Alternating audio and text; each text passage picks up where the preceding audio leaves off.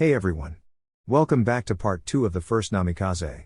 I wanted to get this video out sooner, but I have been traveling for the last couple days and I didn't have good enough internet to upload before now. As always, huge thanks to all of my Patreons for your immense support. I wouldn't be able to make any of these videos without you guys. The full story is already out over on Patreon, along with 8 or 9 other full stories for you guys. Anyways, everyone, enjoy the video. Chapter 6. Naruto hated the man in front of him. His very being shook violently the longer he looked at the man who harmed his friend. Nothing would stop him at seeing this man dead beneath his feet. Thunder and lightning danced around each other in the sky as a downpour started.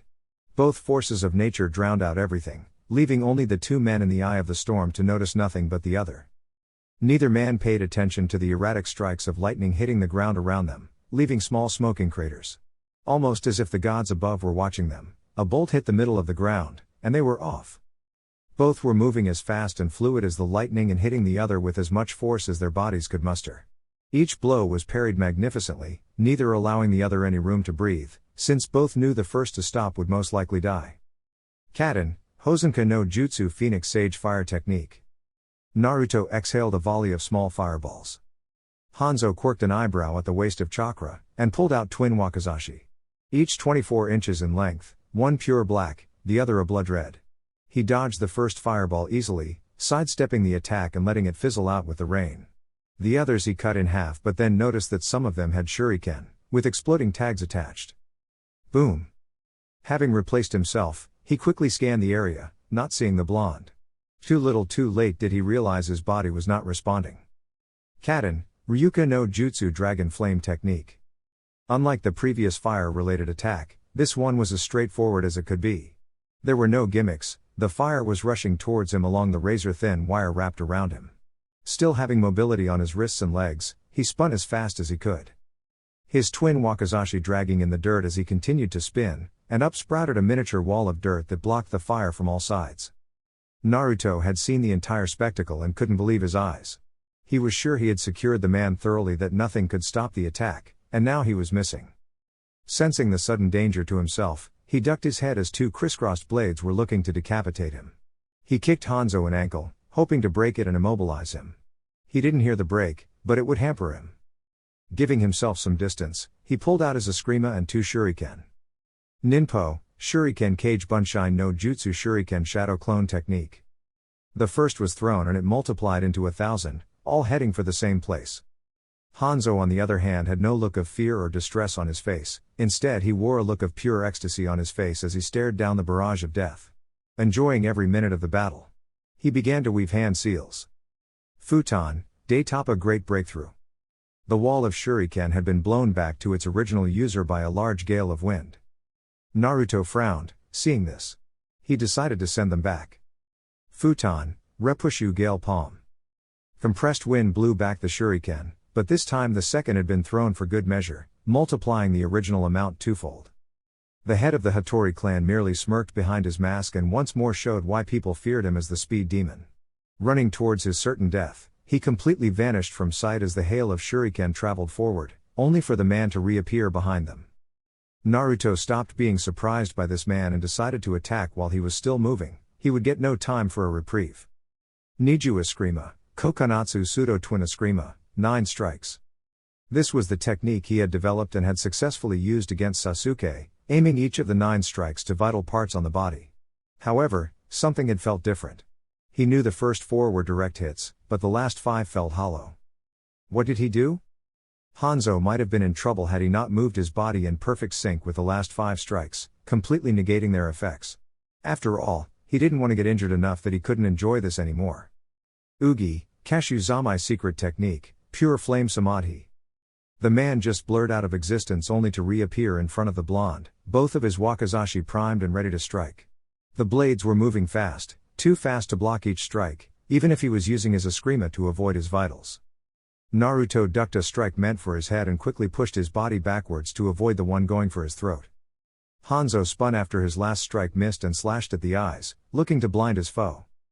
The blonde had only just barely avoided the tip of the blade by the barest of inches, but what he did not anticipate was the mud on that very same tip being flung into his eyes. He was now fighting blind. Immediately his guard went up, pushing his senses out. He dare not try and use his arms to rub the matter out of his eyes lest he not react in time and die as a result. No, he would leave the task of clearing his vision to the rainfall, he just hoped it didn't spread and make things worse. It was at this moment Hanzo had chosen to attack. The man was a consummate professional, no matter how he won a fight, as long as he was alive and the other dead, it didn't matter. Bringing both of his blades overhead, he brought them down. Naruto opened his eyes and immediately countered. Futon, Kaiten Shuriken, rotating Shuriken. The blonde shinobi produced a set of 3 shuriken in each hand, then expelled wind chakra around him and on the weapons, quickly using them to form a barrier around him. The rotating shuriken ready to pierce whomever was foolish enough to enter within their range, the wind only enhancing their cutting power and speed. Hanzo forcibly stopped his momentum forward, lest the rest of his body end up with shuriken lodged in him, like his forearm. He grit his teeth and quickly discarded the hunk of metal and moved away from the blonde. He also took note of the rain becoming even heavier and knew he needed to finish this fight since his opponent had quite the affinity towards water. No longer afforded time to think as he bent his body in impossible ways, to avoid the rest of the shuriken being hurtled at him. TCH. The last remaining piece of metal was coming at him. It had been slowed down intentionally by the blonde after he had finished twisting his body. Quickly concentrating on the shuriken, he gripped the tsuba on his blade and waited until just the right moment. Slash. Adding his wind chakra to the blade easily doubled the cutting power, but it was his instincts and reaction, and accuracy which had the shuriken going in 2 directions. No sooner had he done this, he bolted straight for his enemy. He disappeared from the blonde vision and suddenly appeared behind him. Shit. Can this bastard teleport or something? Suten, Suijinchu water formation pillar. Naruto gathered all the water pouring from around him, beneath him, and what he produced, quickly erecting a raging torrent of water around him, shielding him. Hanzo vanished once more. Futon, Mugen Daitapa infinite great breakthrough. Looking up above him, the man was clear above him, ready to unleash another attack. Naruto barely managed to move himself out of harm's way as the powerful wind gust slammed into the ground, destroying the wall of water, along with anything around it. The blonde Namikaze got to his feet as the lone Hattori just landed on his. Both charged one another, not caring about the resistance of the weather.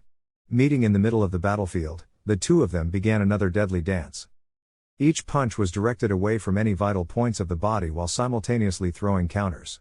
Naruto bit his lip hard enough to draw blood and spit directly into Hanzo's eyes.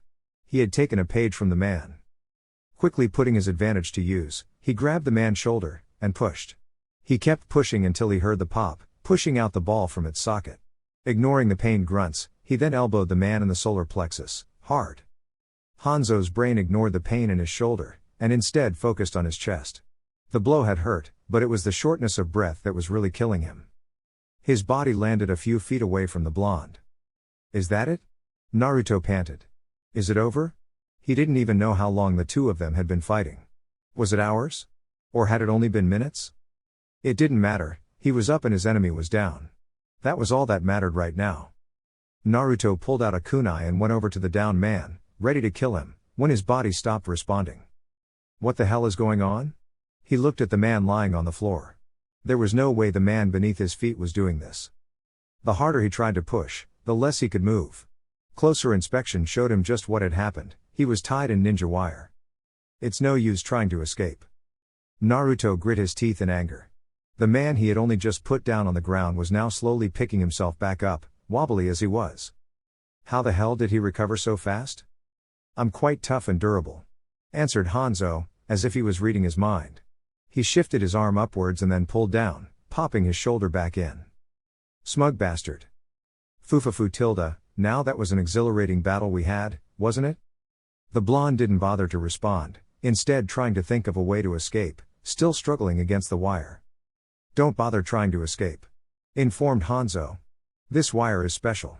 It's coated in my own special paralyzing toxin. You're now at my disposal. Naruto grit his teeth as the man slowly traced the tip of his blade against his bare flesh and then dug deeper, continuing to trace around. Bastard is taking pleasure in this. Naruto wouldn't give the sick man the satisfaction of hearing him in pain. The paralysis helped somewhat, making each piercing like a numb prickling.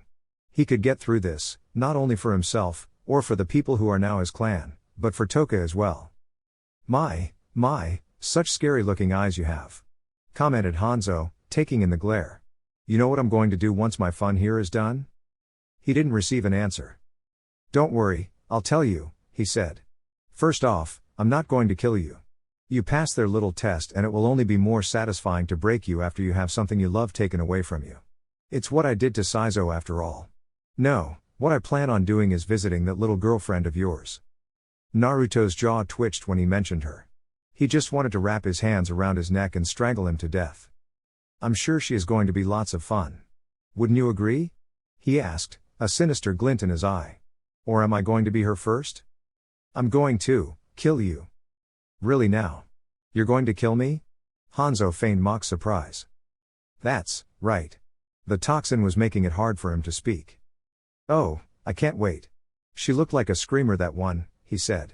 She's going to be screaming out your name at first, but then it will be that she can't live without my touch or me being inside her, and all she does is scream my name as I cut up her beautiful body.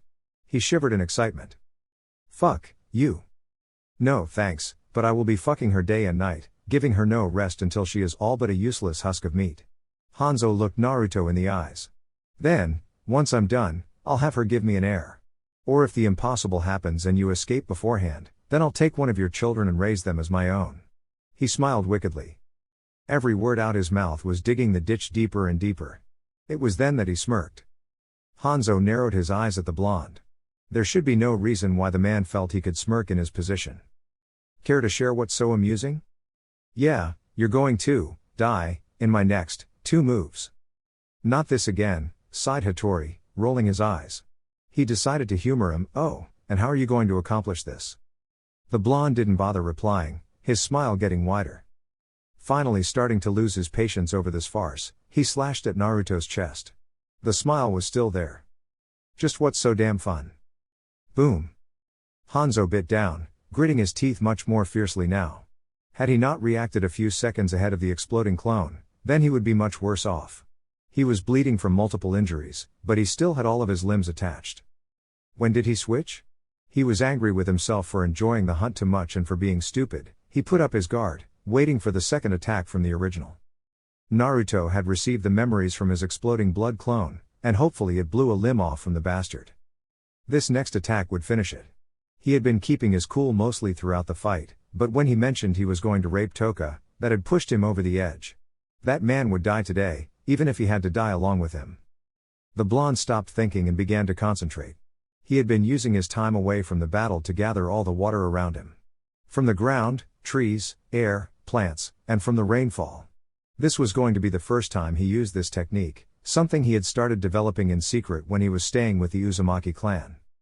Finally finishing the long task of the hand seals, he spread his arms out forward and began to mold the malleable substance together. Suten, Yofun no Suijin, Wrath of the Water God. The large pool of malleable water began to take a humanoid shape, easily giving it a view over the tree line. The humanoid was about 25 feet in height and very wide. The face began to contort, it was ugly and vengeful, ready to kill any under its massive weight. Hanzo could and couldn't believe what he was currently seeing. Having seen things during his time as a shinobi and a man, this one was very high on his list. It was in one word, humongous. It had arms, a torso, ears, nose, eyes, and a mouth. Which was smiling evilly at him. It had no legs, but he didn't see that as a weakness for the behemoth. It moved faster without them, simply gliding across the earth. Atop its head stood its summoner. He carefully watched its movements and stiffened when he saw the blonde rider lift his arm up, the behemoth following suit. I don't believe this. Naruto heard him and smirked. Believe it, bitch. The blonde dropped the hammer and brought his arm down with force. The giant did as commanded and brought its own arm down with lightning fast quickness, crushing whatever was in its path and sending a mini tremor throughout the immediate area. Nothing had been spared under its mighty weight, a decent-sized crater the result of his action. The only problem was that there was nothing underneath it. Absolutely nothing. It had been a sparse few minutes since he had brought the arm down, and he had hoped the man had been stunned long enough to remain in place. He had been hoping to find a disfigured corpse in the crater, but no such luck. Kage Bunshin no Jutsu. 100 clones appeared and knew their instructions: find a dead body. He also began to fan out and began to search, hoping to either find the body or a clue to whether he was dead or not. The search had been going on for 30 minutes and it was by this point that he had decided to pull the plug on this operation. Either they would have found a body by this point, or the man had miraculously escaped. Plus, he needed to get back and check on Tōka. Before he could dispel the clones manually, one of them did so on their own. He had gotten the information, and he was not happy. Hanzo had left him some parting words. This fight was neither my loss nor your victory since one of us is still breathing. Till we meet again, Kiroi Senko. Yellow flash? Must have been when I left with Tōka earlier. Thinking of her, he dispelled the others, waiting for the information and vanished in a yellow flash. Settlement dash. Naruto had arrived back inside of the home he shared with Tōka since this was the place he had placed his jutsu shiki. Immediately, he was out the door and went straight for the warehouse. He ignored the greetings from the people and sped up faster. Finally arriving, he went to see Arata. His body was pleading for him to stop and rest, he ignored it. How is she? The man didn't even question why his clan leader was here so suddenly. She's stable. We've been working round the clock, non-stop, to heal her. The blonde could hear the tiredness in the man's voice. The blade had dug in deep, but we've stitched up the wound and have been applying our life force to her to heal the wound naturally. It usually doesn't take this long or this many of us, but something is greedily taking our energy from us. We aren't sure where it's going. Uh-oh. I know what's causing this. And that is? I placed a seal on her before bringing her here. The seal itself takes my own life force and redirects it into her. I believed this to help her at the time since my regenerative ability is quite high. Arata sighed. Well, I wouldn't have advised doing such a thing, but you were under duress so I can understand your reasoning. She is alive from both of our efforts, and that is all that matters at the moment. The seal is your business and yours alone. Agreed, but I must inform you that the seal may take in some of the qualities of those who were applying their own life force on her. Myself as well. Explain. It's as I said. The seal takes in the life force of others and slowly applies it to the user, who in turn receives some, none, or all traits of those giving. He explained. My own may just overpower your own, so she may receive nothing from you, or she could receive a small amount of your abilities. I just wish to inform you of this. I see, sighed Arata. If she does in fact gain something from us, then please inform me. I would very much like to see what. Are you going to do something as she does? Arata heard the steel in his voice and inwardly smiled. He may be their new clan leader and he may be powerful, but he was still young. No. We are part of your clan now, our secrets are your secrets. If you wish to do something, then it is at your discretion. Explained the man. No, I am just curious if she does, but another part of me just wishes to know if it might complicate things for her. After all, I am a doctor. Naruto took in his words and nodded to the man. How long before you think she regains consciousness? Hard to say. Admitted the man. Since we've been doing this since you brought her, plus with your seal, she might wake up in a few minutes or in a few hours. Her body needs time to adjust to all the new energies. Arata looked at his clan leader. You should also try and getting some sleep, I can see from here that you need it. I'll wake you when she regains consciousness. The blonde didn't say anything, nodding his thanks instead. He entered the room where she was being kept and took a seat next to her. He knew sleep would not come easy, and it didn't. His previous fight had just kept replaying over and over again in his head. How he had come so very close to losing and possibly never seeing Tōka again. Just thinking about it and how he had almost lost her put things into perspective for him. Naruto knew he felt something for her when they had first met, but he wasn't sure what it was. It only intensified as they spent more time together traveling and fighting together in sync. He felt at peace with her standing by his side, even now when he was by hers as she slept. He had never felt like this before, not even with his parents. This feeling was foreign to him.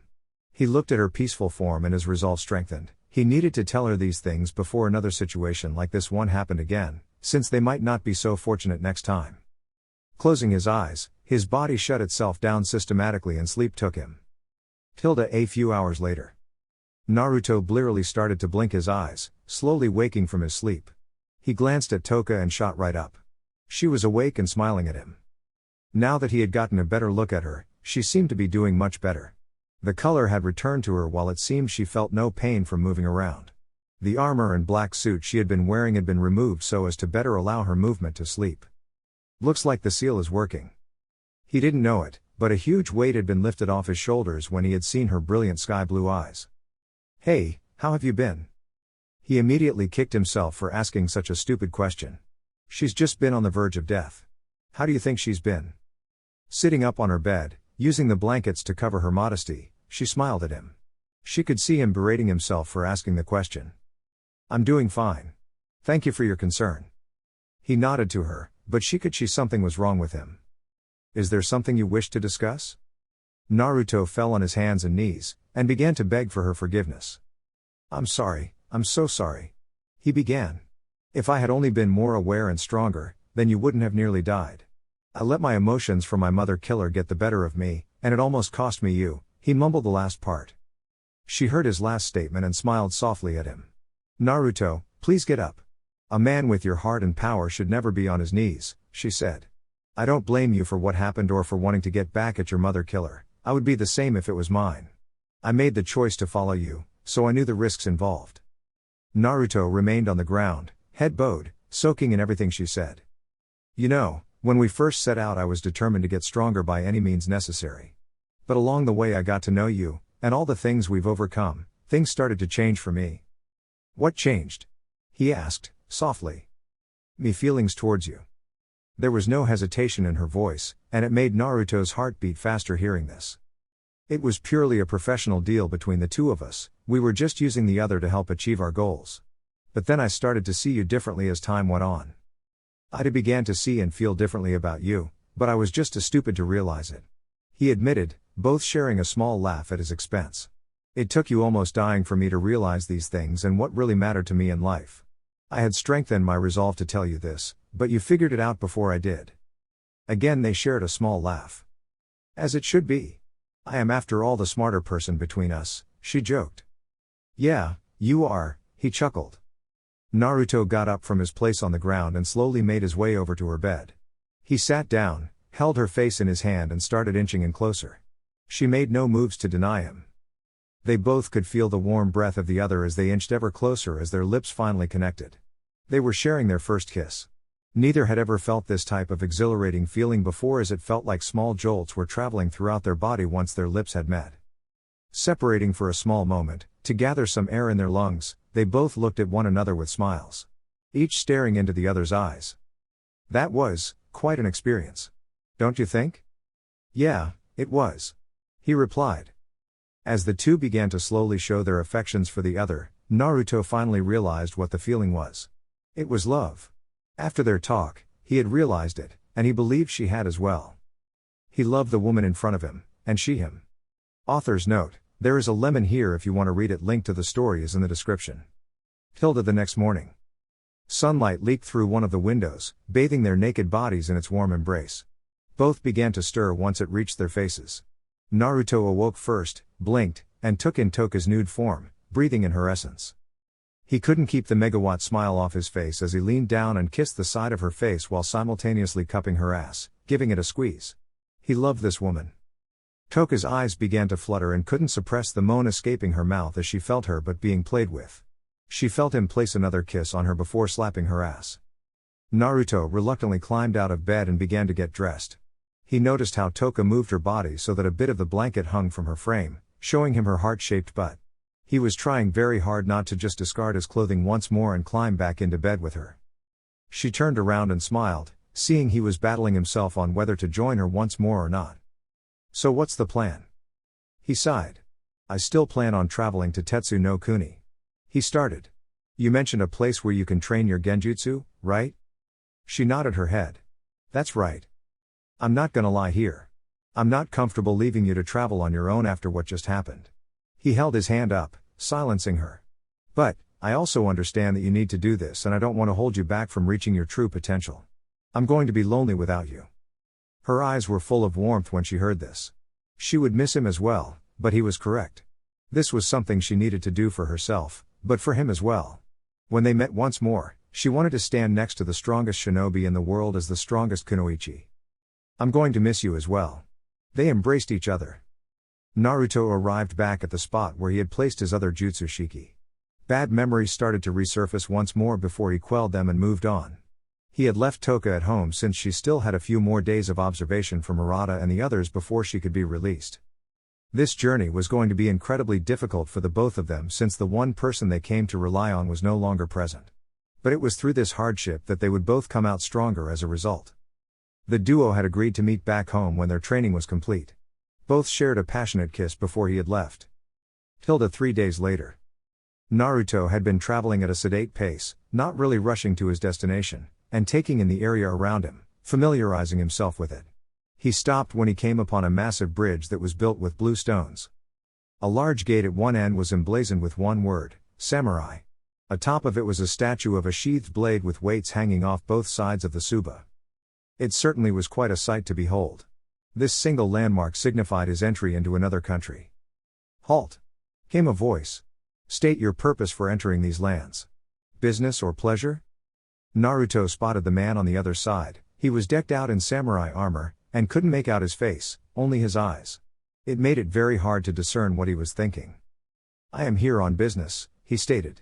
I come in search of the best swordsmiths there are, and word is they reside in this country. Naruto knew it would have been tough entering this country, so he decided to stroke the man's ego a bit. The samurai chest puffed out. That they do. I also came for training. The samurai was looking him over with a critical eye, trying to find any deceit on his part. You may enter. He had found none. Thank you. He told the man. He would need to keep his guard up around this place. He was not naive enough to think that he wouldn't be watched for some time. This country most likely felt it could handle him. Would you kindly point me in the direction of the best swordsmith here?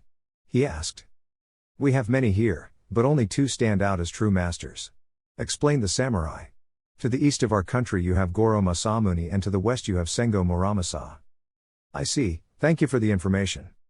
He went in search of the first man, stopping a few times to ask for directions. He now stood in front of the establishment, and he was not impressed. There was nothing noteworthy about the place that enticed people to enter, but seeing as he was referred here, he would give it a shot. The first sense of his to be assaulted was his nose the moment he had entered. It was a combination of iron and blood. Now his eyes were being assaulted when he laid them upon a very unsightly man. While he didn't appear to be anything special, he still kept his guard up. Appearances could be deceiving. The man was about 5 feet 6 inches, but his hunched over back made him seem even smaller. Early 30s or early 40s, he couldn't really tell with this man. He just had this grimy look about him. That, and his thinning black hair and small goatee were greasy and hadn't possibly been washed in a while. Let's get this over with. He approached the man. Excuse me. Nothing. He cleared his throat. Excuse me. Still no response. Excuse me. That finally did it. The man had finally taken notice of him. Yes? What can I do for you? I want you to create a blade for me using this metal I found. Naruto unsealed the special piece of metal he had found in the crater.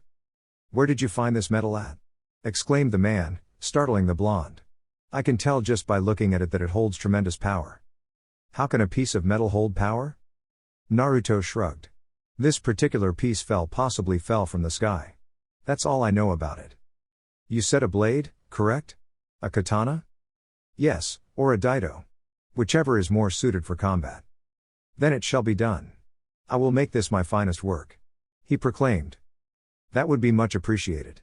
When should I expect it ready and how much do I owe you? It will be ready when it's ready. He bit out. He didn't like it when people tried to rush him in his work. Payment will be discussed when the product is complete. Now, please leave so I may get started. Naruto took no offense to the man's rudeness seeing as the man was passionate enough about his work. He left him to get started. With that out of the way, he made his next destination westward. He had another order to fill but didn't want to give it to Muramasa. He wanted that man full attention on his blade, nothing else. Instead, he would see the other swordsmith about the rest of his needs. Asking for directions once more, he reached his last destination. There was a stark contrast from this place and the last. The presentations were years apart as Naruto gazed at one of the more eye-pleasing buildings in the country. The other was more of a shack-like building acting as a building while the one in front of him was more akin to a daimyo palace.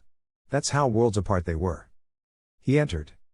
Immediately, right off the bat he could identify a major difference. The air.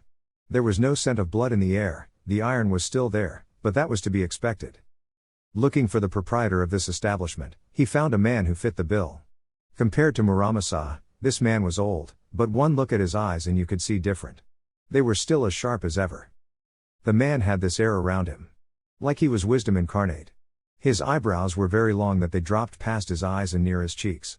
While his mustache was just below his chin. He was about an inch or two shorter than Muramasa with a white hair on top his head. Excuse me. Yes? How may I help you? I was wondering if you could craft me these specific weapons? Naruto handed him a piece of paper with what he wanted. The old man looked over the list and hummed. Everything was doable, but the last one had a particular design type he had not seen before. What you ask for can be done, but the last piece is quite strange, my boy. What is the purpose of this last one? Tōka's face came to the forefront. To protect. He answered. Good answer. I will create these for you, he said. My name is Goro Masamune, by the way. It's nice to meet you, my name is Naruto. He introduced. How long do you believe this will take? And how much do I owe you? I would wager a few months, give or take. Why? Do you need them immediately? No, I don't need them right away, I was just curious. I'm going to be staying in this country for a while to train myself. Payment will be decided upon completion. I don't like charging people too much if my weapons are substandard. And if I may make a suggestion for a teacher. Naruto nodded. He is an old friend of mine who moved to these lands long ago. He is the best swordsman in this country. As much as I would like that, you are already doing this for me. I can't ask you to do this. Nonsense. Masamune waved him off. The weapons are a business deal. What I do for you outside of that does not coincide. Besides, I see something special in you. Very well then. Please do. Masamune nodded his head and sent out one of his many assistants to relay his friend a message. Naruto watched as the assistant finally came back with a man who was 10 to 12 years older than him. He didn't stand out physically, but he had an aura around him that made you respect him. The man had short black hair, sharp blue eyes, and a very unsettling smile. He was wearing light blue haori with dark pants. A single wakizashi was strapped onto his hip. Why did you call me for, old man? Questioned the new man. Why, to meet your new student, of course. Naruto stood up straighter. What, this guy? Yes. Both of them stared into one another's eyes, neither refusing to look away. Fine, he sighed. Follow me. Naruto nearly stumbled at his casual response and followed the man out of the shop. Not to question you or your judgment, but why no test? The blonde had half expected much. He didn't think he would gain approval without demonstrating his skills first. Why would I need to test you if Goro has vouched for you? Regardless of how frail the man looks, he has a strong talent for judging people. If he says you have talent, then who am I to refute him, he stated. Besides, why would I turn away a man who wishes to learn Bushido? Naruto's mouth clicked shut. Would they not teach him if they found out he was a shinobi? For now he would keep it quiet and would only bring it up when he had to. Or when he gained the trust of the man in front of him. He seemed like a reasonable man. The duo was standing in a training field from what Naruto believed to be the man house. What do you want to learn? Questioned the man. My primary goal is Kinjutsu, however I also wish to learn as many other weapons as possible. You do realize it would take you countless years to master them all, right? While this may be true for others, this does not apply to myself. Answered the blonde. Oh? Well, I will have to see this for myself then. He muttered. Since you were at Goro, then I'm taking a guess he's making you a weapon? Correct. Then we'll have him make anything you master while learning under me. Naruto nodded. When do we start? Tomorrow. Today we rest and get to know one another. Okay, oh, and what should I call you? Right, I forgot about that, he mumbled. You can call me Sita Sojiro. Chapter 7. Following day. Naruto found himself in his master's private training ground. It certainly didn't fit in with the rest of the scenery that the country provided. Whereas the rest of the country was dealing with the harshness of the cold, this area seemed unaffected. Almost like Mother Nature herself blessed this little piece of land. Thought Naruto, admiring the beauty around him. If there was one word he could use to describe the place, it would be lush. There were vibrant colors all around him that contrasted with the dull gray that was always around him.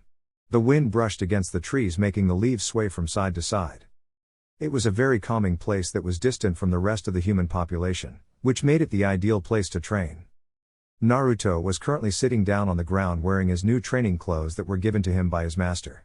They consisted of black pants, shinobi sandals, and a black weighted gi. He was not allowed to wear his armor as it made too much noise and would be more of a hindrance. Ugh, great, more weights. Just what I needed more of. Naruto thought, sarcastically testing the amount of weight by moving his body around. While he was testing the clothes out, he finally caught sight of his master approaching him. Good morning, my young student. Are you ready to begin your training? asked Sojiro, already knowing the answer. Hi, Master. Please don't call me that. If you must insist on these silly titles, then please use something else. I just feel a bit awkward when a male calls me his master. Explained Sojiro as his body shivered at the thought. Hi Shishu. Much better. Nodded Sojiro. Then before we begin I must explain something to you. Naruto said nothing, which was all Sojiro needed, and began to explain. Know this, Naruto Namikaze, as my student, I will only accept nothing but the best from you. If I so much as see you making an error, then I will instruct you to start over and try it again. Am I understood? Spoke Sojiro in an authoritative tone. Hi. Naruto answered without hesitation. Excellent. Now if you will, can you explain this technique you mentioned yesterday in greater detail? Of course Shishu. I can literally make physical copies of myself by splitting my chakra evenly. As an added bonus, whatever the clones learn I learn. Explained Naruto. Interesting, such a technique would allow for a myriad of possibilities. Sojiro said to himself before addressing his student once more. Just how many can you make? Naruto just smirked at the question before answering. With my current chakra reserves and control I can make quite a few. Was the vague answer Naruto gave. Make as many as you can. Spoke Sojiro. Without another word the blonde Namikaze complied. Taju Kage Bunshin no Jutsu Mass Shadow Clone Technique. Sojiro put a hand over his head to shield his eyes from the outburst of excess smoke that the technique seemed to create. The smoke began to spread out around the area, and now that it was, did he have a good look at what his student was able to conjure up. Let's see here. 1, 2, 10, 15, oh my, I can't even count them all. I'd wager they at least exceed 1,000. Wondered Sojiro as he was trying to get an estimation of the numbers in front of him. He turned to his student with a questioning gaze. Why so many, Naruto? That's easy to explain Shishu. 500 of them will work on all of my other skills while the remaining number will be yours to command. Explained Naruto. Very good, I'm pleased you're not neglecting your other skills. Now you mentioned wanting to learn Kinjutsu, correct? Naruto nodded his head. Which specific style do you wish to learn? Naruto placed his head under his chin and thought about his answer. Sojiro stood there patiently awaiting his student's response. After about 5 minutes of thinking he finally had his answer. I'm not sure Shishu. The blonde answered truthfully. Come here for a second. He motioned Naruto over to himself and began checking his muscle structure, or more specifically his leg muscles. Sojiro ran his hands up and down both legs from the shins to the calves. Feeling for any abnormality he could find, and after a few minutes of prodding he finished. You have very good leg muscles, my boy. You must have been training your body from a young age to develop muscles like these. I do believe you can learn and handle my own personal style of Kinjutsu. He announced to the blonde. Really? Said an enthusiastic Naruto. What's it called? Asked the Namikaze. It's called Tenkan Divine Sword. He revealed. The Divine Sword, that sounds strong. Oh, it is, trust me on that. However, there are requirements in order to fully mastering this style. What are these requirements? Asked Naruto. You first need to be a master of yourself and hold your emotions in check. Sojiro explained the first stipulation. Why's that? That's how this style was designed.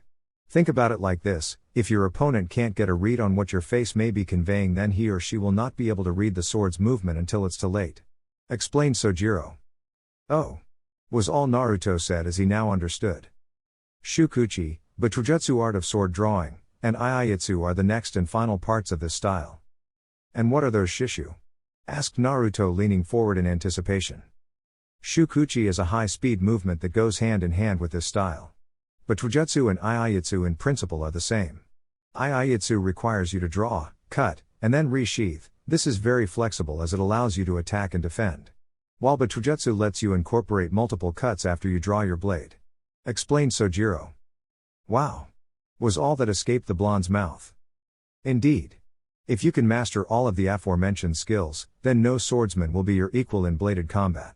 Sojiro explained to Naruto, with reverence in his voice. Except you? Naruto asked quietly. Except me. Sojiro confirmed smugly with a smirk on his face. Well, let's get started then, Naruto said brightly as he caught the bokken his master had tossed to him. 4 years later. 4 years had come and gone since Naruto had first arrived in the land of Tetsu no Kuni looking for the best weapons maker while also training in them. He had physically stopped growing about 5 years back. At full height he stood 6 feet 2 inches while just coming in over 205 pounds. He was rather tall compared to most shinobi, but that worked to his advantage. Most people would assume since he was tall, then he must be slow. That line of thinking allowed him to always gain the upper hand.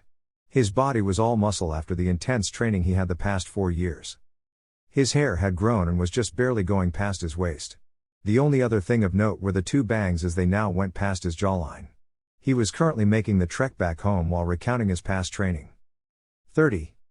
The training had its ups and downs, but it was without a doubt worth it. The first year for Naruto went along rather slow as all he could do was swing his bokken.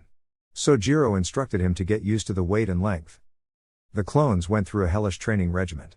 The first 3 months were spent learning Bojutsu long staff. From its weight and length to how long it could reach, they were also instructed on their footwork while learning the kata required. The following 6 months consisted of Shuriken Jutsu and the Kodachi short sword. The former didn't take as long to learn as the foundation for that had been set years before. The final 3 months were spent learning the Nagamaki long wrapping, which was a cross between a blade and a staff, as it had an extra long handle. At the time, the blonde student was incredibly impressed with his master's vast amount of knowledge regarding different forms of weaponry. He still remembered that day. Flashback. Naruto was currently in the training ground swinging his bokken when he gazed at his clones and all of the different weapons strewn about. Shishu. Yes? How did you come to be able to use so many different kinds of weapons? Curiously asked Naruto. In my long life, I came across many warriors who did not follow the samurai code and did not wield a blade, but something completely different. I soon came to understand that if I wished to beat these people, then I would need to learn their weapons' strengths and weaknesses. Explained Sojiro. When Naruto had heard that, he knew he was in good hands. He would need to thank Masamune for introducing them to each other. Naruto? Sojiro suddenly spoke, snapping Naruto out of his thoughts. Yes? May I request something of you? Naruto heard something in his master's voice, but couldn't quite place it. Of course. Naruto responded. When I eventually pass on to the afterlife, you will be the sole inheritor of the Tenkan. I would greatly appreciate it if you would continue to keep this style alive. Pass it down to your son or someone you believe is worthy of it.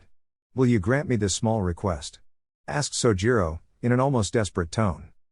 Naruto was shell-shocked. He couldn't process the words even though he had just heard them from his master's own mouth. He snapped out of his stupor and sported a huge grin on his face. Of course, Shishu. I'll train so many students in this style that it will be known as the most dominant form of Kinjutsu to ever grace this world, Naruto exclaimed enthusiastically. Sojiro did not answer, but the small smile that was on his face was all the confirmation Naruto needed to know his master was indeed happy. Flashback end. 30. The second year was much the same as the first, in terms of weapon training. The first 6 months of the second year were dedicated to learning Jojutsu short staff, and Kusarigama Jutsu sickle and chain. While the remaining year was focused on the Wakizashi side inserted sword, and the Uchigatana. That year had been a bit more special as it was during that time he had finally received both of his custom order weapons. He had been bouncing on the balls of his feet with joy that day. Flashback. Naruto had been minding his own business when a courier had handed him a slip of paper. He read it to see what it was regarding. A smile broke out and just kept growing wider and wider, threatening to split his face. He bolted past his master's front door and raced towards the shop. 30. Naruto had arrived just in time to see Muramasa putting a long piece of cloth on the counter in front of him. Ah. I've been expecting you. Greeted Muramasa. Ah, I'm sure you have. Is this it? Asked Naruto excitedly. Aye, that it is. May I present to you my finest piece of work, Kokudo Kaitsu Black Blade Demon Splitter, said Muramasa as he lifted the cloth revealing a beautifully crafted blade. It was pure black, black as the darkest night. There were no other noticeable features, but in his opinion, this blade was perfect as is. From what he could see it was 73 centimeters 28 inches, in length, which wasn't including the blood red grip. The saya was also color coordinating with the blade. All in all, he couldn't be any happier than he was at this moment. Didn't I say that this katana would be powerful, stated Muramasa. Naruto didn't answer the man, but instead reached out to feel if indeed the man was telling the truth or if he was just in his own fantasy. He could actually feel the power rolling off the blade. It unnerved him a bit. He decided to ignore this, for now. You are indeed correct, it is a powerful weapon. You outdid yourself, Muramasa-san. How much do I owe you? Asked Naruto. Oh no, Naruto-san, I couldn't ask that of you. I will not take money for this order, however if you could do something else for me instead? Asked Muramasa. And that is? Queried Naruto as he had no qualms about getting something for free. He would have gladly paid extra for the fine work the man did. When you slay your enemies with my forged weapon and others ask where you received it, tell them it was I, the greatest swordsmith in the world who crafted it, said Muramasa in a grandiose manner. Naruto just stared at the man for a moment. It seemed the man before him wanted the same things Tōka and himself wanted out of life. Count on it, was all Naruto said before leaving the shop. Flashback end. Once he had his blade in hand he began to learn Butujutsu and Iaijutsu, but before that he first needed to learn the Iagoshi low crouching position, and the Tachiya standing position. He needed to be accustomed to having his legs in those positions if he was to successfully use the Shukuchi. So while he was getting accustomed to this weapon, his clones were getting used to the new weapon that was involved with the Hiraishin. 30. By the time the third year had rolled around, he had already gotten used to his new katana. It was like an extension of his own body whenever he used it. He had gotten down his crouching positions and had steadily began making progress with his Butujutsu and Iaijutsu. It was toward the latter half of the year that his master had finally started teaching him about the Shukuchi, which mainly used the lower half of the legs while putting as much force as you can and then taking off. He spent the remainder of the year learning the technique. 30. Not much training had been done in the fourth year, but trying to master what he already had under his belt. He had also began to undertake missions which had major ramifications not only for himself, but for his clan. Flashback. Senju and Uchiha, those two are revered as the strongest clans and have come to be feared by all. Today however would mark an important day in history, as one more name would be added to the short list. 30. Naruto was on a mission back in his home country. He had been instructed to meet up with an informant of his master. The primary goal was extraction of information, everything else was secondary. If the target was incapacitated then search the body for anything deemed important. If nothing is found then mission is a failure. He had opted to wear less burdening clothes and had left his armor behind at his home. This mission needed to be done quick and silently. He wore all black, shirt, pants, sandals, and matching black mask which only covered the lower half of his face. He had been having an internal debate on whether to wear a shroud, but eventually decided against it. He currently had all of his weapons on his persons, but only his katana was visible. It was strapped to his waist on the left side of his body. Depending on the situation, the hilt would either be facing upwards or downwards. Right now as he was moving, the hilt was facing upwards while the saya was facing downwards. He could draw faster like this if he was ever somehow caught by surprise and was ambushed. As he was making his way over he suddenly thought about Tōka and how she had been doing over the past 4 years. She must have gotten stronger since she had been siphoning off energy from him and his other clan members. He already knew her reserves would be amongst some of the biggest in any country when compared to others. His mind snapped shut on those thoughts as he had finally reached the end of the canopy and was already at the meeting point. The first thing he noticed was the wide open area and with the not so many hiding places. There were many huge rock formations that surrounded the area as well. He was still currently in his same spot as he was not coming out just yet. He was going to wait for his contact. He waited for a few minutes and then pushed his senses out to see if anyone was near the area. He only just barely managed to catch someone as they must have just gotten in his range. But there was something wrong here. Why are there more chakra signatures coming to this location? He thought, trying to plan his next move. And then out of the shrubs ran a man into the middle of the field. From what Naruto could see, the man didn't seem like someone who you would try to find as he had one of those faces, but then again this person dealt in a very dangerous profession, information trafficking. He pushed his senses out again to see how long he had until the others arrived and scowled as he didn't have much. They would be in this location within a matter of seconds. He needed to move fast. He emerged from his hiding spot and landed on the ground without as much making a sound and quickly shot towards the man. It was then he saw the man staggering forward and fell flat on his face on the ground. He appeared to be reaching towards his back. Naruto took a quick look and now knew why he had been reaching. His back had been torn to shreds. The man tried to speak but his tongue had been cut out. What the hell did this to him? Thought Naruto, trying to piece things together. There was nothing he could do for the man that would save him as he would eventually die of blood loss. All he could do was end his suffering as painless as possible. He quickly drew his sword and slashed at the man's neck and wiped the blood from his blade before resheathing. The man didn't even know what had happened. With the deed now done, he began his search for a letter or anything pertinent to his mission. He needed to hurry up. Well, now what do we have here? Spoke a cocky voice. Shit. Naruto cursed mentally, as he got complacent while not searching the body yet. He stood back up and turned around to see who had entered the area. The man was nothing special: black hair, onyx black eyes, and a light-skinned complexion. Naruto's hand was slowly reaching for his hilt while keeping his guard up at the same time. Naruto decided to try and gather any info he could. Did you do that to this man's back? Naruto questioned, finally breaking the silence. Why yes I did. We've been chasing this one for quite some time and thought to make a game of it. Responded the other man. Just great, this is exactly what I didn't need, more people. Thought Naruto in frustration as he sensed around 20 or so more people coming from behind the perpetrator. I will ask again, why did you do this to him? Naruto repeated. Because he had some important information that I now have in my possession. Spoke the man in an overly confident tone. Damn it, yelled Naruto internally as he was really starting to get pissed off at this situation. Well then we will just have to fix that, won't we? Spoke another voice, this time behind Naruto. And from behind him came another group he had also sensed. They numbered in almost the same amount as the other group. He knew who the first group was but kept his mouth shut. He however did not know the second group, but had an inkling. Senju, spat the first group. Uchiha, spat the now named Senju. Senju huh? Muttered Naruto as he just sighed at this whole thing. He was a bit surprised though, just what was so important that both of these clans would kill for. He for obvious reasons had no idea. He just needed to take what they had. I need to get my hands on that information. The mission is still a go. Naruto spoke quietly to himself. He looked towards both groups and settled on the Uchiha. He had no qualms about killing them, but the Senju however were a different story. For one, he was currently in a relationship with one, so killing her kin would be a big no-no. She would kill me if I did that, or worse.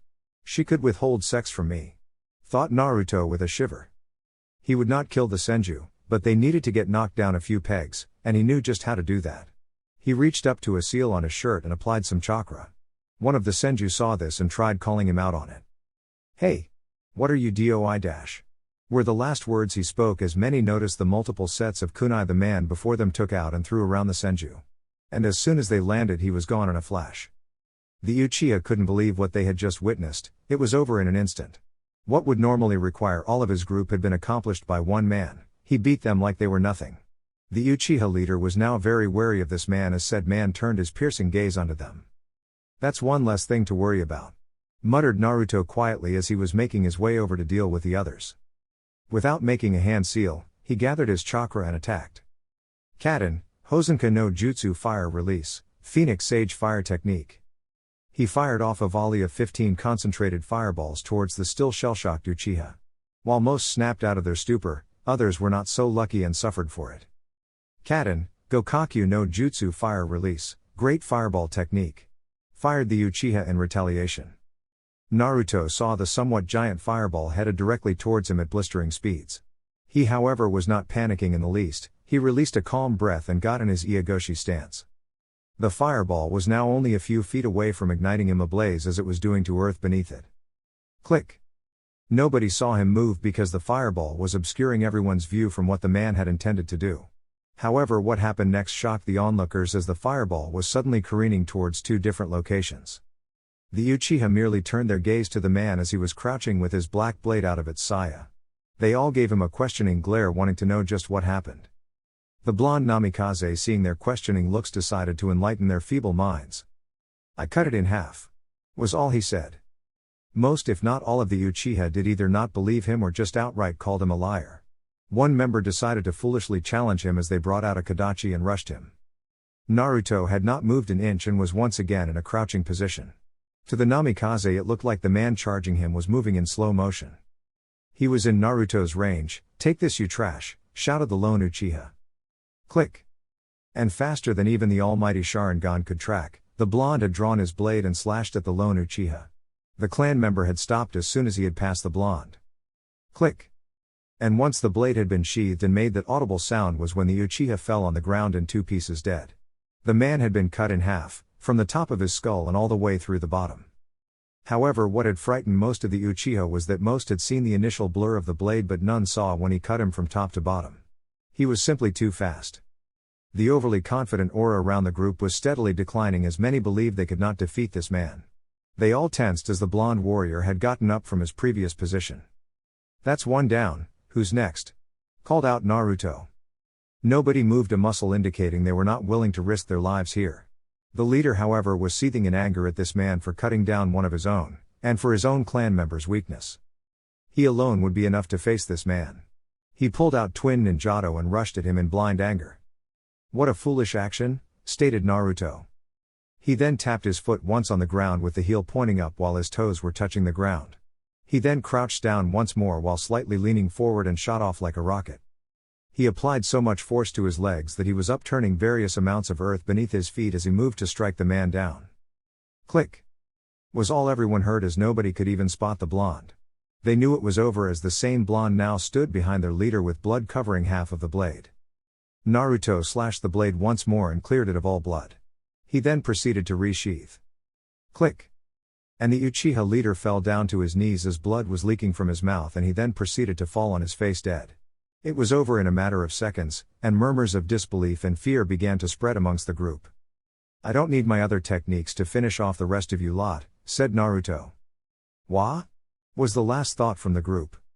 "Kokudois and Black Blade single flash," was all Naruto said as he applied wind chakra to his blade and shot out a compressed form of wind. It cut everything in its path, including all of the Uchiha. It was over. The blonde Namikaze let out a sigh as the situation had been dealt with and he could now return to completing his mission. He began his search on the body of the leader and found a lone piece of paper and knew this was it. Mission accomplished. He lingered for a few more minutes longer as he was searching every body he had slain while collecting anything he believed useful. Finished with the task at hand, he began to make his way back to Tetsu no Kuni. However, in his haste he did not check the area for any prying eyes and was not aware of the two men who had arrived late and had been witness to the whole spectacle. "I need to report this," thought both men frantically as they returned to their leaders in haste. 30. Senju clan. The lone Senju had finally arrived to inform his superior. "Hashirama-sama, Hashirama-sama, I bring news of the outcome of the battle," said the man out of breath. "Take a breath, and let's hear what you have to say," calmly spoke Hashirama. And so the man followed his leader's advice, took a deep breath, calmed down, and began his story. He spoke of the man who had utterly controlled the battle from the beginning, his strength, his speed, his skill with a blade, and anything else noteworthy. Hashirama, and Tobirama, who was next to his brother, each had different reactions to the man's enormous amount of skill and power.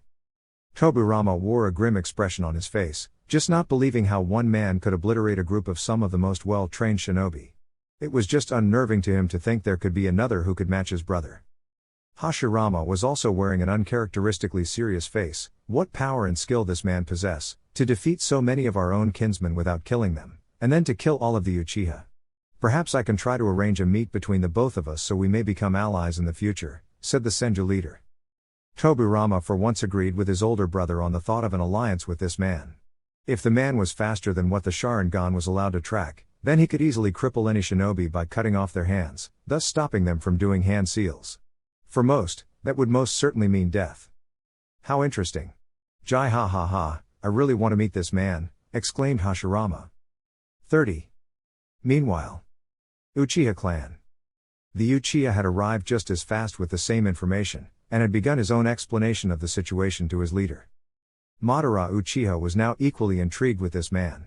If he could kill that many Sharingan wielders while simultaneously knocking out the Senju, then he might equal Hashirama or himself in power.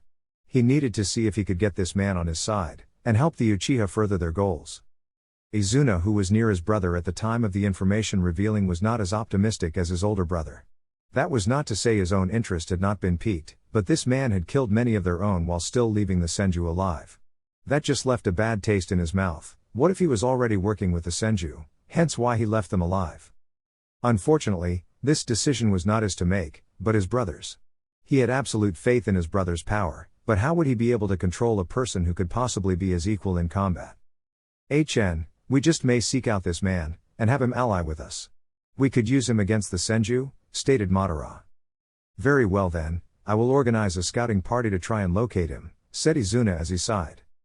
Good, with him here we will finally crush Hashirama and the Senju clan. 30. Naruto soon felt a shiver go up and around his entire body. His hair was standing on end and decided to push the feeling away. He focused at the task at hand, and was now only a few hours away from Tetsu no Kuni. Flashback end. 30. The mission had been accomplished, and he soon met with his master. Sojiro was a bit saddened by his informant's untimely demise, but was proud of his student for seeing the mission through even though the parameters had changed drastically. The rest stop was short-lived as Naruto had been requested for another mission. This time by the leader of the samurai. Flashback. What's the mission, Sojiro Shishu? Asked Naruto. It's a very important mission, my student. It comes from the leader of this country. He wants you to gather any intel on a different country, said Sojiro in a serious demeanor. Which country? Asked Naruto, as it was not his place to question why they wanted such information, but nor was he ignorant about the ramifications of such a mission. Kaminari no Kuni, Lightning Country. Responded Sojiro. I accept. Answered Naruto without hesitation. Good, you will be given a maximum of 3 months to learn all you can. When the 3 months are up, you are to return with anything you have gathered. Do you understand? Hi. And so left the blonde to resupply himself. 30. He had finally left the country and began his trek over to the next one. It would take him at least a few days to reach his destination. 30. After a few days of traveling, he had finally arrived. The first thing he noticed was the abundance of mountains and clouds. It was a very nice sight to behold, but he was not here for sightseeing, he was here for work. Let's see what the details of this mission are. He muttered to himself. 1. Find out any information regarding the clans who inhabit this country and their bloodlines, if any. 2. Learn this country's potential, economy, war potential, numbers, etc. 3. Learn anything on the lighting daimyo. Naruto read out loud. He sighed as he was beginning to like this assignment less and less, but it needed to get done. He briefly wondered why a country that practiced pacifism and shinobi affairs would do this. Must be so they have a contingency plan if things ever go awry. Mused Naruto. He dropped the matter after that, and went looking for a base of operations to set up. 30. He spent his first few hours in the country looking for a suitable place to call home for the next 3 months. After much searching, he finally found a cave formation that was big enough to accommodate his gear and himself. It was on the edge of one of the many mountains that just overlooked the valley below him where his goal was. 30. He spent the first month scouting out the habits of the daimyo and his guard detail. Every day, night, evening, and morning. He would just study their habits and routines. It was boring as hell, but it would be worth it when he finally went in for the kill. The second month was much of the same, except he was scouting out the country's clans. So far he had found 3 actual clans and a few bloodlines here and there. The first clan was called the Yatsuki clan, and they were fucking huge while having a dark skin complexion. They prided themselves on their speed and strength. That was all he had found on them so far. He hasn't had an opportunity to see their skills firsthand as they don't get contracted for many missions outside of this country. The other 2 clans were just large enough to be called a clan, but small enough that they wouldn't pose a threat to the dominating Yatsuki clan. These 2 interested him as they used rather useful bloodlines. He had spent a few days scouring around trying to find any information he could on these bloodlines. What he found had caught his interest. The Jinten and the Kotan. The Jinten Swift Release, and the Kotan Steel Release, were the 2 he felt personally that would fit most duties that shinobi performed. One was all about pure speed while the other was all about power. The other bloodlines he had located were the Yotan Lava Release, Rantan Storm Release, and the Jitten Magnetic Release. While all of them had the capability of destruction, they were not subtle and would be noticed. Perhaps the Jitten would be okay now that I think about it, he said to himself as he changed his opinion on the bloodline. He now wanted to see if he could possibly persuade either clan of leaving this country and joining his. Now that he thought about it, it might not be as difficult to do if he just goes by their living conditions alone. It could be done if worded correctly. He would keep this little secret under wraps and off of the reports. Didn't need people questioning if he could be trusted or not. He still needed a bit more information before making his move, and so the rest of the month was dedicated to just that. 30. The third month was finally upon him, and this was the month where all of his efforts would come to fruition. The first half of the month he would spend recruiting the clans, while the second half would be used to infiltrate the daimyo's estate and gather what he could on the man and his country. 30. He was making his way over to the first clan, the Jinten users. He knew he needed to be extremely careful here as 2 missing clans would raise alert. He firmly believed they would be gone before that happened. So far from what he had gathered, the Jinten users respected speed above all. He would need to show them he was faster than them. It was the other clan that would prove much more difficult to get on his side. They, just like the Jinten users, respected certain things. In this case, it happened to be strength. That would prove difficult for him as he didn't want to accidentally kill one of them. He would need to be as upfront as possible with both groups. If he played this wrong, then it would come back to bite him in the ass. Well, I might as well get this ball rolling, said Naruto as he was just a few minutes away from the first clan. 30. The area where the Jinten users were located seemed non-livable by his standards. The ground was layered with tiny pebbles and some rather big rocks that made it uncomfortable to try and sleep on. There was no source of water for these people, which meant they had to traverse to get their water. He was definitely bringing up these subjects to their leader. Halt! Who goes there? Spoke the guard on duty. A friend. Naruto hollered back. State your name and purpose? Well, here goes nothing. Muttered Naruto, I will only give my name and purpose if I may speak with your clan head. This was it. He knew he was asking for things an outsider usually doesn't or wouldn't as of. The guard gave him a scathing glare but abruptly vanished. He appeared a second later with another person, a female. She was beautiful in his opinion. Fair-skinned, long legs that would any other woman jealous, C-cup breasts, a shade of brown hair that reached all the way down her back towards her rear end. It was all capped by the beautiful face along with her emerald eyes. How may I help you, stranger? She said in a silky smooth voice. Would it be at all possible to get an audience with your clan head? Responded Naruto with a light tint to his cheeks. Oh shit, I need to think of something while I look at this woman. Naruto thought frantically. You're speaking to her. She replied, slightly giggling at his apparent mistake. Oh crap, I just made an ass out of myself. Naruto berated himself internally. He watched her as she motioned for him to follow, thus giving him a rather nice view of her butt. Think of something else. He thought, trying to get her ass out of his mind. That's when it came to him, an angry Tōka. He shivered at that thought. Are you cold? She asked. Just a bit, the weather out here is a bit different from what I'm used to. He explained as he covered himself for the unexplained shiver. She just nodded at his excuse. Haruka Kamiya, of the Kamiya clan. She greeted. Naruto Namikaze, of the Namikaze clan. Replied Naruto in the same manner. She gasped. I take it you've heard of it, said Naruto, stifling a laugh. Yes, we've heard of the battle between you and Sarutobi Sasuke, and all of those people you saved when you fought off a monstrous beast to the southeast.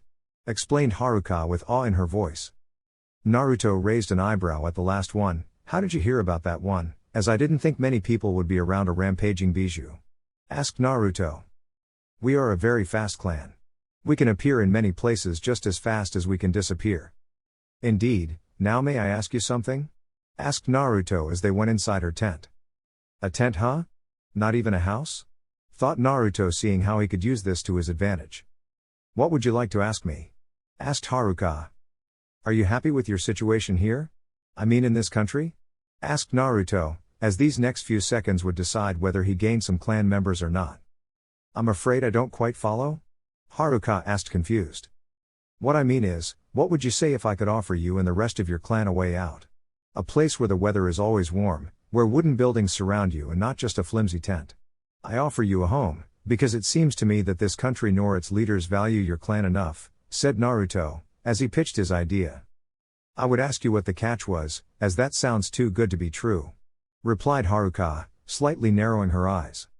What if I said all you and your clan had to do was join mine? Calmly replied Naruto, as he was gauging her reaction.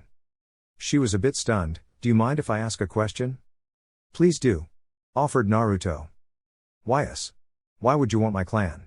There are others with much stronger bloodlines. Asked Haruka, waiting for an answer. Your clan has the qualities I'm looking for, and that's speed. Speed trumps all. If you can get the drop on your enemy, then it's over. It doesn't matter how many techniques they know, it won't matter if they are dead. He answered without hesitation. She stayed silent as she finished listening to his explanation, and it made sense. I see. Well, I would gladly accept your offer, but I need to explain this to the rest of my clan. He nodded as he understood that not everyone may have wished to leave. However, he had a hard time believing it would happen here and voiced those thoughts. That's fine, and I don't think there will be much arguing going on here," proclaimed Naruto. And he was right in his assumption. There had not been any disputes of staying or leaving. It was a unanimous decision. They all wanted out of this place, but he first needed to prove that he was fast, if not faster than those of this clan, or they would not view him as their leader. Haruka volunteered to challenge him to a race. Both Naruto and Haruka took their marks. The finish line was about a quarter-mile away from their starting position. It was a drag race to see who would finish first. "Ready, set, go," shouted a random clan member. Jinten, Muishu swift release, shadowless flight. Haruka then blurred out of existence. Naruto reacted immediately and pulled out his special kunai while throwing it as hard as he could towards the finish line. Hiraishin no Jutsu Flying Thunder God Technique. It was instantaneous as a yellow flash appeared just a millisecond before Haruka. The crowd was simply too stunned to speak. Everything happened within an instant, but none were more surprised than Haruka. "How did you get there before me? Nobody's ever done that before. And what was that technique?" she asked in rapid succession. "You might be able to find out what it is if you join my clan. Doesn't mean you'll be able to use it though," explained Naruto. "Why not?" asked Haruka. "It's attuned to my blood and chakra." "Oh, I see," she said, deflated a bit. "And the verdict is?" asked Naruto, already knowing the answer. She got down on one knee. "We will join the Namikaze clan. Please stand up, as you shouldn't be doing that. I want you and everyone else to discreetly pack up your things. You won't be leaving for a few more weeks," he explained, but saw the confused look on her face. "Why?" "Because it would look suspicious if your clan just up and left in the middle of the day. Plus I still have some business to take care of in this country," said Naruto. "I understand, and out of curiosity, are you planning on gathering any other clans?" she queried. "The clan that uses the Khotan bloodline will be my next and last one," answered Naruto truthfully. "Why would you want them? That doesn't seem like a very useful bloodline," Haruka said as she expressed herself. "Trust me on this, it's plenty useful." "If you say so. I'll come back in a few weeks with the instructions on where you and the rest of my clan will be going. See you later." And with that he was off. 30. It took him a few minutes, but he was able to locate the other clan. They stayed near a spot that had a stream of fresh water. But they were out in the open. They must feel extremely confident in their bloodline, thought Naruto. He landed a few feet away from the group and calmly walked over to them. He walked right into the middle of their camp, and no one had said a word to him. What the hell? I could be an assassin of all things. They must really be confident in their bloodline, thought the blonde, as he was looking around for someone to talk to. "Excuse me?" asked Naruto as politely as he could. "Yes?" responded a female. "I wish to speak with your clan leader." "What do you want?" asked a gruff voice a few feet behind him. Naruto turned around and actually had to look up to see a man who was a good 3 inches taller than him. The man was not overly muscular, but he still had the most muscle he had ever seen. Naruto could tell the man focused on power. He proceeded to explain his offer to the man in the same way he had explained it to Haruka. "I am inclined to accept this offer, but only if you can prove you're stronger than me by inflicting an injury on me." "Okay," Naruto said slowly. "Daiki Kurakawa, of the Kurakawa clan," exclaimed Daiki, before he took his stance. "Khotan, Mukankaku Yoroi steel release, impervious armor." And from the man's chest to his waist, his body turned into solid black steel. "What an interesting bloodline, I wonder what else they can do?" queried Naruto, as he readied himself. He held out his hand and attacked. Rasengan. And as soon as the spiral of chakra had hit the steel-plated abdomen, Naruto knew he had him. The armor didn't give at first, but it eventually did. "Ergach," was all Daiki was able to say. "Ugh, that hurt," said Daiki as he was rubbing his stomach trying to ease the pain. "I'll bet," responded Naruto, as he really didn't want to know. "I guess this means we are joining your clan." "Yep. So discreetly pack your things, and I will come back in a few weeks with a location of where you are to go." "Hi," said Daiki. And just like that, he had acquired 2 powerful bloodlines for his clan in only a matter of hours. He could safely say that his clan was steadily rising in power. 30. A few weeks had passed too since his encounters with the 2 clans. The remaining time he had left to complete this mission was now down to 1 day. Once the day was over he needed to leave. He had everything down packed. From the time the guards changed their shifts down to their habits.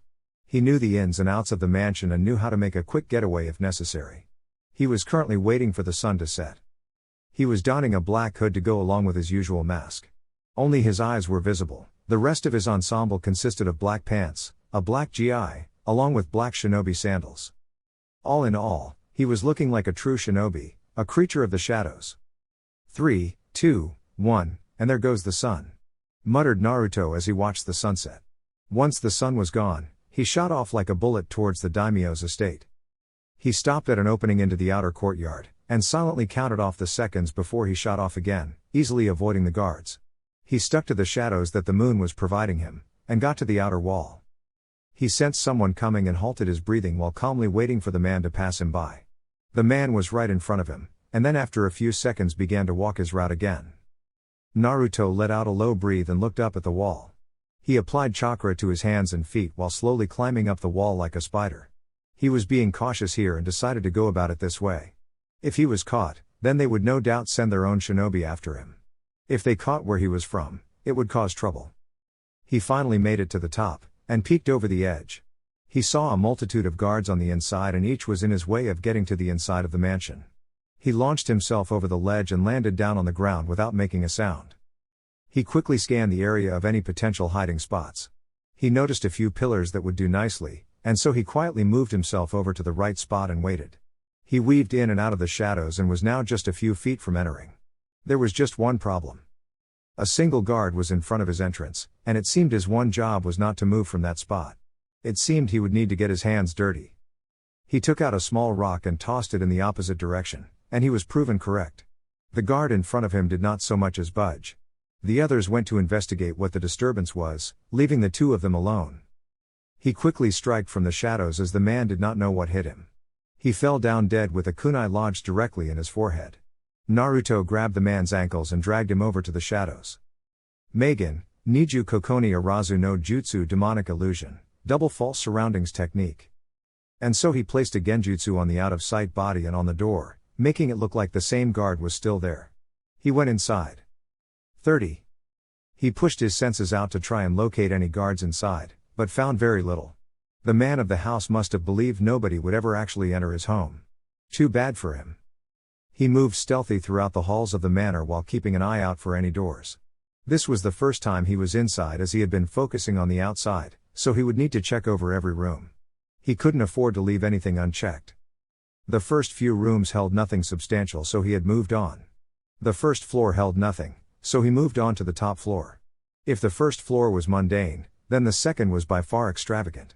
Precious pieces of artwork were hung up for all to see. This man was indeed better off than most. Hummed Naruto as he was thinking on something. He decided then and there that he would take a few of them to support not only himself, but his growing clan. He carefully picked the ones that looked the most valuable and placed a genjutsu over the spots that were now missing. This man will not miss a few pieces, he said to himself as he gazed at the remaining pieces. He continued his mission and looked through the few rooms up on this floor. He was almost finished with his job. All that was left were two rooms, the daimyo's courtroom and the man's own personal room. He immediately went straight for the daimyo's room as he wanted to get that over and done with. The man had a huge wooden oak door with intricate designs carved on it. He slowly creaked the door open and slipped through the crack. He silently stalked his way over to the sleeping man, and with a swipe of his hand he could kill him, and nobody would know it. He turned his gaze over to the man's work area and started rummaging through his drawers. He didn't find anything of extreme importance. He did find things like the country's financial situation, the number of its people, the clans, etc., etc. He jotted these things down and exited the same way he entered. He walked over to the courtroom and looked around for the man's desk. It was the only piece of furniture in the entire room, as only he was important enough to warrant one. He picked the lock and looked over the papers. He found nothing at first until he noticed a small stack of papers settled neatly in the far back of the largest drawer. He read the papers and did not like what he had found. Daiki's clan was to be sent on a mission the day after tomorrow. The only problem was that they were not going to survive this mission. It was a suicide mission. The whole purpose was to send Khotan users in as the frontliners, and then the rest of the fighters would only advance after they began. It was going to be a slaughter, only his people were not going to the ones to die. This had been issued a day or two ago. The only other information, there was something going on in another country, mostly dealing with something major going on in Kaze no Kuni, or that was going to happen. He wrote down everything and decided that he had accomplished his mission. He left the room and quickly left the premises. 30. Hetsu no Kuni. And that's what I found, Shishu, said Naruto as he explained his mission. So Jiroham, as he read over the report he was going to give to the country's leader. I see, good work Naruto. Take a nice long rest. Hi. Was all he said as he left. 30. That mission had been about a week ago when he had taken his rest and decided to leave the country, and decided to come home. His missions over the past year had gained him the recognition in the eyes of many, especially when they heard of his dominance over the Senju and Uchiha clans. Nobody would ever know of his job over in Kaminari no Kuni. He had been sought out by both of the aforementioned clans. Unfortunately for them, with his speed alone he could avoid their unwanted advances. Strangely enough, in those 4 years, not once had he encountered nor had he heard of any things regarding the man who had earned his ire.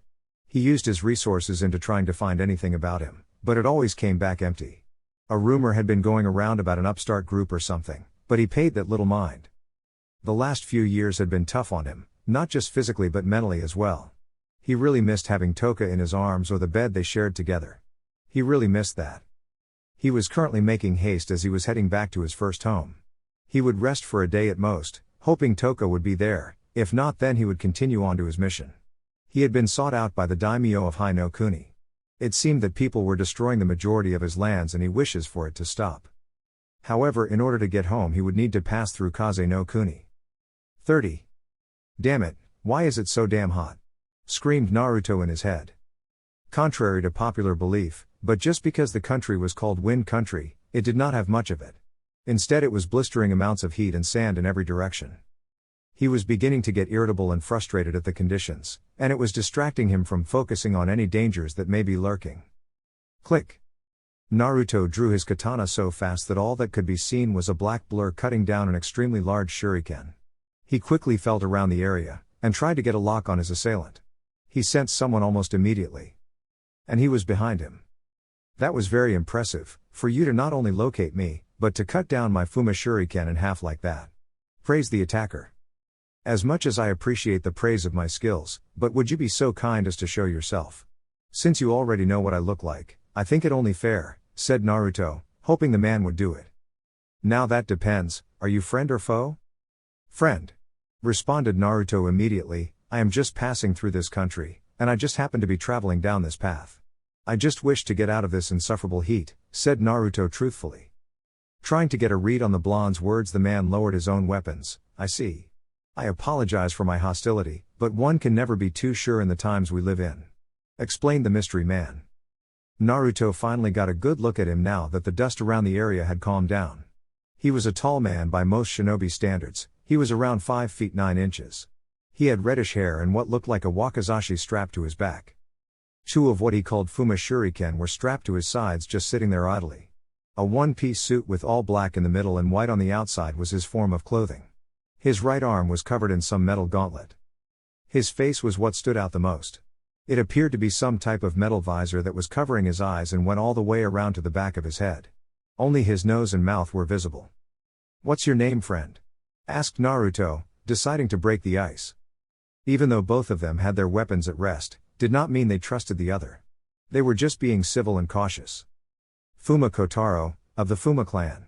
Announced the now named Kotaro. Namikaze Naruto, of the Namikaze clan. Replied Naruto. Ah, I've heard of you. You come highly regarded as a man who is capable of getting things done. Isn't that right, Kiroi Senko? If Naruto was surprised by this man knowing who he was, then he did not show it. Thank you for the praise, especially when it comes from the Boj Hariken Soaring Hurricane. Replied Naruto, indicating he knew who the man was as well. I see you've heard of me, calmly stated Kotaro. I have. Answered Naruto, as all that was heard around them was the howling wind. Do you mind if I ask you a question? Asked Naruto. Depends on what you wish to know? Answered Kotaro. Where may I purchase some of those Fuma Shuriken? Queried Naruto. You can't, as they are made by my clan specifically for my clan, stated Kotaro. Oh. Naruto deflated at the prospect of not getting his hands on those cool-looking shurikens. What if I offer to buy them off of you, or would you be interested in bartering? Asked Naruto, with some hope in his eyes. I don't need money right now. claimed Kotaro before he took to a thinking pose, seeing what he could trade to the blonde, but we might eventually need money later on. Thought Kotaro out loud. How does 20,000 yen sound for 15? Asked Naruto as he threw out a number. Hummed Kotaro in thought of the deal. Do we have an accordance? Inquired Naruto. I'm afraid it's not enough. These are the tools that determine whether one of my clan members lives or dies when out on a mission. I will require more than just coin. Explained Kotaro. I'm afraid I don't have much else. Is there no way we may get this done? What would you say about a small favor that I may collect at my choosing? Asked Kotaro. Naruto's mind was immediately going through the pros and cons of such a thing. A small favor could have huge repercussions later on in the future. I am inclined to accept, but only if I may receive the same of you, stated Naruto. Kotaro thought about it and decided that the good certainly outweighed the bad. You have a deal, said Kotaro, as they both shook hands.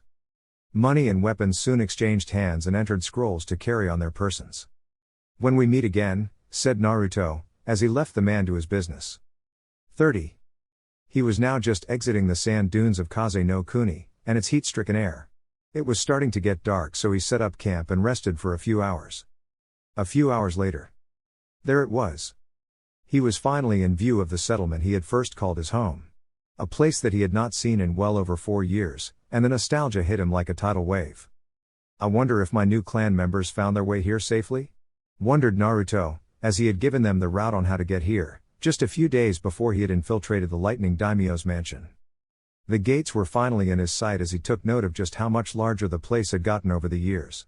It must have been to accommodate the people that decided to call the place home. He suddenly stopped in his tracks as he saw a figure standing in front of the gates with a stoic look on their face. As he got closer, he could clearly tell that it was a woman, and that's when his heart rate quickened. The words just wouldn't come to him as he gazed upon her magnificent form. She was like a new person after their 4 years apart from each other. While she was still clearly wearing her armor over her clothes, he could see the subtle differences her body had taken. Judging by the tight conformity of her clothes, she had gained some muscle, but from his view, it went to all the right places. Even with the growth of some muscle, she still had this aura of femininity surrounding her, but if push came to shove, she could still kick your ass. He was starting to get a bit hot under the collar. Her bust had clearly gotten bigger just from him looking. Low C cup to a high D cup were his estimations. He would need a closer inspection to be positive though. Her rear end had filled out, giving her a nice firm but plump derriere that would make most men blundering fools, and most women jealous. In his humble opinion, she was a goddess-made mortal, and he was just giddy with excitement. Their eyes locked for only the briefest of moments. He made to approach, but his danger sense warned him of incoming danger to his person. He dodged, rolled out of the way from a strike from the person he least suspected, Tōka. What the hell was that for? Thought a confused Naruto. Doten, Yomi Numa Earth Release, Swamp of the Underworld. He quickly found himself trapped and sinking in a huge swamp that sprung out from underneath his feet. He was already his knees when he was about to replace himself but couldn't due to having to defend himself. Suten, Mizurappa Water Release, Water Trumpet. A large jet of water shot out of her mouth directly towards his location, and would crush him under its immense force. He needed to stop the water's advance and then get out. Kokudois and Black Blade Flash. And with that he unleashed the torrent of wind towards the jet stream of water. Both forces of nature met and exploded on impact with a drizzle following. He was about to break free, but felt a blade pressed roughly against. No blood? Thought Naruto, as realization dawned on him. Kai. And with that the illusion had been dispelled. The swamp that had been covering his legs was now gone, and so was the water that had landed around the area. It felt a little too real for his liking. He looked away from his surroundings, and looked at Tōka, who had a small smirk on her voluptuous lips. She seemed to be enjoying his predicament. He was a little miffed, but all was forgiven when he saw the look in her eyes. It was love, the love she held for him and him alone. Tōka was finally able to see him at his full height and soon found herself ogling his entire body. In her opinion, he had gotten even more handsome than when he had left. He had gained this mature, rugged look to him.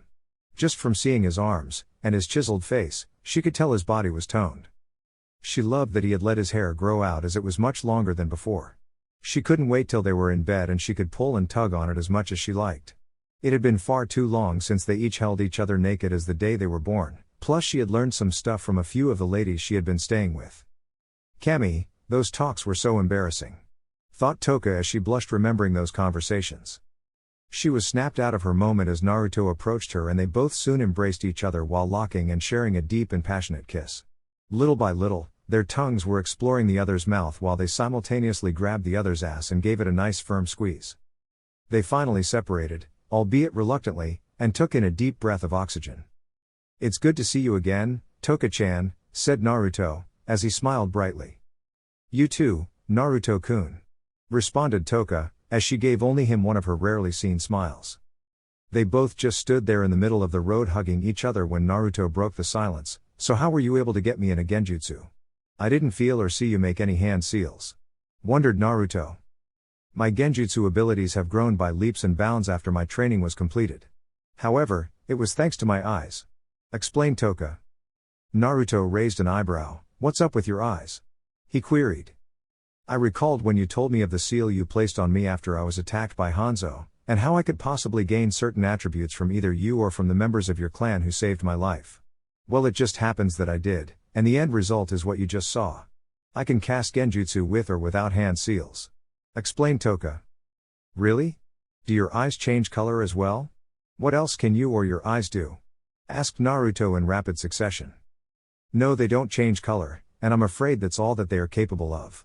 I do have a clearer perception of things though. So I wouldn't really classify my eyes as a dojutsu, they are just more enhanced than others." The ability to cast genjutsu with just your eyes is really useful, and it will catch most off guard. It really does suit you, as you are now without a doubt probably the most skilled genjutsu user that I know of," praised Naruto. She blushed at his praise. "Yes, it is rather useful. So what have you been up to?" she asked. He took her question in stride and gave her the short version of his training and exploits. She was very surprised to find out that he had gained even more members for his growing clan. They made more idle chatter as they passed through the gates and went straight for their home. 30. Both entered, and as soon as the bed was in view, they crashed right on top. Both were just comfortable as they were, but Naruto's hands started to explore. He slowly grabbed on Tōka's ass and gently started to massage it. Let it be known that Namikaze Naruto was an ass man. Tōka had started to moan a bit as she wanted him to get rougher, but then it suddenly stopped. She turned to face him only to see that Naruto had fallen asleep with both hands still firmly on her buttocks. She just gave him an awkward smile and giggled at the perverted situation. She turned back around while laying her head down and soon found sleep herself. 30. Naruto groaned as he started to stir from his slumber. His half-lidded eyes roamed around the room until they landed on the beauty beside him. He smiled and kissed her on the cheek while making as little movement as he could. He put on his clothes while his armor would come later as his katana hung at his side. He went to meet with both Haruka and Daiki, as he had something for them to do. 30. He had left earlier in the morning as he didn't want to be seen exiting the settlement. He had been traveling for a few minutes and was constantly looking behind himself. "You can come out now," sighed Naruto, as he was rubbing his temples. Lo and behold, who came out of the shadows? Tōka. "You know you can't go anywhere now without me finding out about it, right?" He didn't dignify her with a response as he knew she was right, so he just nodded his head. He looked at her from out of the corner of his eye. He recalled yesterday's events, and how she didn't mention if she had gained any other things, but he knew otherwise.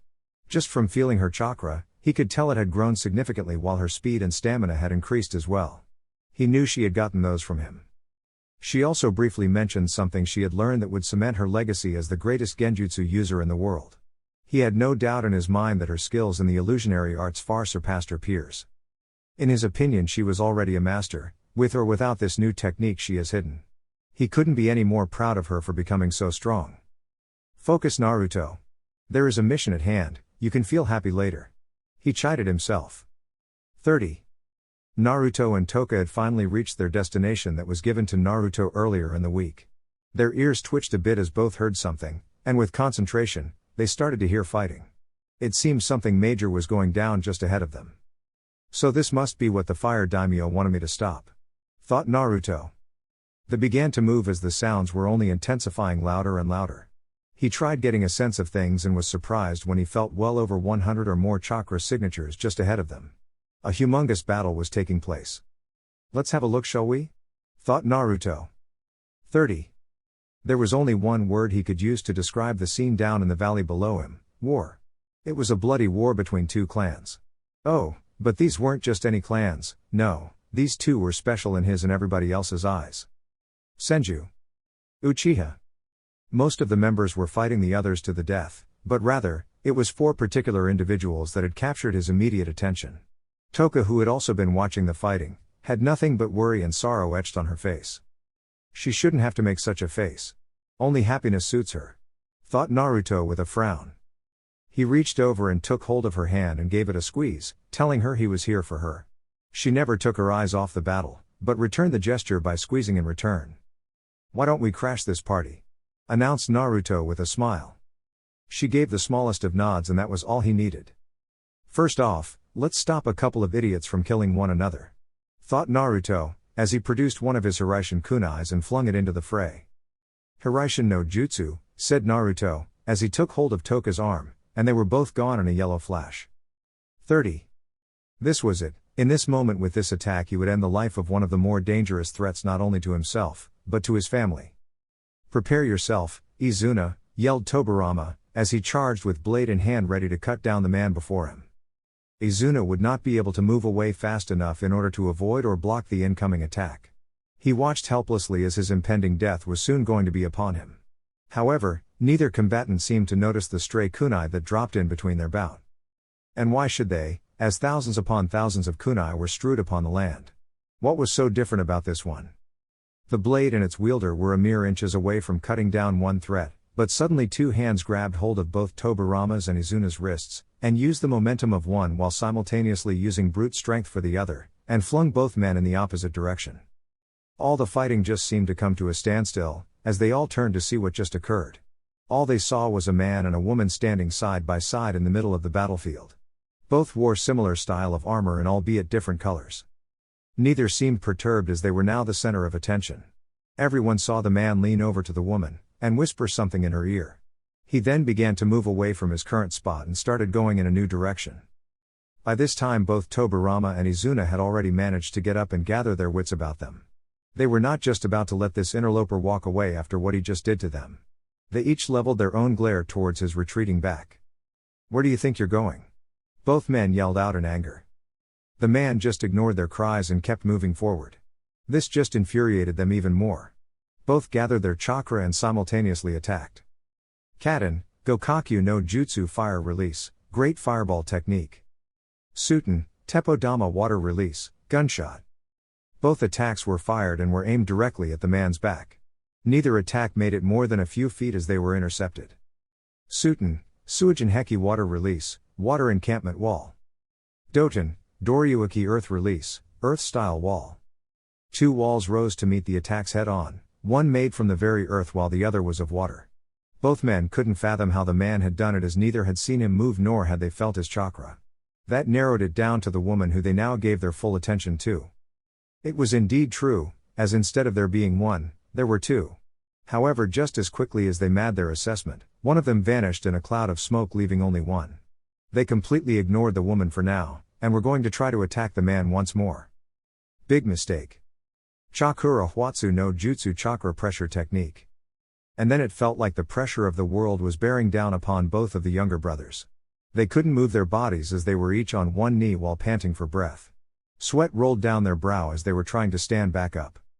They had somehow managed to lift their heads up to meet the man's gaze, but wished they hadn't. They saw his cold, piercing gaze. It felt as if they were mere children who were looking upon a giant who could crush them at his behest. And then it was gone. Just as fast as it had come, it was gone. The phantom weight was gone and the man resumed his trek away from them. The woman chose this moment to speak. "I will be the one who deals with the both of you," she said stoically. Finally getting back on their feet, both men looked at her and regained their courage and gusto from before they were humiliated. "Really now, you certainly are a cocky one, aren't you?" said Tobirama. "I am regrettably inclined to agree with the trash across from me. You may have the power to defeat him, but you will not defeat me," proclaimed Izuna. "Believe what you wish," she said as she sighed at their overconfident and cocky tone. 30. Naruto. Naruto knew he could leave those 2 to Tōka. He had faith she would come out the victor, even though the other 2 had a bit more experience than her. Regardless, this would prove a good challenge for her, plus it would allow him to see the fruits of her labor. He turned his head while looking to his original objective, which were the 2 big fish in this pond. He was looking for Hashirama and Madara. I wonder if either will recognize me? Briefly wondered Naruto, as not many people had blonde hair. And there they both were, both men behemoths of the battlefield. He could sense they were exuding a fair amount of chakra, by most people's standards anyway, to see if it would dissuade him. Are they trying to scare me off? Naruto scoffed at their feeble attempt. He then went about unleashing his own as it steadily started to match theirs before completely overtaking them. Neither seemed surprised or affected by this, almost like they were expecting it. Jai ha ha ha, that was an impressive show of power there. What's your name, stranger? Jovially asked Hashirama. Guess he can't tell who I am. Thought Naruto. HN, are you really that blind, Hashirama? Can't you tell who this man is? Stated Madara, as Naruto perked up a bit. You are the Kiroi Senko, are you not? 0 for 2 it seems. Oh well, Naruto sighed internally. That I am. Responded Naruto, indeed claiming to be the Yellow Flash. I thank you for your timely intervention that saved my younger brother's life, said Madara gratefully, but his demeanor changed immediately. Now the big question, just what are you and your woman doing here? As this is a matter between Uchiha and Senju, he said, leaking some killer intent. I'm actually waiting for my clan members to get here as we have a mission that needs completing in this general area, stated Naruto. HN, then they will get slaughtered before they can complete it. Spoke Madara. I don't think so. Responded Naruto. Oya, and why would you believe that? Asked Hashirama, really wanting to know why. Well, it's rather easy. You see, while I was here keeping you busy, my clan members have already subdued most if not all of your own members, he said as the waved his arm presenting the area to them. And it was true. Not one person had noticed the silent group until it was far too late. The Jinten users had dispatched the Sharingan users with their superior speed while the Kotan users had taken a bit longer, but had eventually overcome the remaining Senju with raw power. Now all that remained of the large groups were 6 people, 3 to each group. It appears that your claim was accurate. No matter, as I alone am enough to handle them after I dispose of the 2 of you, said Madara, as he unsealed a gun and his eyes began to transform past the regular state. Oi, now that's something new to me. All the Uchiha I fought never did that. Thought Naruto, as he tried to remember if he might have. Then again, I never did see Izuna's eyes that one time he used that black fire on me. I see you're going with your Mangekyo Sharingan. I guess I better take this seriously then, said Hashirama with a smirk on his face. He's definitely not taking this seriously. Sweat dropped Naruto. Just then 4 wooden tendrils rose up from the ground to surround Hashirama, ready to attack at his command. Okay, that's definitely something I've never seen before. I wonder if he could have done this back when we were kids? Whatever, this fight just got a lot more interesting. Thought Naruto, excited at the coming battle. Naruto had let loose his own chakra, easily matching his 2 friends, and all 3 steadily kept rising. He crouched and gripped his katana, ready to attack in a moment's notice. All of them were breathing calmly as the wind swayed the grass beneath their feet. And in an instant the calm was gone, only to be replaced by a storm of destruction. Amaterasu Heavenly Illumination. Mukuten, Hobi no Jutsu would release, Wood Expulsion Technique. Kokudo Kugetsu Black Blade Arc Moon. And so the fight between the 3 titans had begun. Chapter 8. It was quiet at the moment, no living soul had dared to make a sound. It reigned supreme as the 2 warring clans who had been tearing the land asunder had all but been sequestered away. Those who had managed to survive the initial onslaught of the fighting had offered no form of resistance to their captors. Whether it was by logic or instinct, self-preservation was the overriding feeling amongst them. They did not wish to earn the ire of the predators that now lurked the field. What had driven them off the field were not the numerous amounts of enemy shinobi, but 6 individuals. 6 individuals whose chakra alone dwarfed that of their fellow peers by a substantial margin. Their minds were able to comprehend the power 3 of these individuals were able to wield, as it did not seem unfathomable or unattainable to them. However, it was the remaining 3 that had them questioning the laws of nature the most. How could mere mortal men wield such an unfathomable, destructive amount of power? These so-called men could reshape the landscape if they fancied or demolish it on so much as a whim. It was just mind-boggling. Boom. The eerie calm that had once dominated the area was gone as the fighting had resumed with an earth-shattering attack. None of those who had survived were exactly positive which group had caused it, nor did they wish to find out. 30. Naruto. Amaterasu. Those were the only words he had heard uttered. It was also his only warning. He watched the jet black flames emerge from one of Madara's eyes, and while he was by no means near the man, even he could feel the heat from his position. He had only ever encountered these particular flames once, and that was the man's younger sibling. Mukuten, Hobi no Jutsu would expulsion technique. His ears twitched a bit as he heard what had been called out, and momentarily shifted his gaze to the right, to his other friend. He watched in silent fascination as wooden tendrils rose up from the ground to form a protective dome, or more precisely a dome with the face of a dragon. A wooden dome of protection, huh? These flames must be quite dangerous if Hashirama opted to defend rather than attack. Naruto was now of a like mind, and believed avoiding the flames should be his top priority. The blonde lowered his knees a fraction while simultaneously gripping his saya. His right hand took hold of the hilt. He vanished from his current spot just as the flames had engulfed the area, turning everything to ash. He appeared a few yards away from where he once stood and slowly let out a breath. He relaxed his posture and released his grip on his weapon. It had been a force of habit that had been drilled into him by Sojiro Shishu. Even when moving at high speeds, never let go of your weapon. Never release your grip unless you are absolutely certain no enemies are within striking range. Lectured Sojiro. The man had drilled that particular lesson into him until he did it subconsciously. He breathed in some air and began to plan his next move.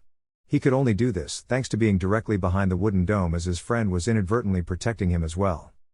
He had noticed this earlier, but the Senju's design had a rather huge gap in the center of the face that went all the way to the back where he currently stood. He peered inside and noticed Hashirama just standing there looking at the oncoming flames. Ah! Realization dawned on him. Now I see the reason for the gap. It's so he can see outside and counter anything he sees from his enemies.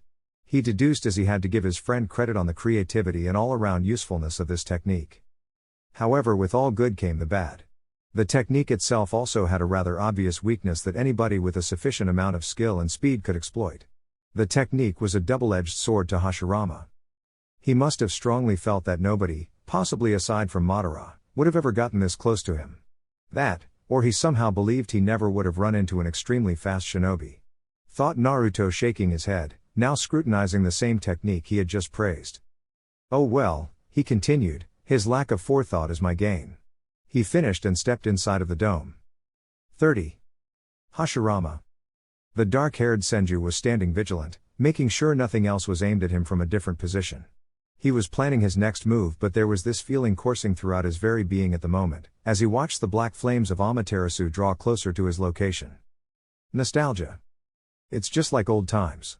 He thought, smiling, reminiscing about all of the three-way fights he had as a child between Naruto, Madara, and himself. He hasn't been this excited for a fight in a long time. He shook off the fond memories and returned to reality so he could focus on the matter at hand.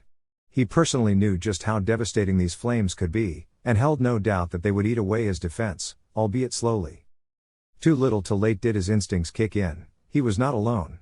He was by no means a sensor, however, nor was he inept at the concept of sensing chakra. So for someone to get behind him without him noticing is a feat worthy of praise. Ignoring the black flames of death for the moment, he quickly turned himself around to see just who the intruder was while simultaneously preparing himself for an attack. His eyebrows rose in surprise when he caught sight of blonde hair. Clearly the rumors of this man do him no justice. He's obviously very fast, but how does he handle himself when fighting up close? Wondered Hashirama, giving the man in front of him an appraising eye. He immediately braced himself as he saw the man's hand linger around the hilt of his blade.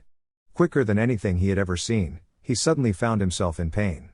The blade had shot upward and made contact with his right hip, and it began to travel vertically across his stomach, chest, and finally through his left shoulder. Unfortunately, and much to Hashirama's horror, the attack was not yet finished. The blonde rotated his wrist while shifting the arm that held the weapon.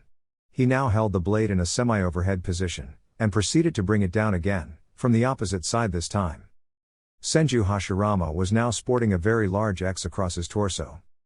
30. Naruto. He was in. He quickly and quietly scanned around, making sure there was nothing that would try to impede his forward progress.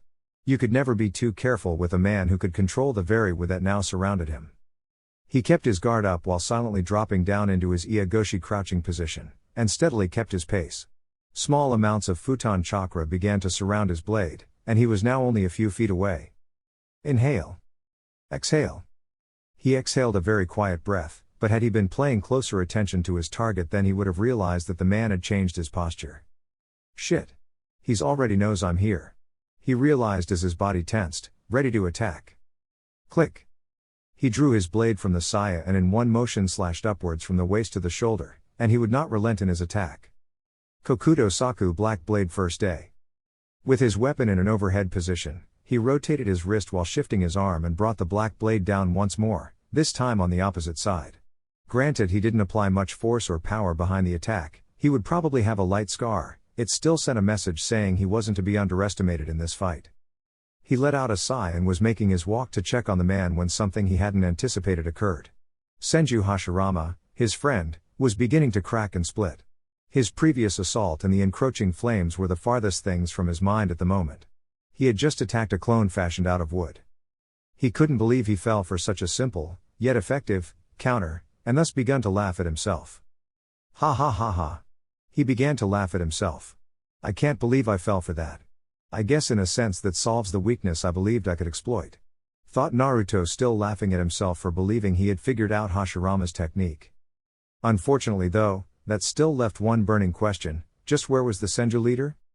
He resheathed his blade while closing his eyes trying to get Hashirama's exact location. The flames were already devouring the wood and it would only be a matter of time before it reached him. He suddenly opened his eyes. Found him. He thought, and replaced himself before he had suffocated or was burned alive. He took a sharp inhale of fresh air and had wished to continue this until it was cut short. He bent his knees while hastily dropping his head so as to not lose it from his shoulders. He couldn't move his neck upwards to get a better view of his assailant because he had been blasted away by a huge gust of wind. He applied chakra to his feet, allowing him to steady himself, and looked up to see it was his other friend, Madara. He lowered his gaze to see just exactly what the man had in his possession. It was a kama sickle attached on a chain that was hooked to a gun by army arrangement. The fan itself was wide with the same markings as the Sharingan eye. It had a long handle with bandages wrapped around its base. Humph, what fun could you have with a fan? Where's the thrill at? Thought Naruto as he was criticizing the Uchiha's choice of weapon. He was brought out of his musing when he felt a surge in chakra around the Uchiha leader. It seemed he was going to launch a large attack in conjunction with his weapon. Unfortunately for him, before he could attack he was forced to move as a hail of shuriken had descended upon him. Naruto was watching the whole thing from a distance while keeping his guard up. His hand traveled to his hilt when Madara landed adjacent to him. Neither of them had moved as they were awaiting Hashirama's arrival. He's here. Senju Hashirama emerged from one of the treetops and dropped down in between the both of them. He never took his eyes off of either person, nor would he be the one to make the first move, especially in a three-way fight. A soft breeze moved throughout the canopy and rocked the leaves back and forth. Both Naruto and Madara had moved immediately when the trees around them sprouted spikes trying to impale them or vines trying to constrict them. Each man had sensed the chakra spike and knew the Senju was attacking first. He was the only one who really could in that situation, as neither the Namikaze or Uchiha clan leaders had many wide area techniques that could impale or bind an enemy. The two of them had reacted to the attack and had taken off in different directions. 30. Hashirama. In his honest opinion, both shinobi were incredible, whether it be in the amounts of power or skill. He already knew these things about Madara as he has fought the man on numerous occasions. It was his other opponent that had gained his interest. From what he has seen with his own eyes, the man had ungodly reaction time along with reflexes. He was easily superior to not only himself but to the Uchiha leader as well, and let's not forget his blistering speed. He was reminded again just why he was called the Kiroi Senko. This really is more fun than when it was just two of us fighting. Thought Hashirama, smiling as his body was trembling with excitement, getting ready to follow one of them. 30. Madara. The Uchiha leader had been reserving his judgment on the blonde enigma that had interrupted his fight earlier. While he had heard of the man's reputation as being fast, it was another thing to actually see it. He wouldn't have believed it if his own eyes had not shown him. The man who had been across from him only moments ago was not his equal in speed, the man was his superior. He himself had applied chakra to his legs seconds before the Senju's surprise attack and had seen the blonde use pure leg strength to move far faster than him. He does indeed live up to his name, stated Madara, forming a small amount of respect for the man. Which is saying something, as he has only ever truly respected one person till then. Aside from his speed, he clearly possessed an enormous amount of skill along with a keen mind.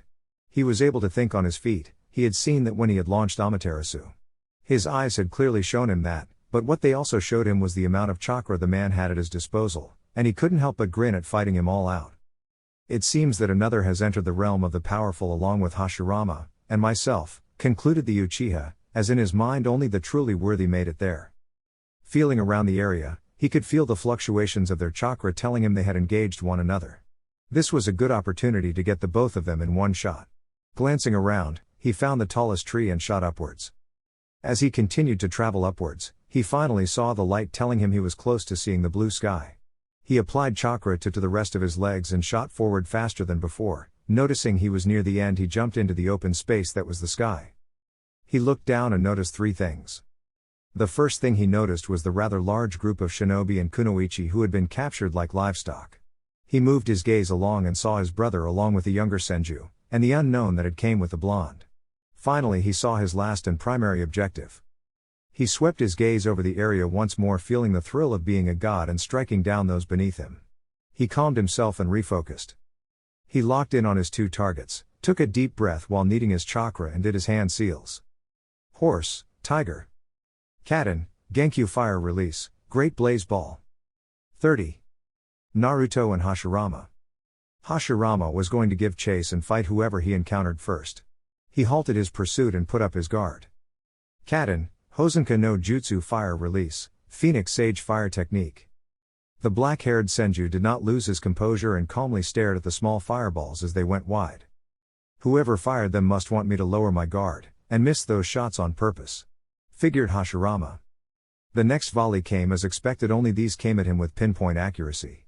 He coated his forearms with chakra and knocked away the first two shots effortlessly while completely avoiding the remaining few. He sped off diagonally, avoiding the next round while inching closer to his target. Hashirama had finally gotten close enough that he could see who he would be fighting, and frankly he was almost expecting the Uchiha, but instead found the blonde. He shook off his surprise and charged straight ahead, ready to begin his assault. Naruto had stopped the flow of his chakra and watched as the Senju approached his position. He craned his neck just a tad to the left, avoiding a straight while grabbing his arm at the elbow and wrist. He then headbutted him and gave a knee to the Senju's stomach. Hashirama momentarily closed his eyes while grunting in pain. He then felt it in his stomach and actually staggered back a bit. He opened his eyes and immediately jumped up, avoiding a low kick, but it was for naught as the man in front of him moved insanely quick and had delivered a high spin kick. He tried putting up a guard to block the kick, but with the amount of force behind the kick it would have been in vain. With the force and the angle the kick had been at, it sent him on a rotation, careening towards a large tree. Impact was imminent. Thud. 30. Hashirama.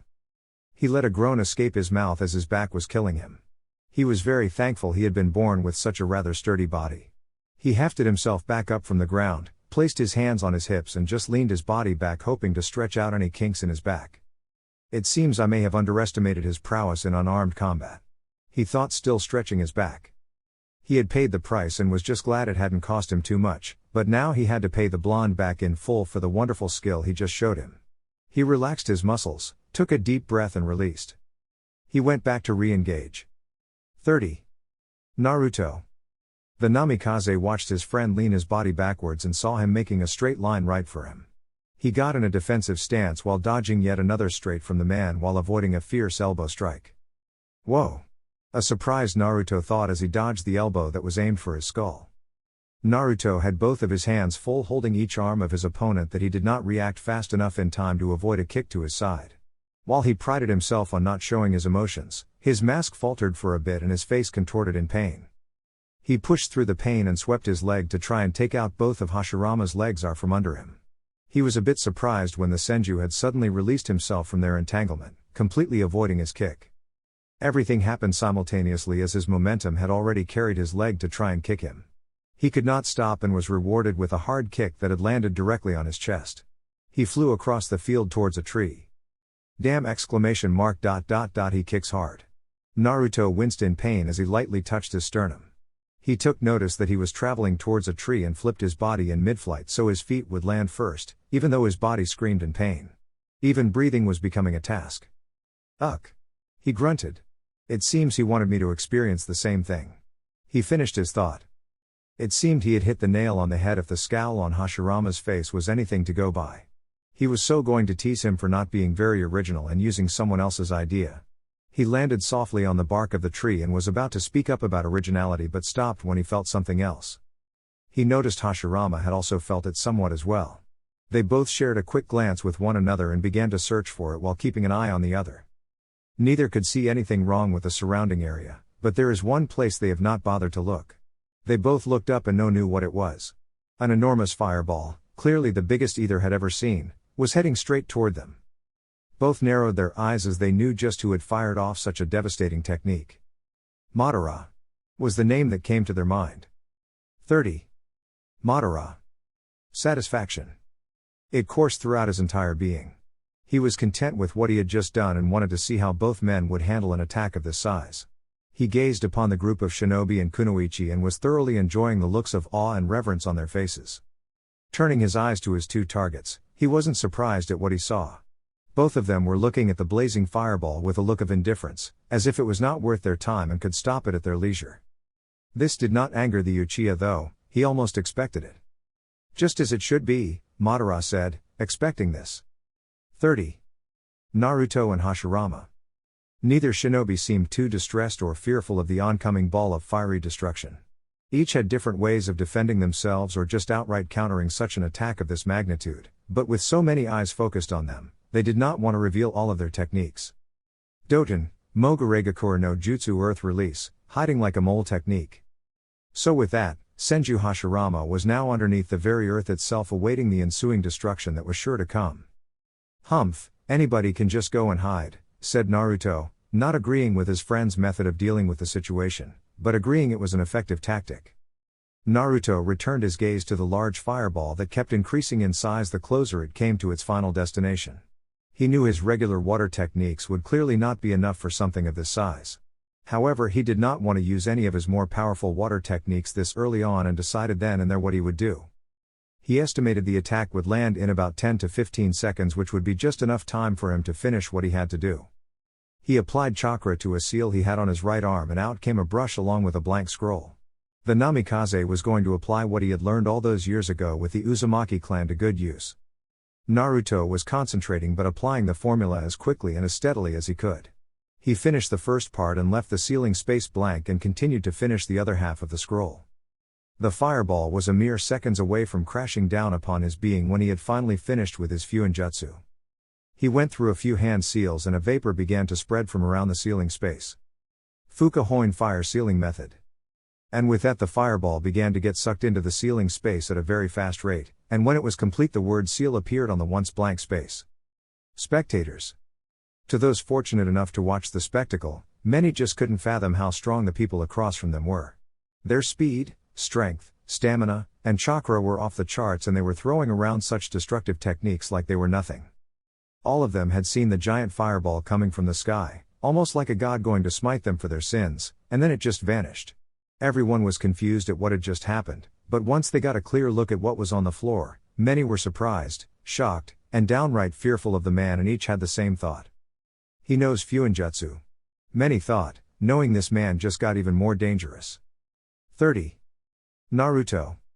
Naruto was glad he had chosen to seal it instead of using a high-level water techniques, as steam would have no doubt been the end result, and that would have just sucked. He took a few steps and bent down to pick up his scroll from the ground when he felt something. He was rather surprised he couldn't sense them until they were practically behind him. Turning around he was sure he would have encountered the Senju, but instead he was looking directly into the eyes of the Uchiha. A big mistake on his part. Tsukiyomi Moon Reader. 30. Hashirama. He finally decided it was time to resurface from his little hidey hole in the ground and took a whiff of the fresh air. Sweeping his gaze around the area, he was honestly expecting it to be much more burnt, but he saw none of that. The area was left unharmed. Whatever the blonde had done must have stopped the scorching heat from completely turning the lush area into a barren wasteland. This, however, did not mean the fighting had stopped, so nobody was out of danger just yet. He pushed that line of thinking aside for the moment and began to search for the other two. He finally found them, and in a very awkward position. They were just staring at each other. Still staring at each other. Just what in the world are those two doing? He thought, confused. Carefully, he made his way over to their location and shook a hand in each of their faces, but neither seemed to respond. He noticed the blonde had a glazed look in his eyes, and so did Madara. This stirred a memory of his from a very long time ago, with his father having the same look in his eyes. Flashback. Hashirama had just come back from leading his clan in yet another altercation with their rivals, the Uchiha clan. They were rather fortunate this time around as they had not lost many of their kin in this fight. He had dispersed the group that was following him and ordered them to get as much rest as they could. After the group had left, he, along with his brother Tobirama, made their way back home, whom they shared with their aging father and youngest sibling, Tōka. Hashirama had entered the home first, shortly followed by Tobirama before he split off and went to wash up. Hashirama watched his brother go, and wished he could stop all of the fighting so as to protect his siblings. He was going to go and drop by to say hello to his baby sister, but a quick glance at his father had changed those plans. There was something wrong with his father. While he had disputes with his father in the past, he did not hate the man. In fact, he still held love for his father, unconditional or not, but he no longer had any form of respect or trust for him. The man had deluded himself for thinking training their child to go off and fight to the death was a form of love. That dumb ideology had cost their family two of their own. As he moved a bit closer to his father, he could see a faraway look on the man's face and wondered why. He chalked it up to the man reminiscing about memories long forgotten. Just as he was about to walk away and repeat the same process his brother was currently doing, he heard his father mutter something. "She's gone, she's gone, she's gone," was all the man was muttering under his breath. "She's gone? Who's gone?" thought Hashirama, confused, barely catching the words. His brain was moving a mile a minute trying to figure out whom he was speaking of. Then it hit him like a punch to the gut: there was only one female that this group of men would gladly give their life for, Tōka. He dashed to her room to see that while most of her things had been untouched, a few things were indeed missing. Panic was starting to seep into his soul. He ran back out and looked his father straight in the eyes. "How long has she been missing for?" he asked frantically. "How long has she been missing for?" yelled Hashirama, finally losing his patience. "3 days," stuttered out Senju Butsuma. As soon as the words had left the man's mouth, Hashirama burst out of the house and into the forest in front of him. It was the only place he could think of his sister going to, as she did not know anyone outside of their clan, nor would she dare to travel alone. If he couldn't locate her, there would be mass panic, as the princess of the Senju clan had gone missing. Further and further he kept venturing into the forest and saw something that absolutely frightened him to his core. The black flames of Amaterasu. That meant a fight had taken place in that very spot recently, and it was entirely possible his sister was the one fighting. He found some solace knowing it was not Madara who had been in the woods, as he had fought the man not a few days ago. So that left only one other option: Izuna. While not as skilled or as powerful as his elder brother, he was still very dangerous. Especially with what their eyes could do. Continuing to look around for any shape or form of a body, a part of him was hoping he didn't find one. Meaning she could still be alive or she had been burned to ashes. He didn't know what was worse, knowing that your sibling is dead or not knowing if they are alive. As he inspected the area closer, he finally came upon something. Another set of footprints. He could tell they were male as they were larger compared to those of his sisters. He wondered if the man was protecting his sister. He had a small form of hope that he was not going to let go of. There was still a possibility that both of them were still in the forest. A larger party was needed. Mukuten, Moku Bunshin no Jutsu would clone technique. A wooden clone had slowly made its way from out of his back. "I want you to go and round up the best trackers we have and have them scour the entire forest for 2 people. One is a male and the other is a female. They are not to be harmed," ordered Hashirama, stressing the last part. The clone nodded in compliance and sped off towards the Senju clan. The original Hashirama did not bother to wait for the rest of his clan and continued his search, hoping to find something, anything. Flashback end. 30. The search had not yielded anything, even with the trackers or his brother. Either both the man and his sister had perished or they were avoiding people completely. Regardless of the outcome of that search, Hashirama still believed his baby sister was alive and they would one day meet. He squashed the rest of those thoughts as he did not want to think about them right now. He had more pressing matters at hand. With both the blonde and the Uchiha the way they were in front of him, he needed to take advantage of this. However, he would not remove the blonde's mask, as he would rather remove it after the man's been defeated by his own hands. Regardless of the times, he still held on to some form of honor. So for now the blonde would not feel his wrath and focused his attention on the other occupant. His smile kept getting bigger and bigger as he was preparing himself with a few practice shots. This was just something he could not pass up on. 30. Tsukiyomi World. Naruto slowly started to open his eyes while lifting his head to check on his surroundings. He found he could not recognize the area and decided to check on his body instead. His body was in good shape, so he once again looked around the area to see the same things. Black. As far as his eyes could see, and with a blood-red moon towering in the sky showering the area in its illumination. He knew that such a place could not exist and decided to try something. Kai. Nothing. Either he was really weak right now or this illusion was incredibly powerful. Finally, taking notice of the fact that he was strapped to a cross with chains did not alarm him. He could not allow his emotions to get the better of him, not now. Ah, I see you've finally decided to awaken. Spoke a calm but amused voice. And out of the shadows came forth Uchiha Madara. Yes, I'm finally awake after the oh-so-nice sleep I just had. Replied Naruto sarcastically. Madara either didn't catch his tone or simply ignored it, pacing back and forth. Finally the man had stopped, as it seemed he was done thinking. Why did you kill all of those Uchiha while sparing the Senju? He asked, getting straight to the point. Naruto had no problems discussing the actual fighting but would not disclose any information regarding his employer. Because they were idiots who interfered with my mission by killing the man I was to meet. Answered Naruto. Had they just left after completing their goal, I wouldn't have killed them. Instead they chose to make sport of chasing and killing a man, which inadvertently brought them to me, which allowed me to finish my mission as they had what I needed. He added. I see. And the Senju? Wrong place at the wrong time. I see, said Madara, sighing, as he could not fault the man entirely. He knew there were those in his own clan who would rather lord their power over others than complete the mission.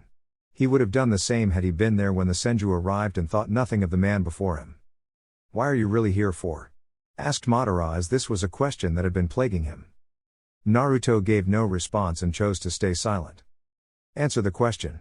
He asked in the calmest voice he could muster. Why don't you make me? He responded defiantly. Since it appears I'm at your mercy. Look, sighed Madara, I don't usually rely on illusions to fight, as I like breaking a man using other methods to receive my answers. However, this ability still has its uses, like this for instance, said Madara as a blade materialized in his hand. Stab. NNNNGHHH. Naruto gritted his teeth while tensing his body. He would not allow anything to escape his mouth. Madara once again sighed, as the man would not elicit any form of sound indicating he was in any form of pain. It seems we'll have to do this the hard way. Thought Madara, his respect for the man rising once again.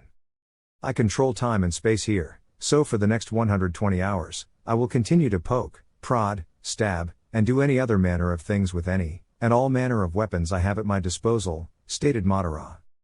Naruto took a quick look around himself and noticed a very large assortment of weapons just strewn about as if they were playthings. He didn't like the look of things, but he would not fall here. I will not yield, Naruto shouted internally, this pain will be nothing compared to what I felt all those years ago. He thought as he readied himself for what was to come. And so begins the torture session. 30. Hashirama. Hashirama was having a hard time keeping himself from giggling like a child who was about to learn their first jutsu. This was just as good an opportunity for him to pass up, and knew he would never get another. He knew they were both in an illusion, so he had to take advantage of this and quick. He could almost guarantee that the man would feel this even after the deed had been carried out. While watching to make sure his friend was still in the illusion, he began to stretch his legs as a smile appeared on his face and just wouldn't leave. This was going to hurt. 30. Tsukiyomi World. For the first time in his life, Madara Uchiha was surprised. The man before him had held out the longest out of anybody he had ever trapped. He did not scream, plead, or offer any information, he just took it all. Granted, there was still some 72 hours left, but he would need to cancel the technique before the backlash to his eyes went further. His mental fortitude is astounding. He praised as the blonde had taken an equivalent of 2 days' worth of non-stop torture. Naruto, on the other hand, was not doing so well. He was using every ounce of his willpower to keep himself together. See, can't give up, never give up, thought Naruto, barely able to make coherent sentences. The Uchiha saw the defiance and fire burning in the man's eyes, even if the rest of his body did not convey the same message. He inwardly nodded to himself, as a man who was on his and Hashirama's level would never succumb to something like this. He was about to end the technique, but before he could do it himself, it began to unravel. The world around began to fall in pieces. Naruto felt the shift as he had suddenly fell straight towards the ground face first. He managed to find some strength in his arms and hefted himself on his hands and knees. I wonder what's going on? He wondered as he noticed that Madara had all but vanished, and he then saw a white light. 30. Real world. The Namikaze awoke in the same position he had just been in, on his hands and knees. He again ran a check on his body and breathed a sigh of relief as nothing had been done to his body while he was under. Looking around, he found both of his friends. It was a strange scene to watch for sure, as Hashirama was laughing while standing over Madara, who was holding his crotch. Ah! He realized. I see what happened. Naruto saw the Uchiha willing the tears, that were threatening to drop, not to fall from his face. It seemed he had the Senju leader to thank for his rescue. Picking his head up, he made sure to catch what was sure to be an interesting conversation. Gya ha ha ha, how did that one feel, old friend? Perhaps I even managed to fix that problem of yours downstairs, gya ha ha ha. Boom. The explosion had created a mild shockwave with smoke that reached around the area. Naruto and Hashirama had to cover their faces to avoid the small pieces of falling debris. Both had different reactions once the smoke cleared. It was one thing to feel chakra, but an entirely different thing to actually seeing it visible. Naruto didn't have to be close to feel it. It felt dark and vile to him. Hashirama, spoke the eerily calm Uchiha leader. I'm going to fucking kill you, yelled Madara as his eyes were spinning fast. Huh? Why? It was just a joke, a simple prank between friends, was all the Senju leader said in his defense as he became depressed since his friend stated he wanted to kill him. Boom. That did it. That pushed him over the edge. Believed Naruto, as the nonchalant response and attitude had drove the Uchiha past his breaking point. Either Hashirama was oblivious or just didn't care that one of his longtime friends was glaring bloody murder at him. Said Uchiha's chakra kept on skyrocketing higher and higher until something out of this world appeared. Slowly but surely, something began to form around the lone Uchiha. It looked to be bones of some kind. Susanoo, tempestuous god of valor. Just how overpowered are these eyes? Questioned Naruto as the still-forming humanoid being had two faces. The ethereal giant was staring at the Senju while the other was focused on him. Both seemed to be conjoined at the spine. One had canine teeth in its lower jaw while two tusks were growing from said jaw. The other had similar canine teeth, but in its upper jaw bracket there was a horn protruding atop its head. It didn't seem complete to Naruto, but that still didn't mean it was any less dangerous. Oya, it seems you're getting rather serious, said Hashirama, whose focus was completely on the giant. Mukuten, Hote no Jutsu would release, laughing Buddha technique. Up from the earth rose a number of gigantic wooden hands ready to crush any who stood in their path to victory. They soon began to move seamlessly through the soil beneath them with a practiced ease as they encircled Madara and his Susanoo. Naruto just assumed, since neither man was too surprised with each other's show of force, then this must be a daily occurrence. I really need to get the both of them away from here before we really start going all out and decimate the land, or before we kill any clan members. But just how the hell am I supposed to accomplish that? Thought Naruto, trying to think of something, and fast. An idea came to mind, but it was the implementation. He couldn't just say, "Oh hey Madara, can you please stop this since I saved your brother twice so you kind of owe me one." Or "Hey Hashirama, I slept with that girl over there who just so happens to be your baby sister, guess what that means?" He'd probably smile at seeing his sister, he continued. "And then beat the shit out of me. Damn, sometimes I just hate being the friend who's in the middle of the two who are always bickering. Oh well, I really didn't want to reveal this now, but I don't have much of a choice. At least now Hashirama fits the description." Finished Naruto as he finally came to his decision. "Hey!" hollered Naruto, trying to catch their attention, "You damn girly boy and squinty-eyed bastard." The effect was instantaneous as both men snapped their heads over to his location, giving him their full attention. How does he know those names?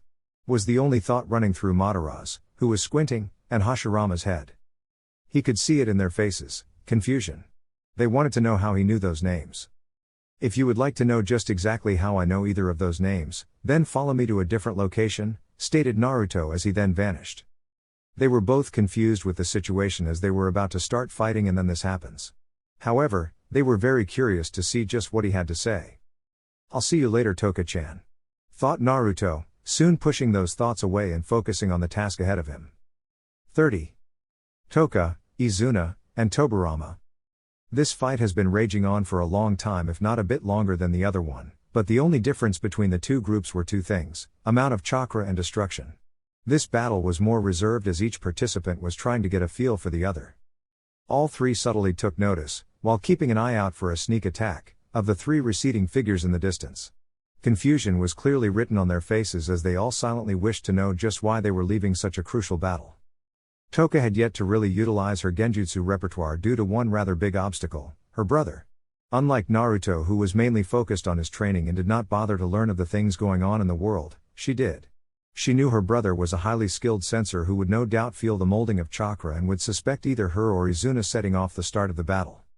Even though she could use her eyes, she did not want to use them unless it was absolutely necessary.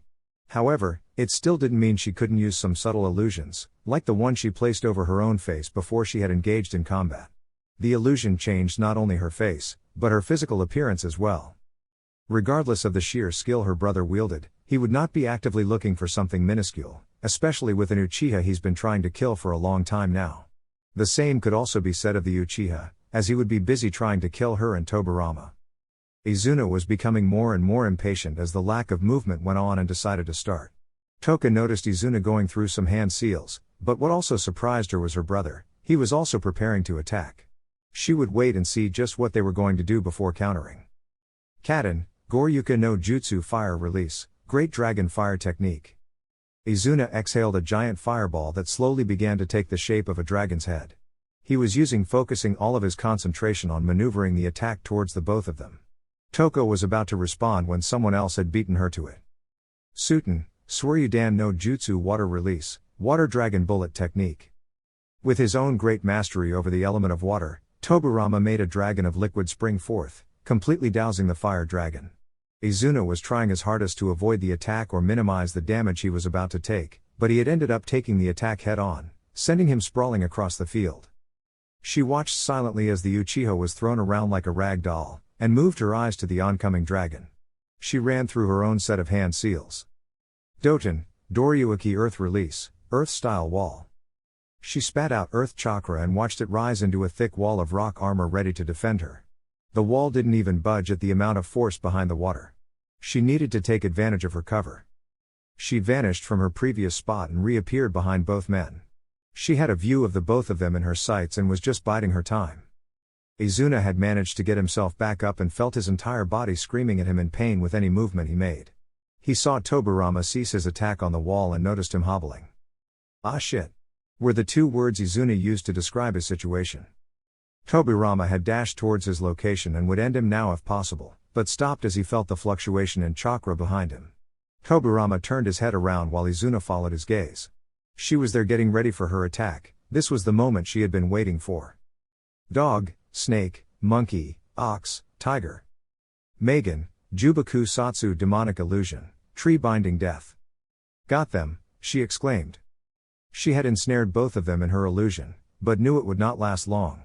One had the Sharingan while the other was a sensor. She soon felt the output of chakra and knew one of them had already gotten out. Izuna. The Uchiha had already gotten out, thanks to his eyes. Glancing over to her sibling, she breathed a sigh of relief as he was still inside. "Oh no you don't Izuna." She growled as the Uchiha was making his way over to Tobirama now. She produced a wakizashi in her right hand along with a tanto in her other, and was thankful she had bothered to learn some kenjutsu while doing her own training. Izuna saw this and took out his own weapon, a katana. They both engaged the other. 30. Tobirama. He was feeling rather annoyed right now, as he was trapped rather easily in the woman's illusion. It did solidify some things for him though. This kunoichi is extremely strong and versed in the art of battle, he stated as his first point. She is also a master of the illusionary arts and is much more skilled than I would ever be, he concluded. This kunoichi, no, not a kunoichi, a warrior. This warrior has gained his respect, but now he needed to do something to get out. Unfortunately for him, before he could disrupt the illusion, the kunoichi had appeared in the tree that was currently binding him. She was holding a kunai and was ready to plunge it into his flesh. Kai. 30. Real world. Tōka briefly took her eyes off of Izuna and looked towards her brother. She could see some muscle spasm and then noticed the life come back into his eyes. This fight needed to end, as the longer it continued, the more likely it was someone would not make it out alive. Tobirama saw the flashes of metal hitting metal and produced his own, a chokudo. He rushed towards them with his blade held high. He decided to aim for the kunoichi first and noticed how she quickly moved away from Izuna, ready to fight him. She distanced herself so as to not get pincered. Deduced Tobirama. Tōka held steadfast as she watched the approach of her brother while keeping an eye on Izuna. He had arrived at her location and she decided to act first. Slashing diagonally with her wakizashi while stabbing with her tanto put her brother on the defense. The white-haired Senju had avoided the slash easily enough as he sidestepped it and spun to avoid the smaller blade while simultaneously attacking her. With the force of the spin from his previous evasion, any blow from his weapon would be critical. Not having any choice, as she liked having her head where it was at, Tōka bent her back backwards and by proxy her head, using her arm to support herself. Unfortunately, with her current position she left herself open to attack. She gasped and her eyes widened in horror for a brief second as the chokudo began to make its descent upon her midsection, looking to split her in half. However, just before she was about to try and escape, the blade had been blocked by a katana. "Don't think I did it to save you, woman," spat Izuna while holding off Tobarama's blade. Her senses had come back to her in that brief lapse. She lurched forward but only to receive a powerful kick to her stomach, sending her a few yards away. "Looks like it's just you and me, Izuna," spoke Tobarama. "HN." And so they began the second round of their fight. 30. Tōka. Pain racked her body as she had been sent into a rather large boulder. So not only was she hurting from the kick, but now her back was hurting as well. "Damn, he kicked me hard." She grimaced. "Thank Kami for chakra," she added as she had coated her entire body in it to lessen the impact. Her eyes caught sight of both men engaged in a deadly duel with their respective blades. She was not biased whatsoever, but she knew that while Izuna had more power due to his eyes, her brother was much more skilled. It would only be a matter of time before something bad happened to either of them. "I need to end this fight now," she said as she remembered the information Naruto had whispered to her before he left. Flashback. Tōka watched in awe at the sheer power Naruto had. She knew he was different from her or the rest of those around them, as she firmly believed he belonged in a class his own, along with her eldest brother and the Uchiha leader. Looking around the area, and taking note that all eyes were on them after that little demonstration of power, she saw her blonde boyfriend make his way over to her location after he was done messing with Tobarama and Izuna. "Make sure neither of these idiots kills one another, will you, dear?" he whispered to her. She hid her small blush and nodded. "If Madara," he continued, "sees his last remaining sibling die, then he may very well snap, and proceed to go down a path neither I nor Hashirama will be able to bring him back from. I'm not sure how your brother would react if it was Tobarama or how you would react, but I'm not willing to take that chance. Protect yourself and them, see you soon." He finished as he explained his worries about what might happen. Flashback end. 30. Tōka. She needed to do something and that's when it hit her. They can't attack each other if they can't see one another. Well, at least one of them wouldn't be able to see as Tobarama would just sense where they were at. It wouldn't matter either way if he could sense them, as she had a plan for that too. Getting up, she quickly checked herself and dashed to their location while gathering her chakra. They were in her sights and she made the tiger seal. Kokwangyo no Jutsu, bringer of darkness technique. Both Senju and Uchiha brothers had taken a quick moment to notice that a darkness was heading directly towards them and was going to take the light from their eyes. Neither would allow that to happen before they could unleash one last strike against each other. Tōka hoped it would immobilize them before they could attack, but her hopes plummeted when she heard them. "Take this," shouted both Tobarama and Izuna as they slashed at each other before the darkness took them. Tōka grimaced as she knew without a doubt that one of them had indeed landed a hit, but was unsure of who or just how bad the injury was. Light sounds were being made within the darkness as it sounded like somebody moving from one spot to another with a purpose. That has to be Tobarama. She thought, as only he could navigate this, and his steps were in stride, meaning he knew where he was going. Before things could get any worse, she took out Naruto's kunai and flung it to the ground. Naruto would be able to subdue Tobarama and somewhat patch up Izuna. 30. Naruto, Madara, and Hashirama. Naruto had stopped a few miles away and watched both of his friends coming to a stop before him with an awkward silence taking place. Nobody had uttered a word or made any form of noise, but it did not mean that two of them were not unaware of the situation taking place behind them.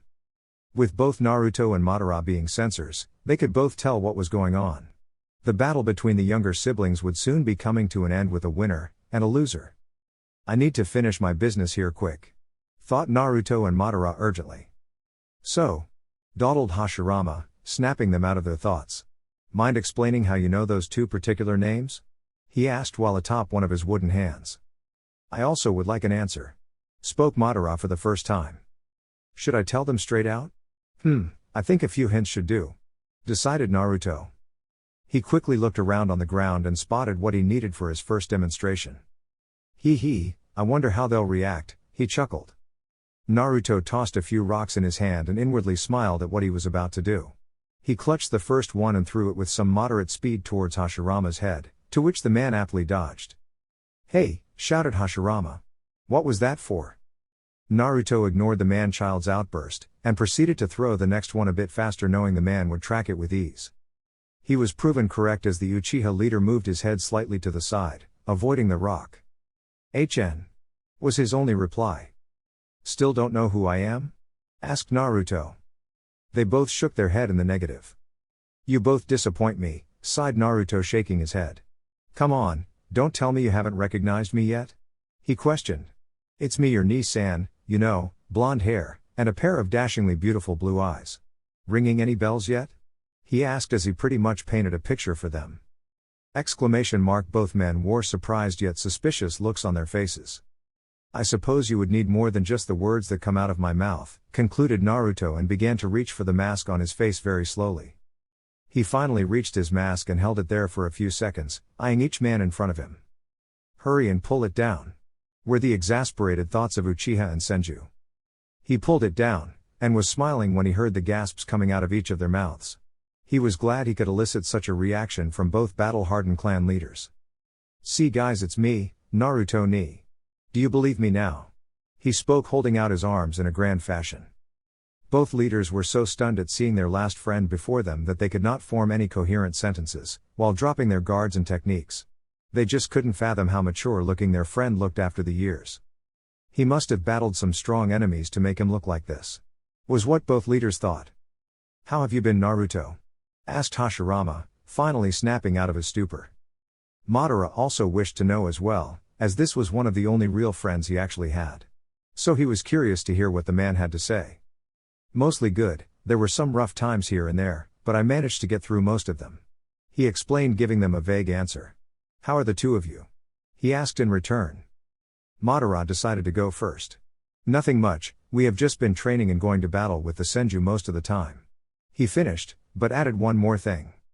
"I took leadership of the clan from my father a few years ago," he said, as both Naruto and Hashirama were paying close attention. "Oh? Was he not going to give up his role as clan head to you at a later date?" asked Naruto. Madara sighed. "He was, but with the way we kept losing our clansmen, it was time for a change. I was not about to let my brother suffer the same fate under an incompetent leader," stated the older Uchiha, and it appeared that was all that had happened to the Uchiha since he had left. Naruto turned to his other friend as the man began his own story. He was paying close attention, soaking in all of the information he could until something really grabbed his focus. Hashirama finally said something that grabbed his attention. "We've been scouring every known land to us in search of my baby sister who just up and vanished 5 years prior," explained Hashirama sadly as tears were rolling down his face. "Really now? A sister, you say?" replied Naruto, feigning surprise. "Yes, I just want to know if she is alive? Is she safe? Does she have a new family?" were the general question running through the Senju leader's head. "Not knowing some of these things is a rather horrible feeling of being helpless," he concluded. Naruto actually grimaced, not really wanting to know the feeling. He didn't know what he would do if he lost Tōka now or if she left, especially at this point in his life. Hashirama saw the face Naruto was making and continued his story, oblivious to the sensitivity of this information.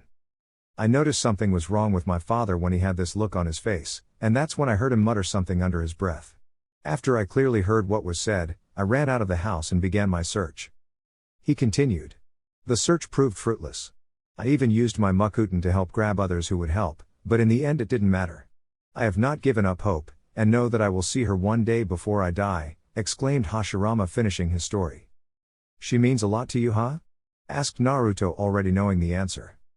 "The world," answered the Senju leader without hesitation.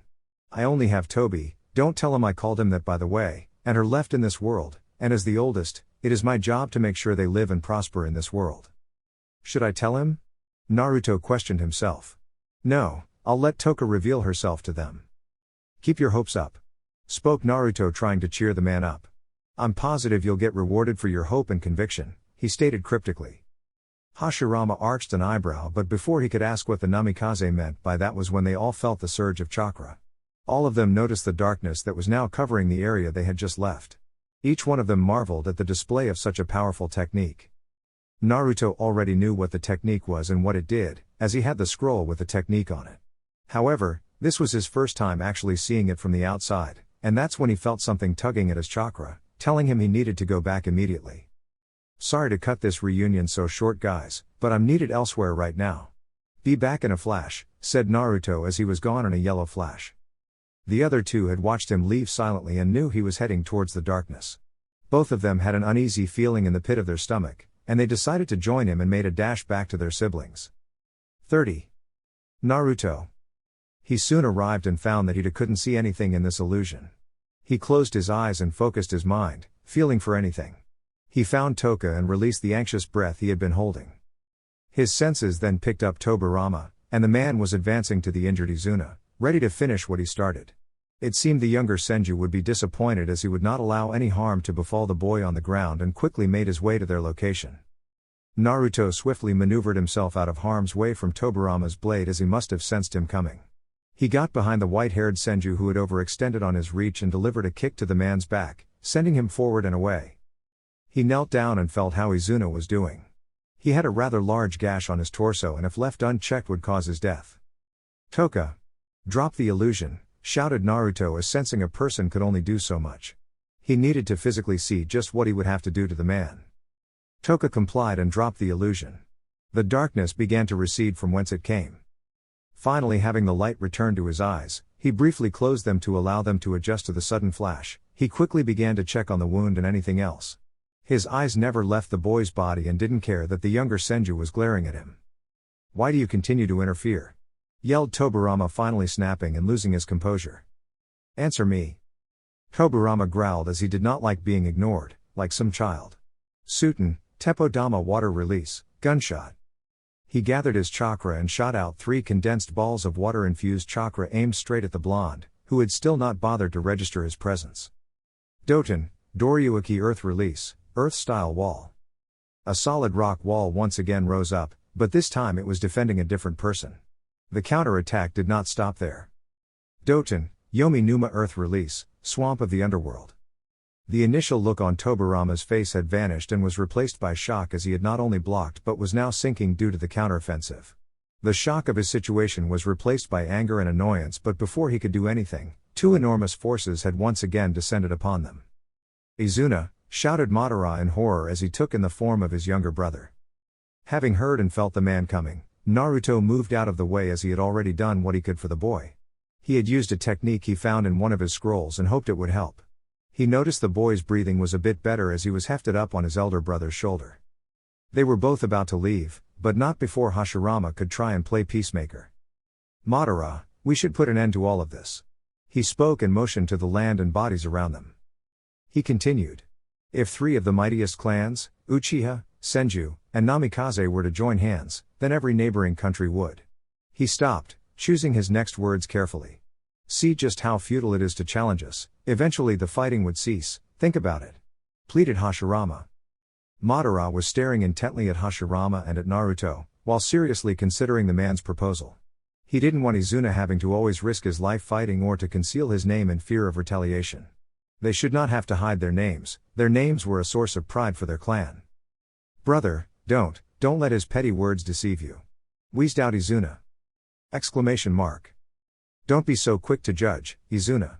Spoke Naruto. If it wasn't for me not hating you or your clan, then you wouldn't be alive right now, and would be dead. With you dead, then you would have left your brother alone in this world. Is that what you want? To keep fighting, then die and leave your sibling alone? Questioned Naruto coldly. Izuna had nothing to say to that as he knew it was true. He didn't think what his death would have done to his brother. He began to think on the man's words. Madara took in everything his friend has said as well, and he was right. He would have lost his last living sibling and he honestly didn't know what that would have done to him. He slowly reached into one of his pouches, pulled out a small ball and threw it on the ground. They were completely covered by smoke and by the time it cleared the 2 siblings were gone. Nobody dared make a move or a sound as the emotions rolling off of Hashirama were almost palpable if the man's face was anything to go by. Naruto just couldn't understand the Uchiha brothers' state of mind as he believed this to be a very easy decision. Well, let's just wait and see what happens, spoke Hashirama, whose attitude flipped around quickly. He was now looking directly at Naruto and his companion. You need something? Asked Naruto. I'm just curious as to who your companion is, Naruto. She is a very capable kunoichi if she is able to hold off both Tobi and Izuna, praised Hashirama. Don't call me that, brother, yelled Tobirama while still glaring at both Naruto and his companion. Hee, whoops, chuckled Hashirama awkwardly. Naruto ignored the scene the brothers were causing and gave Tōka the go-ahead if she wished to reveal who she was. He would follow whatever path she decided to take. She sighed at the two's antics and breathed in and out. Well, we were going to reveal things eventually, huh, Naruto-kun? Spoke Tōka. That's right, we were just waiting for the right opportunity for our comeback. He responded, agreeing with her. Right, well, for starters, both you, she pointed to Hashirama. And you, this time Tobirama, know who I actually am, she stated. ? Seeing their befuddled expressions, she held up her hand and released the genjutsu that had been masking her appearance. I can't believe Hashirama couldn't see through it. His mind must be plagued with thoughts of getting Madara to agree with him. She thought as to that being the reason he hadn't dispelled the illusion on her yet. Kai. With that, the illusion had begun to fade, revealing a completely different person. The person before them was different from what they remembered, but one look into her eyes and they knew just who this person was. Tōka-chan, is that you? Asked Hashirama, trembling as he slowly made his way over to her. He was in utter disbelief that this girl, woman, was his long-lost sister. He reached her and gave her a hug as the tears were flowing freely. She felt the embrace of her first brother and it just felt right to her. It had been a long time since she had just hugged her family. Another pair of arms wrapped around her and it was her other brother Tobirama who had gotten unstuck, and who had forgotten his previous anger. No words were said, as words alone could not convey what they were all feeling at the moment. For the first time in a long time, they were all together as a family.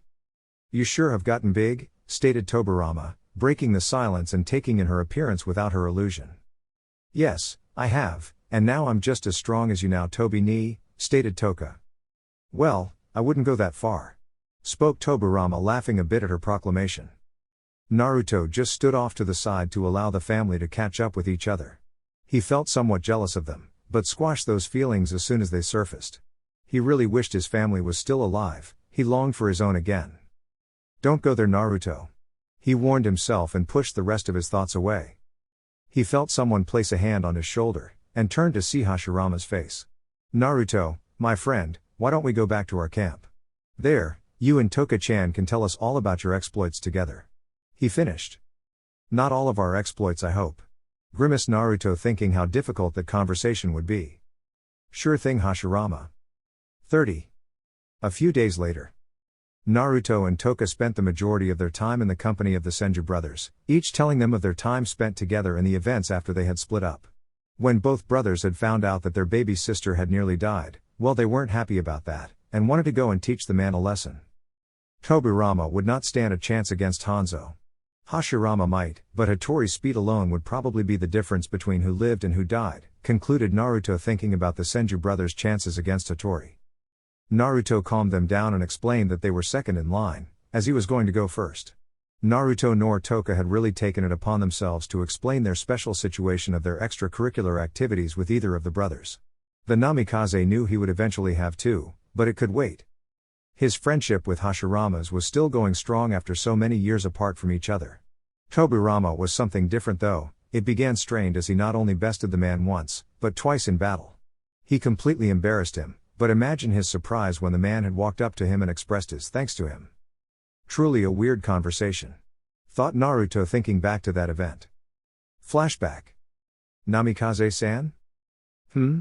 Naruto turned around to see it was Tobirama. Oh. Tobirama-san, what can I do for you? I just wish to express my thanks to you personally. Thank me? He responded, confused. What for? For taking care of my little sister, stated Tobirama and walked away. Flashback end. 30. That had been an interesting day to say the least, but he was glad the man didn't hate him for doing what had to be done. All four of them were currently enjoying their time not having to battle anyone when both Naruto and Tobirama felt two massive chakra signatures heading in their direction. Seeing the alarmed faces got the two remaining senju in the tent on alert. "What's wrong?" questioned the clan leader. "Two huge chakra signatures are coming this way," answered Tobirama. "Let's head outside and see what we're dealing with," said Naruto, and they all left. 30. Outside. Standing outside were two people that both Naruto and Hashirama had been expecting for some time now. However, what they were not expecting was the significant boost in chakra nor a change in either of their eyes. Madara and Izuna Uchiha were standing before the three senju, and one Namikaze. If I can recall, Hashirama called it the Mangekyo. Now it looks like something is overlapping the original pattern. I wonder what they did to their own eyes? Wondered Naruto as he kept staring at them. Izuna had taken notice of the man who had saved his life yet again, and he was staring at his brother's eyes. He decided to enlighten the man. "These are the eternal Mangekyo Sharingan, and with these neither my brother nor myself will ever go blind," spoke Izuna. "Blind? Eternal? Just what the hell is he talking about? Do they have an eye fetish or something?" Naruto thought in confusion. "Izuna," spoke Madara coldly. "Yes, brother?" he replied, surprised by his tone. "Do not speak of matters that do involve those of our clan," spoke the elder Uchiha, reprimanding his brother. Izuna shut his mouth and turned his head away in embarrassment for being scolded like a child. Hashirama kept quiet and stored that piece of information for later, but chose this time to speak his piece. "So, have you looked over the truce offer I sent you, Madara?" asked Hashirama. "I have, but I need to make sure of something before I agree to any of this talk of peace between our clans," stated Madara. "And that is?" asked Hashirama, awaiting the man's response. "You need to prove to me, that with you, me, Naruto, and this idea of a village that it will not only help me protect my brother, but my clan as well," spoke Madara, expressing his concerns. "I'm sorry, Naruto," he continued while apologizing. "But this has to be between myself and Hashirama. There are only things that can be conveyed when on the field of battle." Naruto did not like being left out, but understood where the man was coming from. There was more bad blood between Senju and Uchiha than there was between Uchiha and Namikaze. He reluctantly stepped aside, but he would step in should things begin to spiral out of control. "Very well then," sighed Naruto as he turned his head and gave a sidelong look to Izuna. Izuna noticed this. "I am going to stay out of this. Whatever my brother wishes to do, I will follow him. I am also withholding my judgment on this idea of a village, for now," stated Izuna. Naruto was glad the man across from him could see the logic behind this idea, even if he didn't quite believe in it right now. He nodded his head to him and got ready to watch the fight. 30. 1 month later. A single month had passed since the fight between rivals had occurred, and the blonde Namikaze had been bored ever since then. He stood off to the side as his two friends were bickering with each other again about something trivial. They were currently holding a small celebration as they had finally achieved a truce. It was located in the Namikaze ground, as the two other clans agreed this would be neutral territory for them. It had first been agreed upon during those weeks when the truce was being planned out. Flashback. "I'm so bored," sighed Naruto. He was standing off to the side and was silently watching as Hashirama and Madara were bickering like children while the special mediator merely watched. He still couldn't quite believe just how much these clans distrusted each other, but then again, his own didn't have any qualms with them nor they with his. It was because of this particular reason that the talks were being held on his clan territory. Neither clan felt safe being in enemy territory as they so put it, and he offered his own. Even still, with all that, they still couldn't agree to much. Hence the mediator. He thought. It was agreed upon by both parties to bring in someone who would provide balance between them. However, it needed to be a clan that was just as respected and feared, if a tier lower, than the Senju and Uchiha. He had offered up the Uzumaki clan as he personally knew their leader. They had both agreed. "And so here we are," he stated to himself. But then again, for them to even be around each other this much without killing each other is a personal best for them. He finished. Personal best for whom? He turned around and found a familiar face. "Oh. How have you been, Mito?" "Yo, Naruto." She greeted. "It's been pretty good, so I can't complain. A bit boring though ever since both you and Tōka-chan left though," she answered. "Really? It's been the exact opposite for the two of us," he responded. "Really?" she said, intrigued. "Do you have any stories to tell?" she asked. So he began to describe some of the things they had done while steering clear of the one that almost cost Tōka her life. They hadn't realized it, but the talks of a truce were beginning to dwindle down and an agreement had been met. "This is a rather historic moment, don't you think?" asked Naruto as he watched his two longest friends shake hands, signifying the union between them. "It is, and we were a part of it," replied Mito. With the talks of alliance now over and done with, the Uzumaki clan no longer needed to be present among these clans. They gathered themselves up and left in a matter of minutes back to their home. "Well, guess I'll see you when I see you, Naruto. Tell Tōka I said hi, bye-bye." She bid him farewell. Naruto waved farewell to one of the few friends he had and watched as they disappeared off into the distance, until he felt something. "PSST, Naruto, PSST, Naruto," whispered Hashirama, tugging on Naruto's pants. "Oi oi, watch the pants, buddy," spoke Naruto. "Unless you were hoping to see something," he teased. "Wha?" sputtered Hashirama. "No," he denied quickly, "I just wanted to know who you were talking to." "Oh, that was my friend, Uzumaki Mito. What about her?" questioned Naruto. "So that's her name." He trailed off. "Yeah, what about her?" Naruto repeated. "Do you know if she's—" He hesitated. "Seeing anyone?" inquired Hashirama, finally getting the words out. Naruto's jaw was now hanging slightly agape as he heard this, but schooled his features and responded. "Not that I know of. Why? You interested in her?" inquired Naruto. "Yeah, I am," he muttered in response. "Then why don't you try talking to her?" Naruto asked. I can't, I'd get too nervous and probably end up saying something dumb." "I could try talking to her for you," offered Naruto. "No, I would like to do this for myself," stated Hashirama. "Good luck with that then." "So," started Naruto, trying to change the subject. "How went the talk of the alliance?" "Very good, Shintaro-sama put anyone who acted out in their place. When all was said and done, I even offered their clan the option of joining our village." Now that grabbed Naruto's attention. "Oh? And how did that go?" "He politely declined the offer, and said they were going to build their own village," he explained. "However, he did say he would ally himself with us when both of our villages are completed." "Really? That's nice of him." "Indeed, but it's not too much of a stretch." "What do you mean?" a confused Naruto asked. "Because we of the Senju clan are distantly related to the Uzumaki clan," Hashirama explained. "Really? Now that I didn't know, and hey, we have the solution to your crush as well." "And that is?" trailed Hashirama. "You can just marry Mito and boom, we have our first solid alliance between two villages," explained the Namikaze. "Hey, that's actually not a bad idea," said Hashirama, giving the idea some serious thought. Flashback end. 30. That was certainly an interesting conversation, Naruto thought. And to think, it only took place 1 month ago. He wandered out of his musings and briefly moved his gaze to some Senju and Uchiha. He could see it as clear as day. There was this feeling that emanated from most members: relief. They were relieved that there would be no more fighting between their clans while their children could finally have a chance to flourish in this world. He returned his attention back to his two bickering friends and shook his head with a smile. They would never change, and he wouldn't want them to. He began to make his move over to them when a sudden thought struck him. Just how are we going to go about constructing a village? He questioned himself. Plus, how are the other clans going to respond to this? He added. 30. 4 months later.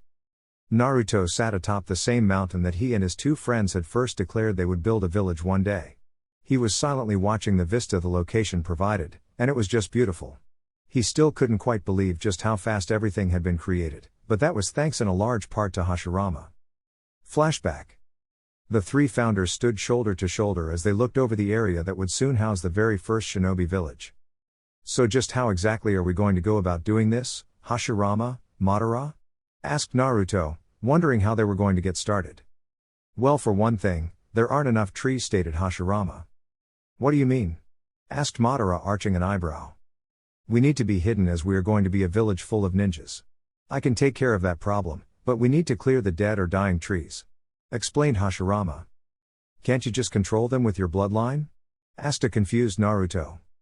No, my trees are life-given form, but sadly those trees over have either already died or are already beginning to lose their vitality, explained Hashirama sadly. Very well then, Naruto and myself will clear out the trees and you will replace them with stronger ones, stated Madara as he and Naruto were already forming their seals. Kaden, Goka Mesitsu fire release, great fire destruction. Both men expelled massive streams of intense flames that engulfed the area, setting ablaze a majority of the dying trees. They both kept this up for a few seconds before Hashirama told them to stop. They both cut off the flow of chakra, but now the flames needed to be quelled, lest they burn the entirety of the forest. Naruto made a single-hand seal. Suten, Mizurappa water release, water trumpet. Naruto held one hand to his mouth and shot out a jet of water, giving him the appearance he was playing an instrument. He quickly drowned the flames before they did more damage, and so with his job now done, he left the rest up to the Senju leader. Started Hashirama before trailing off. This is fine, good job guys. I'll handle the rest. Tiger, Ram, Snake. Mukuten Haijutsu, Jukai Katan would release secret technique, nativity of a world of trees. With those words leaving his mouth, a plethora of trees sprouted before their very eyes. The spots that had once held smoldering scorches of earth were now replaced with much stronger, and larger looking trees. A rather large space had been left open. It's really happening, thought Naruto, as they were finally constructing their own village with the permission of the daimyo of Fire Country. It had not been hard to convince the man, as they would protect his country so long as he did his part and helped to finance the village. It was a give and take relationship. Why is there a large open space? Asked Naruto. Okay, I've given us the foundation, and the reason why there is a large open space is because that is where we are building the village. Answered Hashirama, earning surprised looks from both Namikaze and Uchiha. Naruto let out a low whistle. Okay, that is impressive. The width of the area down there is about or possibly wider than the mountain behind it. But what about walls? I don't think regular earth walls will suffice or stop certain attacks. Questioned Naruto. I agree with Naruto, stated Madara. Earth walls would not last against an army of Raiden users. He added. Don't worry about that either, I've got it covered, said Hashirama reassuringly, before going through hand seals again. Mukuten, Jukai Heki would release, World of Trees wall. Around the oval space that had been daft, rose many branches that were intertwining with each other until they finally formed a cohesive wooden wall. After finally stopping in their growth, the wall smoothed out and stood firmly at what seemed to be about 30 to 35 feet in length. Okay, that's done. All we need to do is actually begin building homes or anything our people are going to need. Spoke Hashirama. Oh, and before I forget, I have some news you both might be interested in. And that would be? Asked Madara. Other clans wished to join us, as soon as they heard about our village, exclaimed Hashirama, full of excitement. Oh? Now that had gotten the other two leaders' attention. Like who? Well, for starters, the Shimura and Sarutobi clans wished to join us, said Hashirama in glee. The reactions were varied. Madara had one of disbelief while Naruto was frowning. Naruto was not fond of what had happened a few years ago with Sarutobi Sasuke, but he guessed it was time to let that go. Those are just among the first that wished to join our village. I'm positive that in the coming years, more clans will be joining. Spoke Hashirama. That's good. A village with our 3 clans should stand as the strongest, and we should only let the strong clans join, said Madara. We'll. Started Hashirama. We can cross that bridge when we come up to it. Well, if we're trying to get the strongest clans for our village, then I may have one in mind. This time it was Naruto who spoke. Both Senju and Uchiha remained quiet, and so he continued. Tōka told me of a clan from this tiny settlement where they mainly focus on genjutsu. Humph, what do we want with those who only use illusions? Criticized Madara. Naruto spoke up before the man could say any more. You didn't let me finish. Apparently, some of them are born with such prodigious talent in the art, that they can bring their illusions to life and kill people with them. Finished Naruto, now grabbing their full attention. Really now? Well, you have my curiosity piqued. If they can really do that, then we must try and bring them here. As I've never heard of something like that, said Madara, now wishing to see this for himself. Nor have I. What's the name of this clan? Asked Hashirama, also just as interested. She told me they were called the Kurama clan. Flashback end. 30. The rest of the construction had gone somewhat smoothly. It was not resources nor was it manpower that had caused the ripple, but space. It was agreed upon that each clan would reside in different parts of the village. The Namikaze was closest to the front of the village as they were going to be the first line of defense. With their speed, metal, and eye techniques, they would prove a difficult matchup. The Senju were located near the Namikaze but far enough they were considered to be in the middle of the village. They were the mid-range fighters. The Uchiha were the farthest from the other two and were somewhere near the back, as they were the long-range fighters but would also watch out for any attacks from behind them. These three clans were the first, second, and third lines of defense, and would integrate any new clans into their defensive system when they came. Things had once again settled down, and the flow of work had resumed once again. Most of the buildings had been built using the wood provided by Hashirama while other buildings were made of sterner stuff. The Khotan users from the Namikaze clan had provided the metal to some of the more important buildings. The village was now coming along nicely thanks to a full team effort from all members of the three clans. Now once again, the three were standing atop the mountain watching their people scurry about their lives. "Do you both remember what we talked about, here, as kids?" asked Hashirama continuing to watch over the village. "Yeah," answered Madara. "Of course," responded Naruto, as he was semi-paying attention and was looking over at his compound from a distance. His clan was actually the smallest of the three, but no less dangerous. In terms of land, his clan was given the smallest of the three, but it would still be much larger than what the new clans who decided to join would receive. Expansion was still possible, by many miles. The biggest pieces of land went to the Uchiha and the Senju clans, as they had many more members at the moment. Each clan had decided to erect walls around their compounds for privacy, but he had taken it a step further. Instead of regular walls, he had the walls made of steel and placed a few distortion seals around the walls to make them appear as regular walls, so any dumb enough to attack them would be in for a surprise.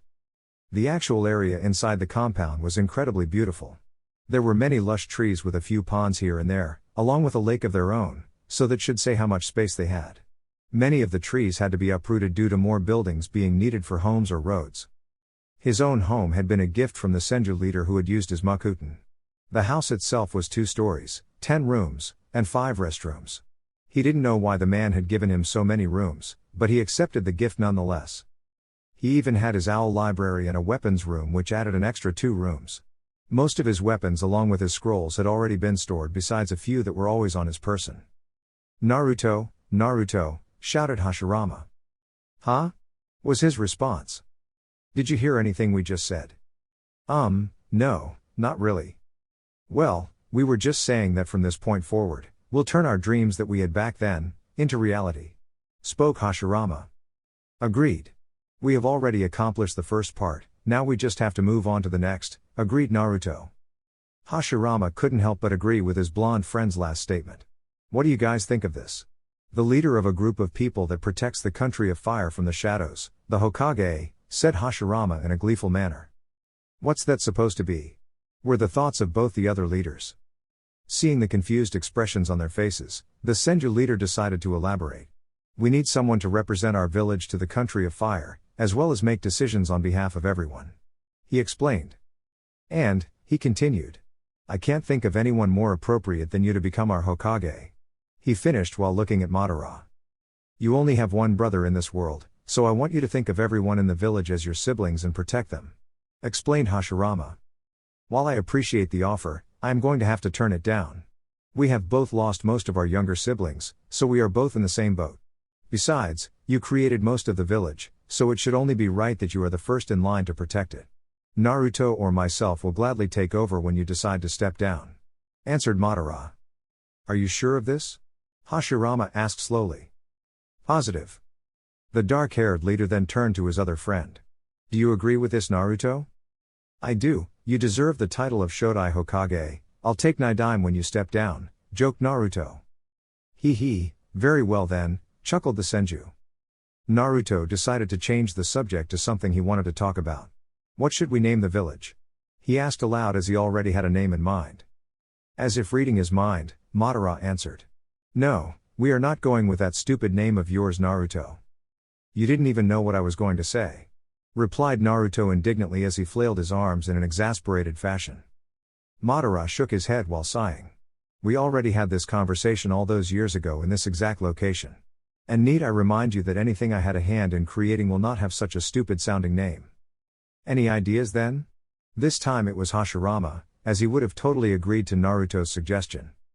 Hummed Madara in thought as he picked up a leaf with a hole in the center while simultaneously looking through it at the village. "Konoha, The village hidden in the leaves, how's that? Hashirama merely sighed at his friend. So, simple. He repeated as his friend did not have any imagination.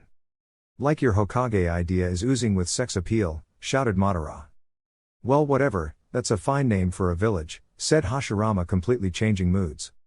Naruto had just stayed quiet during the whole married couple feud his two friends seemed to frequently have. He was thinking of the future of not only his clan or with Tōka, but of the village itself. He heard some footsteps in the distance, and turned his head to see it was Tobirama here to take his brother away for a meeting with the fire daimyo. Well, I'll be back later. You two just go and do whatever it is you usually do. And with that the Senju leader disappeared along with his brother. Kana Hagakure no Sato ha? I look forward to seeing how your creation will affect the rest of the shinobi world. Thought Naruto as he left following Madara's absence. And so with that, Konoha was born. Chapter 9 A few days had come and gone since the surreal feeling of finally having built Konoha and having it unveiled for the world to see had worn off. While the position of leader had been offered to two others, it was by unanimous vote amongst the village's inhabitants along with the backing of the daimyo of Hai no Kuni that a leader had been chosen. Senju Hashirama was chosen to bear the title of Shodai Hokage First Fire Shadow. The man had built the foundation upon which the village rested on and that which surrounded it. Of course this wasn't done alone, as two men he considered brothers had helped in its creation. All three of these men were touted as the strongest, and they were currently residing in the new office of the Hokage. Each man was regarding the other with their most hardened gaze.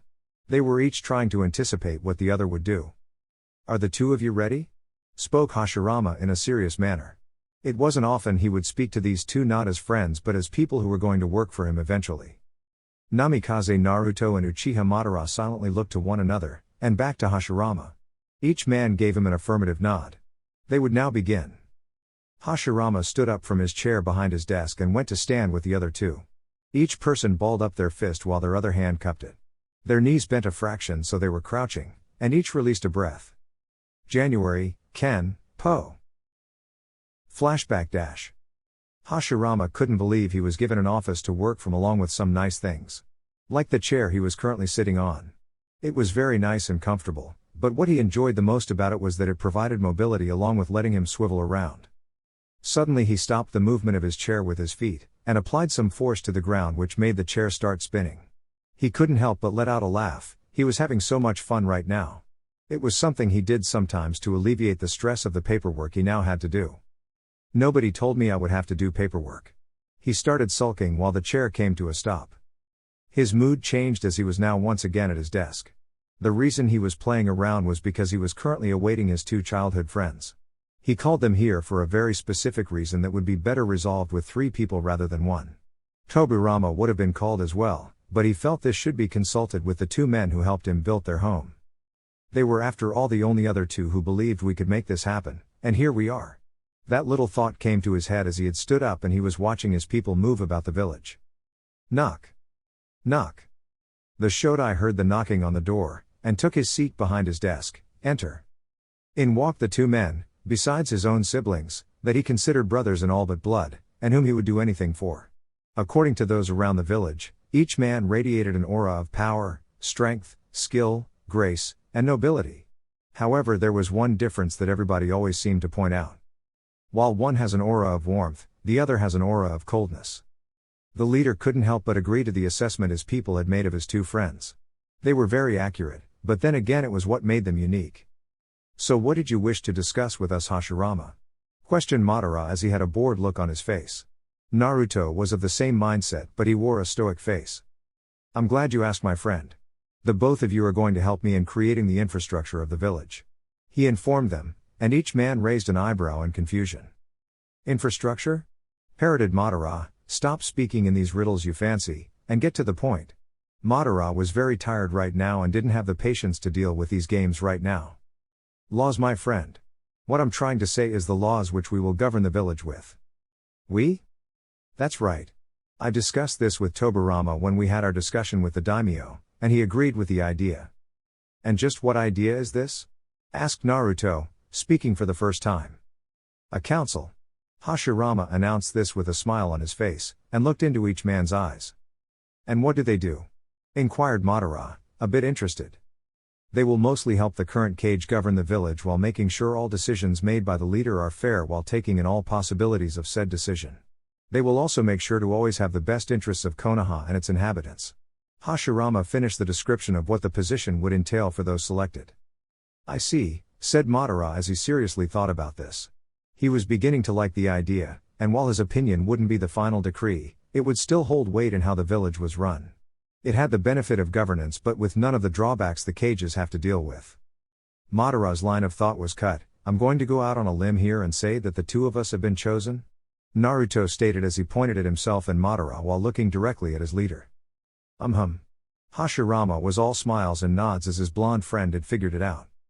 Both clan leaders looked to the other, and back to Hashirama. I accept/refuse. Both men announced at the same time. The black-haired Senju was honestly very surprised that one of them had refused, and it was the one he had least suspected. Why don't you want the position, Naruto? I actually have a very valid reason as to why I have declined, replied the blonde. And that reason is? Hashirama drawled out with his hands, fishing for an answer. He wanted to know why one of his best friends declined. I will tell you, but I need Tobirama here for this. Tobi? Said a surprised Hashirama. Why would you need him for? Naruto nodded. Yes, we both actually came up with an idea, so I feel he should be here to help explain it.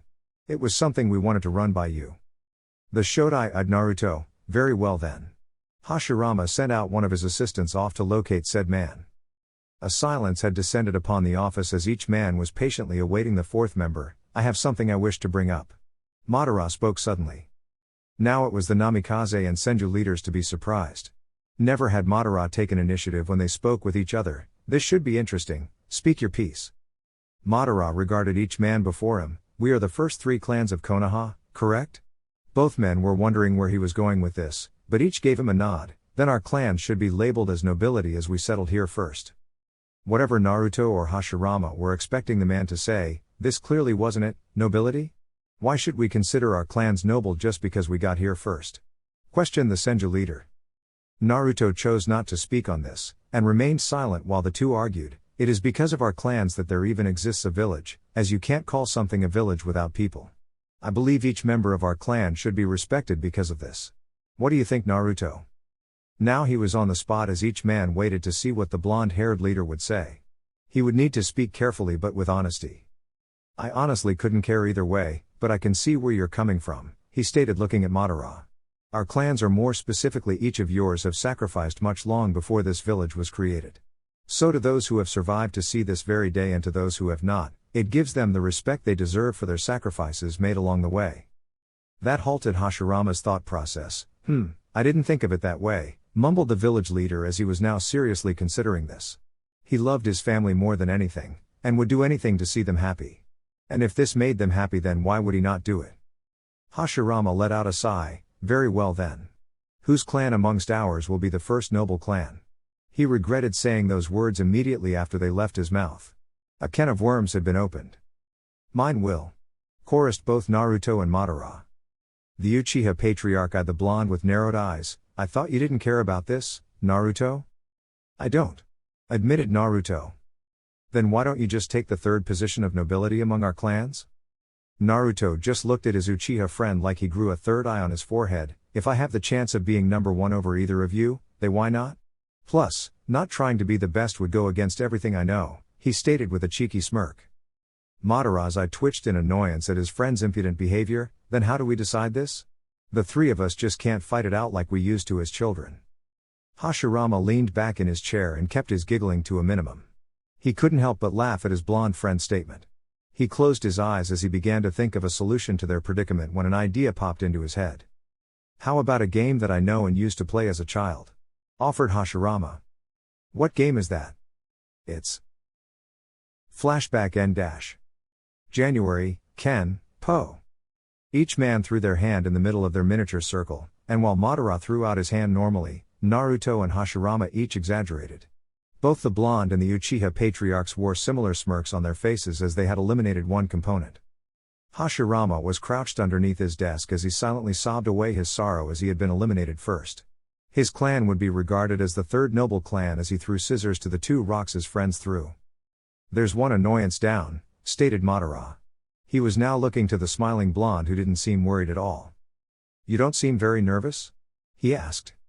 "Why should I be when I know I will be the last man standing?" declared Naruto. Such arrogance. Madara merely shook his head, and when he won it would be all the sweeter. January, Ken, Po. Both men threw their hands down simultaneously. Having finally gotten out of his depression, Hashirama looked over his desk to see who the last man standing was. "Ha!" Naruto was gloating as he pointed his finger directly in the face of the brooding Uchiha. "Told you I would win in the end." Naruto was now openly laughing at the other two. I guess the Uchiha are the second noble clan. It was very hard for him to say that as he made a face when he did, but he did find some consolation. "At least we aren't third." Madara took solace in that. "Whatever you guys," muttered Hashirama. "Do you think we should add one more?" he asked suddenly. "What, another noble clan?" asked Naruto. "Yes, I mean the number 3 is just an odd number. How about 4 noble clans?" "But who would the 4th noble clan be?" Madara asked the question that everyone was thinking, but didn't ask. There are only 3 clans present. We'll just add the next clan to pass throughout gates as the 4th," suggested Hashirama. Naruto chuckled at such laid-back attitude. Seems like a lazy way to go about it, but then again it is his choice as leader. "Knock. Knock. Enter," called out Hashirama. In walked one Senju Tobirama, and it was clear as day that something had annoyed the man if the scowl he wore was any indication. "You know that if you keep your face like that it will stay like that," said Naruto with a smirk as he was trying to get him to loosen up. Tobirama growled at the statement. "Silence, Namikaze-san." The white-haired Senju was in no mood. He looked towards his brother, and acknowledged Madara's presence. "What did you need, brother?" Hashirama shook his head at his brother's behavior as they would have a talk later. He looked to Naruto and gave him the floor. "We were actually discussing the idea of village counselors, but I refused as I wanted to initiate the idea we both came up with," stated Naruto looking at Tobirama. Tobirama was actually very surprised that this was the reason he was called for. This idea would take a few years to get up off the ground. "You want to create the organization already?" "Organization?" Hashirama voiced his question. Tobirama and Naruto looked to one another before nodding. "Yes, it will be an organization that will consist of elite shinobi units that only take orders from the current Hokage. They are the elite of the elite and will only take on the hardest of assignments. They are those who work in the shadows to protect Konoha," stated Tobirama. "And just what sort of assignments do these shinobi take?" This time it was Madara who asked. He was rather curious of this as well. "They range from assassination, torture, capture, scouting, extraction, information gathering, just to name a few." As he heard all of this, Hashirama couldn't help but frown at his two brothers for this idea. "Naruto, Tobi, we don't need people to do these types of missions. Especially with the peace we are trying to achieve here." He voiced his displeasure. "It's just an overview, Hashirama. You have to remember that you alone can control them, and if you don't want them doing assassinations then don't. Have them do something else, they won't question their leader," said Naruto as he knew how it was in Hashirama's nature to avoid conflict. Granted, the man would use force when push came to shove, but he would rarely use it. The Shodai abruptly closed his mouth when he heard the blonde's reasoning, and took a thinking pose to ponder this. What both men were proposing did sound like it would help the village in the long run. But there was one thing that sold him on the idea. "Only I will be able to control them." He chose his next words carefully. "Let's say I give the go-ahead on this. Just how would you go about setting it up?" questioned the Shodai. "We would set up the organization in a secluded area of the village. No one, aside from the Hokage and current group leader, would know the member's identity. Age, gender, sexuality, just to name a few, will not play a role in whether someone is recruited or volunteers. All that matters is skill." Hashirama was evaluating everything he had just heard. "I can see that both of you have been thinking about this for a while now." Both nodded and he was silent. "We will give this an opportunity to see how it will work. But who will be in charge?" Naruto stepped forward. "I would like to take command of this, Hashirama. I have some experience in doing stuff like this." He freely admitted but revealed nothing. Each man gave him a questioning gaze but didn't comment on it. They knew he would be perfect for the job, and while all of them could indeed be stealthy, it was not their forte. They were used to fighting out in the open, in the light. "Very well then, Naruto, you will be in charge of this. I want you to keep me updated constantly on anything you do. Is that understood?" Hashirama addressed him. "Hi, Hokage-sama. Naruto thanked him by showing him the respect he deserved as Hokage. He would need to do this now as he was under direct employ from Hashirama.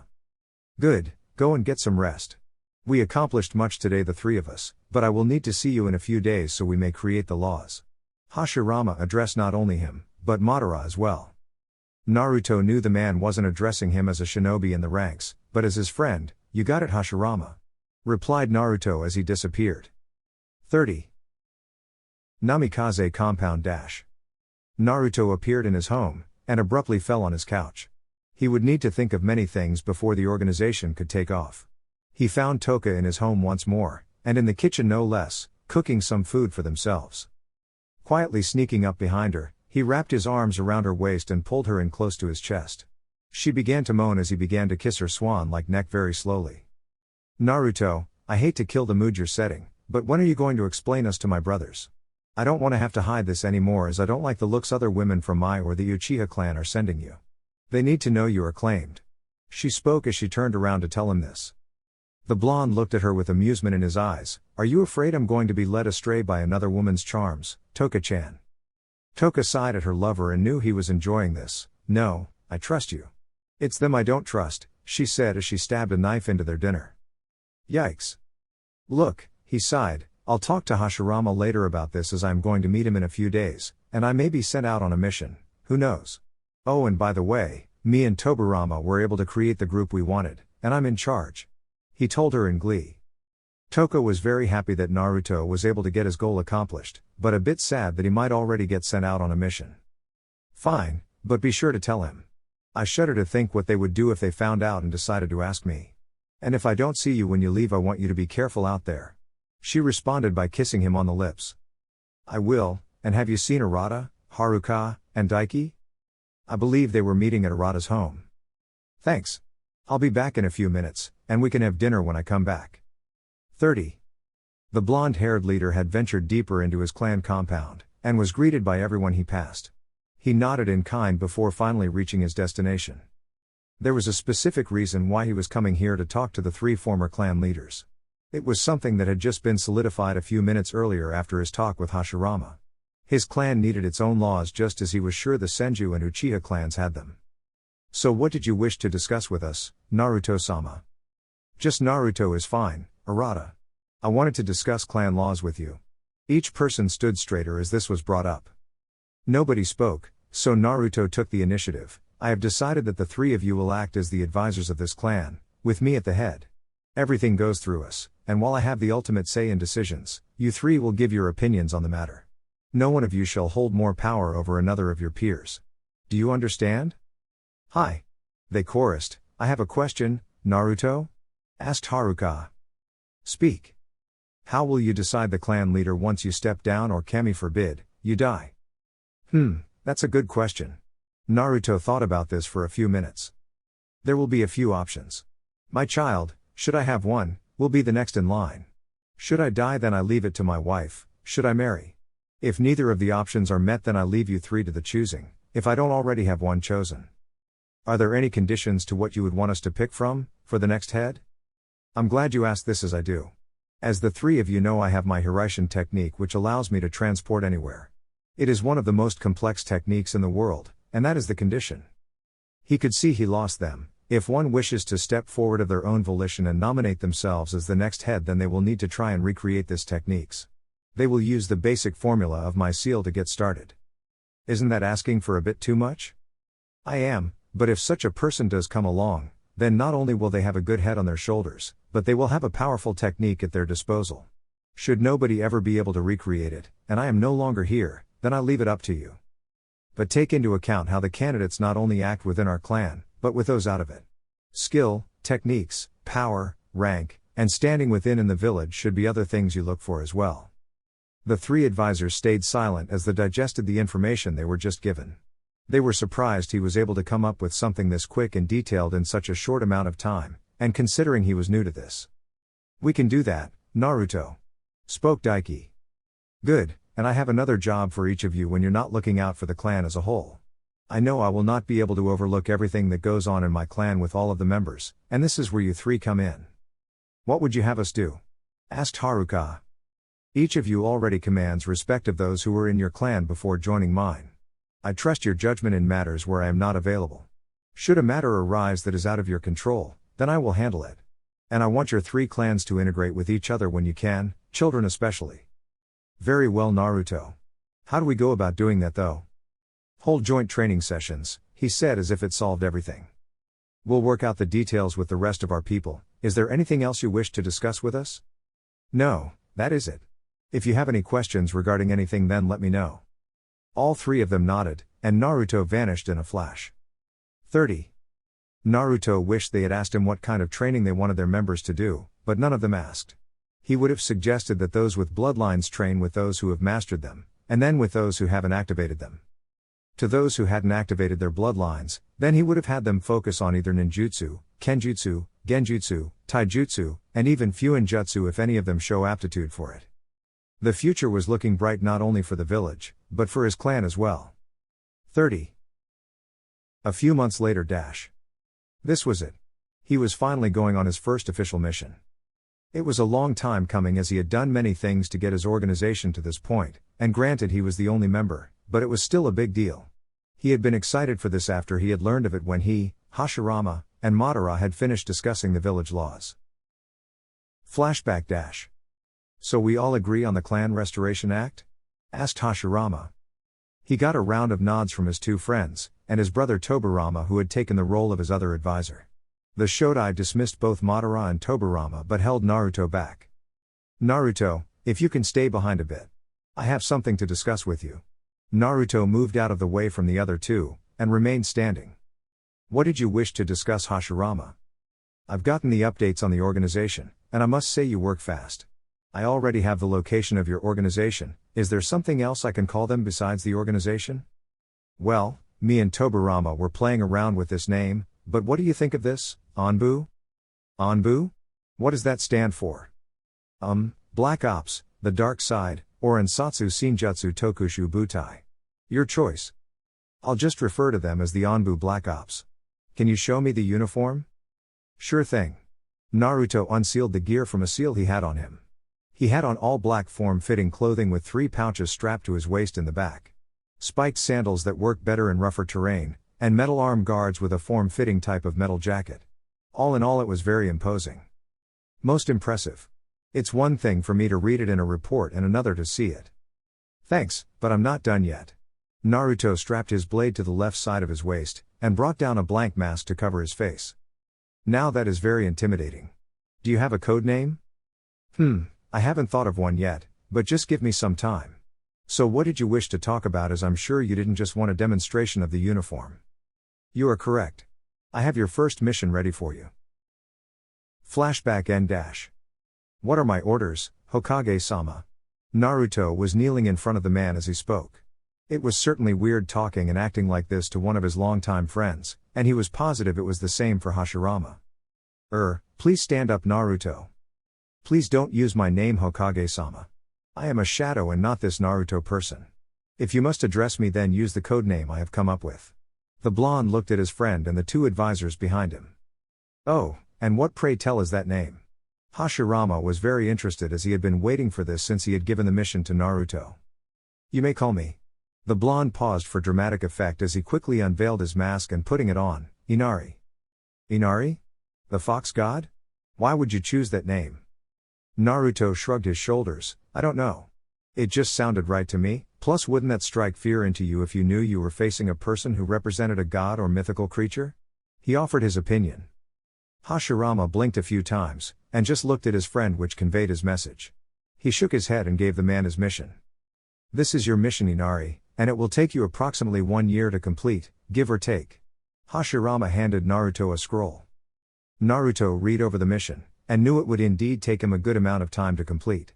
It might not take him a full year, but you never know. I can also use this opportunity to investigate that man, since I'm going to be out of the village. Naruto would use shadow clones to do some investigating. Understood, Hokage-sama. I'll see you all in 1 year, and hopefully by then we may have an establishment that sells ramen.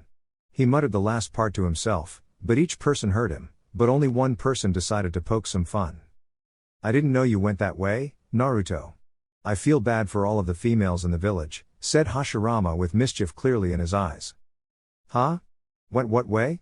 Naruto wasn't sure just what his friend was insinuating, but he didn't like the tone of voice he heard or the look in his eyes. Turns out he was right. Why that you like raw men? Hashirama was using every ounce of willpower he had so as to not lose himself in his laughter. It was his best joke to date. The blonde sputtered at the insinuation his friend just threw at him, and that's when he heard stifling laughter. The other two merely stood silent, but he could see them hiding their smirks. He needed to put an end to this. He was into women, damn it. Hashirama. The laughing Senju stopped his laughter, but kept on chuckling a bit regardless of the sharp tone his friend's voice just took. If you ever say that to me again or about me, then I'm going to kill you, Hokage or not. Naruto threw out his threat, but Hashirama just brushed it off like it was nothing. He continued to laugh at Naruto, but his laughter died when he heard the next words out the blonde's mouth. Plus, how can you be saying that when me and your sister are bumping and grinding at night together? Naruto stopped then and there. He did not mean to say that, and he now knew he was in something deep. His friend's eyes along with his brother's were overshadowed by their hair. Each man was trying to wrap their heads around this, and you could hear the silent laughing by the one occupant this did not affect. This has been a productive meeting. Madara was very amused as he looked to the two Senjus in the room. And perhaps Naruto can help me with something when he returns. Naruto. Well, I was planning on telling you both at some point, and I would just love to sit here and chat about it, but I have a mission to go and do. Later. Naruto quickly bid them a farewell and vanished from the office. Naruto. Tōka. 30. The blonde had quickly made his departure from the office, and found himself in his own home. He really needed to leave so his friend could cool down, but he needed to inform Tōka just what was going down. Tōka. He found her in the living room. I'm going on my mission now, and I won't be back for a year. I love you and I'll see you soon. He said all of this in rapid succession as he gave her a kiss, and turned away ready to leave, but stopped. Oh, and just to let you know, and you shouldn't be worried or anything, but I may have blabbed about us seeing each other in so many words in front of your brothers. Well, I gotta go now, mission and all that. Bye. Finally, with his piece said, he vanished again. Tōka didn't have a chance to answer back and just kept staring at the spot he was just standing at. And before she could open her mouth to shout out her anger and frustrations at what he'd just done, someone else beat her to it. Naruto. She blanched as she knew just who that voice belonged to, her older brother. Maybe if she left he couldn't find her. Tōka. She paled as white as the sheets that were covering their bed, and knew she would be in for a very serious but awkward conversation.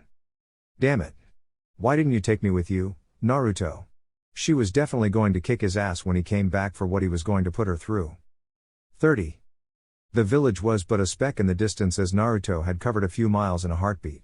He felt a cold shiver run throughout his body which made his hair stand up on end. It didn't bode well for him when he heard his name screamed, and clearly by Tōka. Oh man. He groaned, I am in deep shit when I come back. Not only would his girlfriend be very pissed at him, but then he also would have to deal with her two protective brothers. Definitely wasn't the way I wanted to drop that information on them.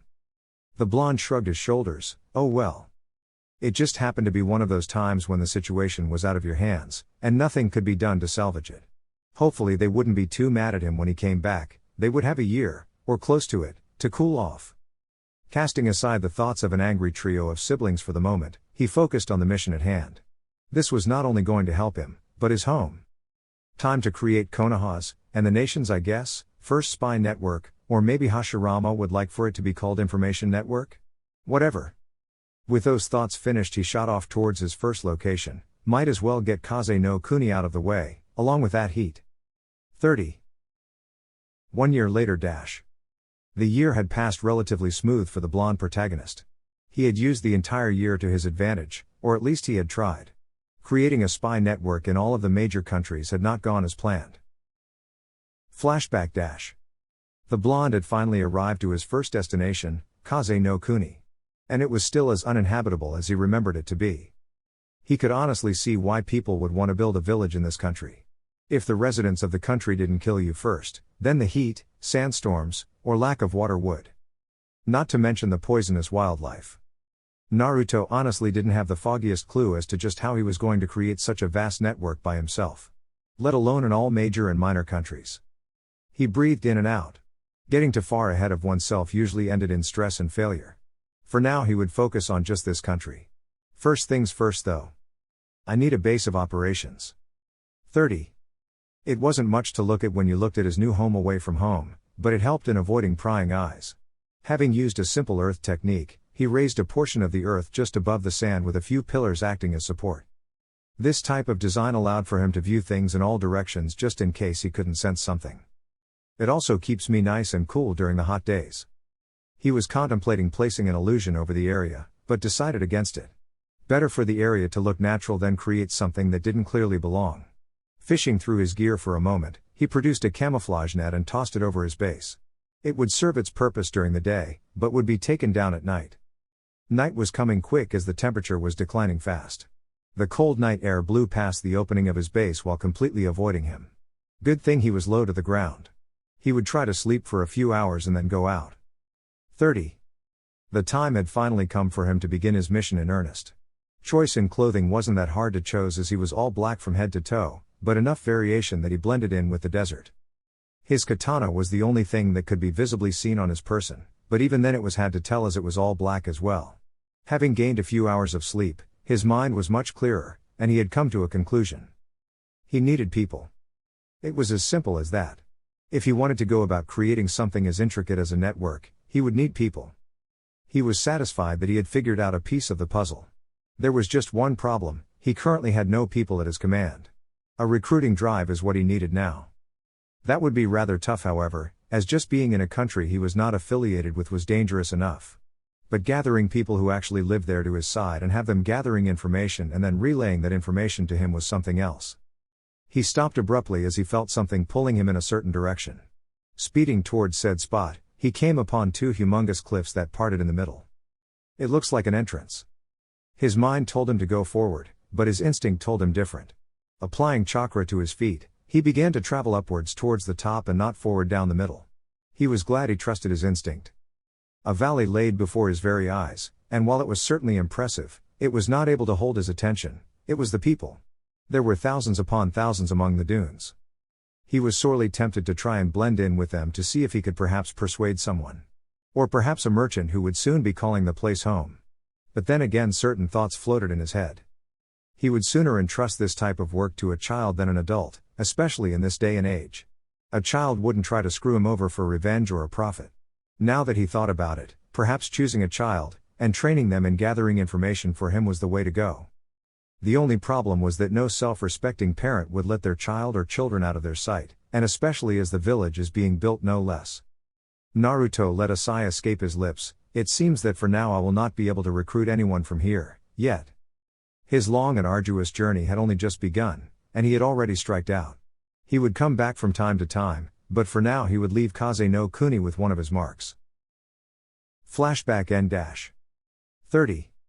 After having finally left that country, he had went to his next destinations. It was mostly the major countries right now, as they had more resources to create a village than any of the minor ones. He kept running into the same problem over and over. Trust is a hard thing to give to someone you don't know. He just couldn't bring himself to give a random person such a serious job. This had persisted for him when he had went to Tsuchi no Kuni, Kaminari no Kuni, and Mizu no Kuni. Having had the same outcome as the first country, he repeated the same thing. He left his mark in each country. With his mission complete, he was on his way back home to give a report on his findings. And while this endeavor yielded little results, his other objective didn't reveal anything much of anything. Oh, he had heard wisps of information regarding a masked man, but that was it. He was starting to get extremely frustrated with how little there was to find on this person. Letting out a breath, he calmed himself. No point in getting angry or upset at something that wasn't in front of him. Dread was beginning to fill him as he was in view of the village gates, and hoped beyond hope that everyone had forgotten about the fiasco earlier that year. Unfortunately, he knew that with his luck regarding people, it would happen anyway. Time to face the music. Naruto vanished in a blur before reaching the gates. 30. Reporting in, Hokage-sama. Naruto knelt on one knee before his leader. He quickly sensed that they were not alone. His two advisors and a woman were in there as well. I wonder why Tōka is here? Hashirama was using every ounce of willpower he had to stop himself from strangling the man before him. The two of them, along with Tōka, were going to have a serious talk. Report. Naruto took a moment to compose himself. He gave his report on just what he had seen in each country along with an update on the network. Having finished his report, he took in all of the reactions from everyone present. Hashirama was the first to speak. In your own assessment, how long do you think before these other villages are created? As much as he was still sore about his sister, he was a leader right now and not a brother. He needed to make sure that nothing would come to harm his people or his home. It's hard to say. They don't have the same amount of skill our people have or the exact amount of resources. If I had to give it a timetable, then I would say they should finish within a year at the earliest or 2 years at the latest. Naruto offered his honest opinion. I see, Hashirama said more to himself than to anyone else. Very well then, you are dismissed, Inari. Naruto's body visibly relaxed, and got up ready to leave quickly, but you can stay, Namikaze Naruto. We have things to discuss. The blonde-haired Namikaze just barely managed to silence his groan and nodded. Very well, what did you wish to discuss, Hokage-sama? The Shodai shook his head. Naruto, right now I am not speaking to you as Hokage to Shinobi. But friend to friend, and her brother. He added as an afterthought. Got it. This was going to be a very awkward for everyone, so, you and my sister. Naruto just looked at his friend, and then towards the woman in question. She was looking at him in equal parts anger and worry. That settled it for him then and there. She wouldn't be showing those types of emotions towards him if she didn't care deeply for him. Yeah, me and your sister. Before you tear me a new one, can you give me a few seconds to do something I should have done a few years ago, said Naruto, now looking only at her. And what's that? Asked Hashirama. If the man was truly honest with himself, he wasn't as mad as he was when he first found out what was going on. If the stories Naruto and his sister had told him were true, then he was glad she was able to find someone like him. Naruto's gaze had never once left her eyes, and he took a step forward. Senju Tōka, from the moment we met we've been in life or death situations. And it was through our ability to trust one another that we have come this far. You are one of my best friends, my confidant, and my anchor, Naruto said as he muttered the last one. He got on one knee. Everyone in the room was confused as to just what he was doing. What are you doing, Naruto-kun? Something I should have done a long time ago. This is it. He was going to try something he had seen on his travels. Flashback dash. With his mission halfway finished, he decided to stop at an out-of-the-way town. He would rest here for a few hours before moving on. As he moved silently through the various buildings, he came across one that caught his attention. Or more precisely, the amount of people that surrounded one. Many of them were dressed in very finely woven clothes. Is there a special occasion going on? Those outside began to shuffle inside of the building. Curiosity getting the better of him, he moved over to an open window, and decided to eavesdrop. There was a man and a woman. Each dressed much more elegantly than the others by far. From what he could hear from the whispering of the guests, these two in the front were getting married. Marriage? The word sounded foreign to him. From what he gathered from the gossiping women, marriage was a bond that two people shared with one they loved. Apparently it was by far a much deeper bond than what someone who wasn't married had. He was confused by this and would need to gather more information. He continued to watch with fascination, and before he knew it, it was over. Acting quickly, he changed his appearance and moved seamlessly through the ocean of people. The blonde wanted to ask some questions, and who better than the man that preformed the event? Finally he was within earshot of the man. Excuse me, but can you give me more information on the subject of marriage? An old man had turned around when he heard the question. He smiled when he saw it was a young man who had asked. What would you like to know? Flashback end dash. Senju Tōka, will you marry me? Tōka's breath hitched as she gasped at his sudden declaration. Naruto was glad he had listened to the old man, as he had instructed him about getting on one knee. The younger sister of Hashirama was blushing up a storm. Mostly only civilians ever got married, and she would have been lying to herself if she had never thought of the prospect. Never did she think it would have actually happened though, as those in her profession didn't live very long. It was like a dream come to life for her. Why didn't he just say that to begin with? Aye. Everyone, including Madara, was holding their breath, clearly awaiting her response. Yes. I would love to marry you. She answered as she ran up with some tears in her eyes and kissed him on the lips. All this was done despite her two brothers being in the room. The two elder brothers couldn't really bring themselves to disrupt this and have their personal talk with Naruto. Seeing their sister smiling like this brought a smile to their own faces, and went to congratulate them. And so with that the first union was struck between the Senju and Namikaze clans. 30. 2 years later dash. With 2 years having gone by in the blink of an eye, officially making 3 years since Konoha had been in existence. Much has happened in the span of 2 years, chief among the new clans joining, and another joining of 2 people.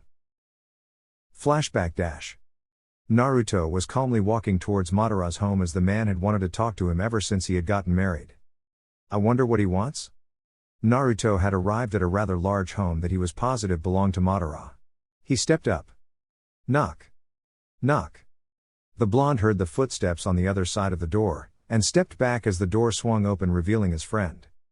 Naruto, I'm glad you're here. I need your help. Naruto could tell that those last few words had been tough for the man to say. But he was curious, just what did the mighty Uchiha Madara need help with? What do you need help with? I need help speaking with a woman. I'm sorry, I thought I heard wrong. Can you repeat that? I said, I need help speaking with a woman. He gritted out through his teeth. That's what I thought I heard. This must be some woman if you need help. She's everything I desire in a partner. She's strong, has our dojutsu, and is very beautiful. The man wasn't ashamed of admitting the last one, as it was true. Okay, but what do you want me to do exactly? I want you to help me talk to her. I see. Naruto had no problem helping a friend in need, but this would be tricky. He had developed something a while back with seals, and it would be a good opportunity to test it. I actually have something that would allow me to talk to you from a distance. I will place a seal on you, and then I will feed you the correct words. How does that sound? That sounds acceptable. 30. The two were currently in the market district of Konoha, and standing before a new item that had just gotten in, watermelons. Damn, these things are really tasty, huh Madara? And you can even squeeze them into a drink. We're not here to eat. Now look alive as here she comes. What's her name anyways? Uchiha Akane. Naruto couldn't help but whistle in appreciation at the woman who had caught his friend's eye. Not bad, but my wife is definitely better. Naruto told himself. The woman in question stood at about 5 feet 5 inches with a light skin complexion. She had raven-colored hair, like all her clan, along with black eyes. But if there was one thing that made her stand out above the rest, it was her chest. I can see why you fell for her, my friend. Naruto whistled. This Akane woman had a D-cup bust, at least from what the blonde could see. He was rather far away at the moment. Shut up, Namikaze. Growled Madara. Yeah, look sharp, here she comes. Let's start out with a greeting. Naruto told him exactly what to say. Greetings my fair lady, a fine day we are having, said Madara. He looked at her with a straight face after saying that. He could hear Naruto snickering. Greetings to you as well, Madara-sama. Replied Akane in a soft voice, thrown off by the greeting. I'm going to kill him. Madara raged inside of his head. Naruto on the other hand was having a blast. He had decided to have a little fun with his friend before he got serious, but that wasn't now. Did you sit in a pile of sugar? 'Cause you have a pretty sweet ass, said Madara, who couldn't believe he just said that. The Uchiha woman was blushing like crazy. Naruto, hissed Madara, I swear that if you don't take this seriously, the next time I see you I'm going to kick your ass. Madara gritted out through the seal. Naruto had to defend himself, oi, I told you this seal was still new. It still has bugs that I need to work out. If that's so, then why could I hear you so clear right now? I dunno, you got lucky with a transmission? Look, just get me back on the right track. Alright, said Naruto, but he was planning on messing with him once more. It was his duty as a friend to mess with him. Naruto told him what to say. Have you tried this new fruit? They call it watermelon. And no, I haven't. Is it good? She couldn't even look him in the eyes. It is. They can even squeeze them into a juice, said Madara as he was wondering where this was going. He really didn't care where it went as long as it wasn't like the last couple of instances. Really? Wow, that sounds tasty. Commented Akane. It is, but let me ask you a question. She was all ears. Do you like it when your watermelons are squeezed? Asked Madara. His entire being just froze as those words escaped his lips. That was the last straw. He was going to kill the blonde Namikaze. Madara-sama. Akane was fidgeting around. Naruto. Take me now. Eh? Both Naruto and Madara said. Take me now, Madara-sama. I've always wanted to tell you how I felt, But you were always so unapproachable, but then you started to talk to me, she sighed happily. You're welcome, said Naruto through the seal. Madara for the first time in his life was left speechless. He just couldn't wrap his head around what was going on. Thank you, were the only two words that left his mouth as Akane dragged away the Uchiha patriarch. Flashback N-30. Who knew they would get married a few days after that? Madara and Akane had been married for 2 years and he just couldn't believe it, but they were already expecting a child. Maybe we should try for a child? It's a thought. Other than that monumental news, there were others who finally joined their village. 5 new clans had come: Hyuga, Aburame, Sarutobi, Shimura, and the Kurama clan were the first to join. The Hyuga clan had been inducted as the 4th noble clan. And with the joining of these new clans, it also allowed him to expand the Anbu forces. He was still far away from where he wanted the organization to be, but it was a start. Naruto had officially been named the Anbu commander by Hashirama, and now with his marrying of Tōka, he could let her handle the clan affairs in his stead. She was the perfect choice as she had more experience with clan dealings than he did, thanks to her brother leading her former clan. He would only give his input when there was no other option, or if he wasn't on a mission. His job was very demanding after all. Right now he was getting his gear on as he was going to take the same mission he had taken 2 years ago. It was time to see just how far along these villages had come. The only other thing that had undergone a change was his mask. The mask looked more regal, but had a sinister-looking smile to it. The only other thing was the black markings littering the mask. Naruto was currently kneeling once more before his leader. Do you understand your mission, Inari? Hi. Hokage-sama. Good, I await your return. The blonde nodded, and he was gone in a yellow flash. 30. Kaze no Kuni dash. It seems that I'm always starting here first. Naruto was once more in the desert among the dunes. This time his mission wouldn't take as long as he had all of his markers all around. But he was going to try and get the network up and running this time. First things first. He edged a bit closer to edge of the cliff he was standing on to get a better view of what he was sure was to be a completed village. What he saw didn't disappoint. There were hundreds of buildings, and many of them looked to be built from the ground itself. But the closer he looked to each building he noticed that each building had a smooth surface. They had used something else besides the earth to make their homes. He was quite lucky as the position he was currently at could see everything in the village. And noticed that 2 children were heading outside of the village. This was the chance he had been waiting for. 30. Naruto had silently followed the 2 children outside of the village, and into a small watering hole. It was a girl and a boy. I'm surprised they would let 2 children out of the village. Do they not belong to a clan? Upon closer inspection, both children looked to be about 5 years old. Both finally stopped at the watering hole and each produced a fishing pole. Naruto questioned whether there were even fish in such a small body of water. He silently watched as the 2 children continued to fish, and would softly chuckle when each would argue over pointless things. He really had to keep himself from laughing out loud when the girl would pretend to have been bitten by something and pretended to die just to scare the boy. It seemed they were siblings. I could get along with her. After watching them for a while, both kids had up and left but said they would be back tomorrow. This looked like a good spot to make a base for himself now that he looked at it. It held some trees for shade and a water source. All he had to do was create a base like the last one. 30. 2 weeks had passed, and he had just kept watching them. Learning their habits and routines. Finally did he decide to make himself known to them. Each had their backs to him. You won't catch anything on this side. Why don't you try the other side? He offered. The boy swung around immediately, and paled when he saw the mask. This wasn't someone from the village who would get mad at them. He was about to tell his sister to run but stopped. His sister suddenly toppled over and fell on the ground lifeless. Did this person do something? The boy was now really scared. Naruto just looked at the girl on the ground. You do know I'm not an actual animal, right? So you pretending to play dead won't make me go away. Plus I can tell you aren't dead.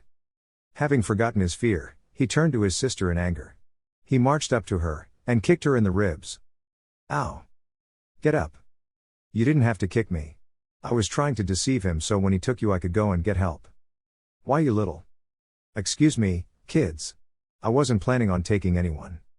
They both eyed him suspiciously. Then why are you here, and why make yourself known to us? Asked the girl. She's got a good head on her shoulders, she questions things and tried to deceive me earlier. And then he was prepared to fight me off for his sister. They will do nicely. I'm just here on business. And you didn't answer my question. Both were silent before one answered, we're orphans. All we have is each other, our parents died just before the village was complete. Oh, I see. And neither of you belong to a clan? No. I see. Then how do you get by then, if you don't mind me asking? The boy and girl were wondering why this person even wanted to know. They may be children, but even they could see if someone meant them harm. We live in the orphanage, and they feed us there, answered the boy, standing just a bit in front of his sister. I see, then why don't you take a job? I'm sure there is something each of you could do. Now this got a rise out of the girl, the shopkeepers won't let us. They won't even let us do the smallest of jobs for them. What would you say if I had a job for the two of you? It would easily outpay what you would be earning in a simple shop. Would you accept it? Depends on what it is? Both said at the same time. Okay, I really want these two. It's quite simple really. He replied in a smooth voice, I just want you to go around your village and keep your ears open. Any useful things you hear I want you to tell me. Pretty simple, huh? That actually does sound simple, but how much are you going to be paying us? As much as you want, but it will be regulated. Which means you will only get so much at a time, he said to better make sense to them. And I can even train you a bit, if you would want. That seemed to grab their attention more than anything he had said. You can train us to be shinobi? Each asked with hope in their eyes. Well, I can't fully train you in what I know, but I can show you the basics. It would allow you to get a head start on the rest of your peers. Do we have a deal? He asked, sticking his hand out. They had a small discussion with each other, and they seemed to come to an agreement. We have a deal. What's your name anyway? Asked the girl. My name. You may call me Inari. Both kids gave him a look, but shrugged it off as they thought his parents gave him a really weird name. Okay, Inari. My name is Ebizo. And my name is Chio. 30. That went better than I thought, muttered Naruto. Having finally gotten his first contact in a different country, he no longer needed to linger around. He was already heading to his next spot. He knew he could trust the two children as they had no real reason to deceive him. He could also tell each would be very skillful when each reached their prime, especially Chio. The girl, while taking to the basics very quickly, had stated she wished to learn how to use puppets. What did she call it again? Oh yeah, it was Kugutsu no Jutsu puppet techniques. The blonde had stressed the importance of them keeping his appearance to themselves, but then again who would believe two children who had met someone named Inari? Pushing those thoughts aside for now, another came to him. Naruto was a bit surprised as to who the Kazekage Wind Shadow was. It was the man he had met all those years ago, Fumiko Taro. Sunagakuer had a very strong leader at its forefront, and there might even be a possibility of alliance between the two. However, he was just speculating, and while he may know the man, it didn't mean they were friends. I have more of a friendship with Saizo than with Kotaro.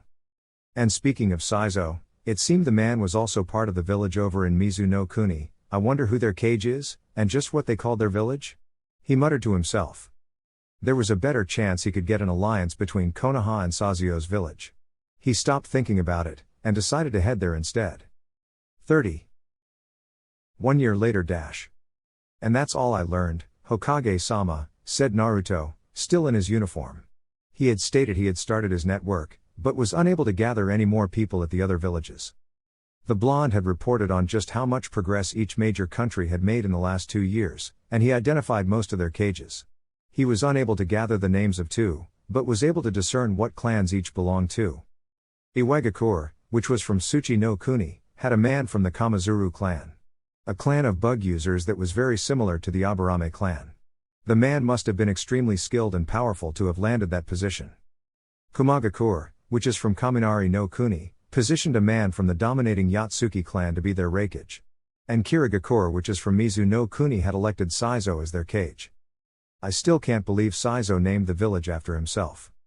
Naruto had given his report on the 5 major countries that surrounded theirs, but kept quiet about one other. The village or country itself didn't matter much to him, but the man who had put himself as cage did. Hattori Hanzo, Namikaze of Amigakure. The blonde had completely avoided going there as he didn't want to start a fight in case either man met each other. He would end the man's life one day, but not when he was on business. Plus, Hashirama would have been mad at him if he had started something. I see.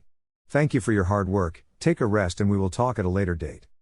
He clicked his feet together. Hi, Hokage-sama.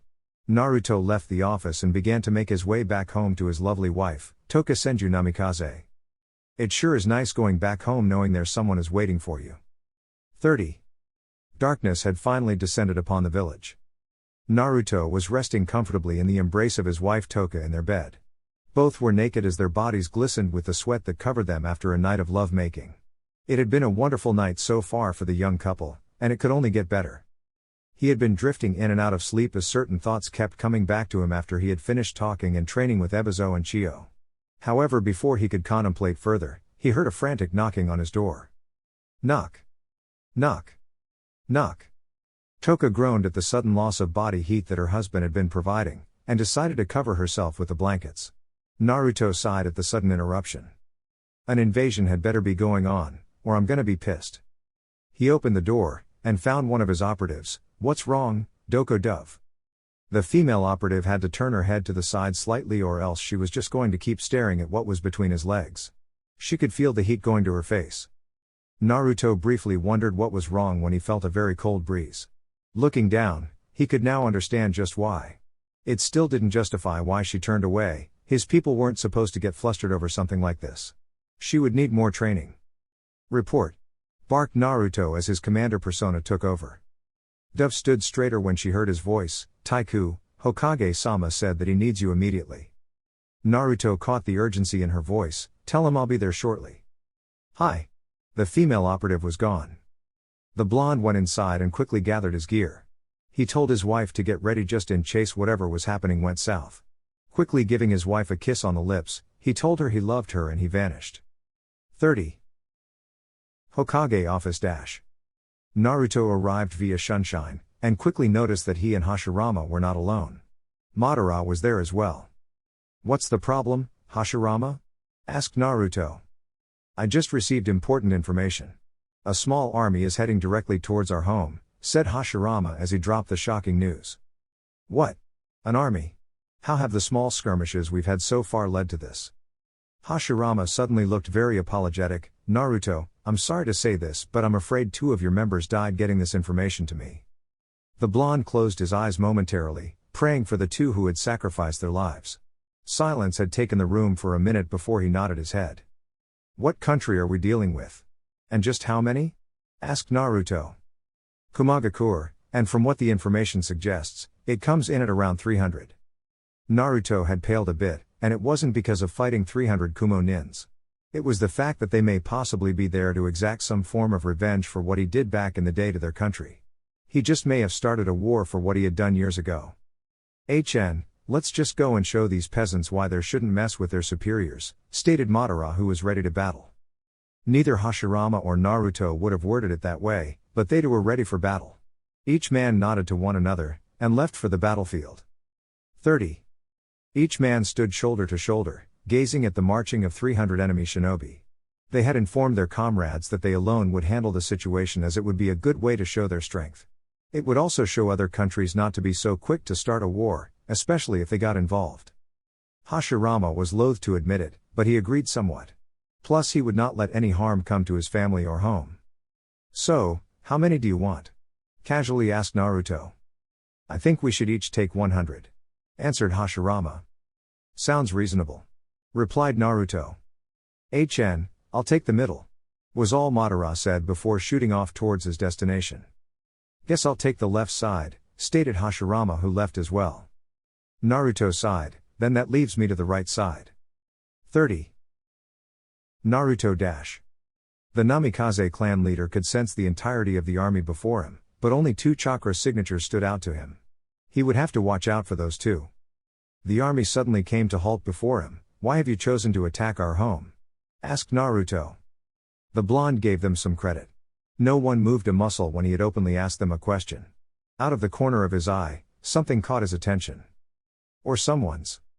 2 very large men pushed their way to the front, because we know what you did in the past. Naruto's eyebrows rose for a fraction of a second, but he quickly calmed himself. It really shouldn't have been that much of a surprise to him, especially when 2 missing clans disappear from your country and end up in another. Someone must have been looking for them and they had spotted them here, and in Naruto's clan no less. So you bring the threat of war to my home and my people, all because of one thing I did? Yes. He shook his head. I see. Is there nothing I can say that will deter you from the path you are about to take? No, said both men with a wide grin. Naruto stared into each of their eyes. So be it. He gripped his katana. Namikaze Naruto. He didn't really care if others knew his name, but it would help if the other two gave theirs. Kinkaku. Ginkaku. And we're the Gold and Silver Brothers. Announced the two before rushing him. Alright everyone, that's it for the video. I hope you enjoyed it. I will try to post more as soon as possible.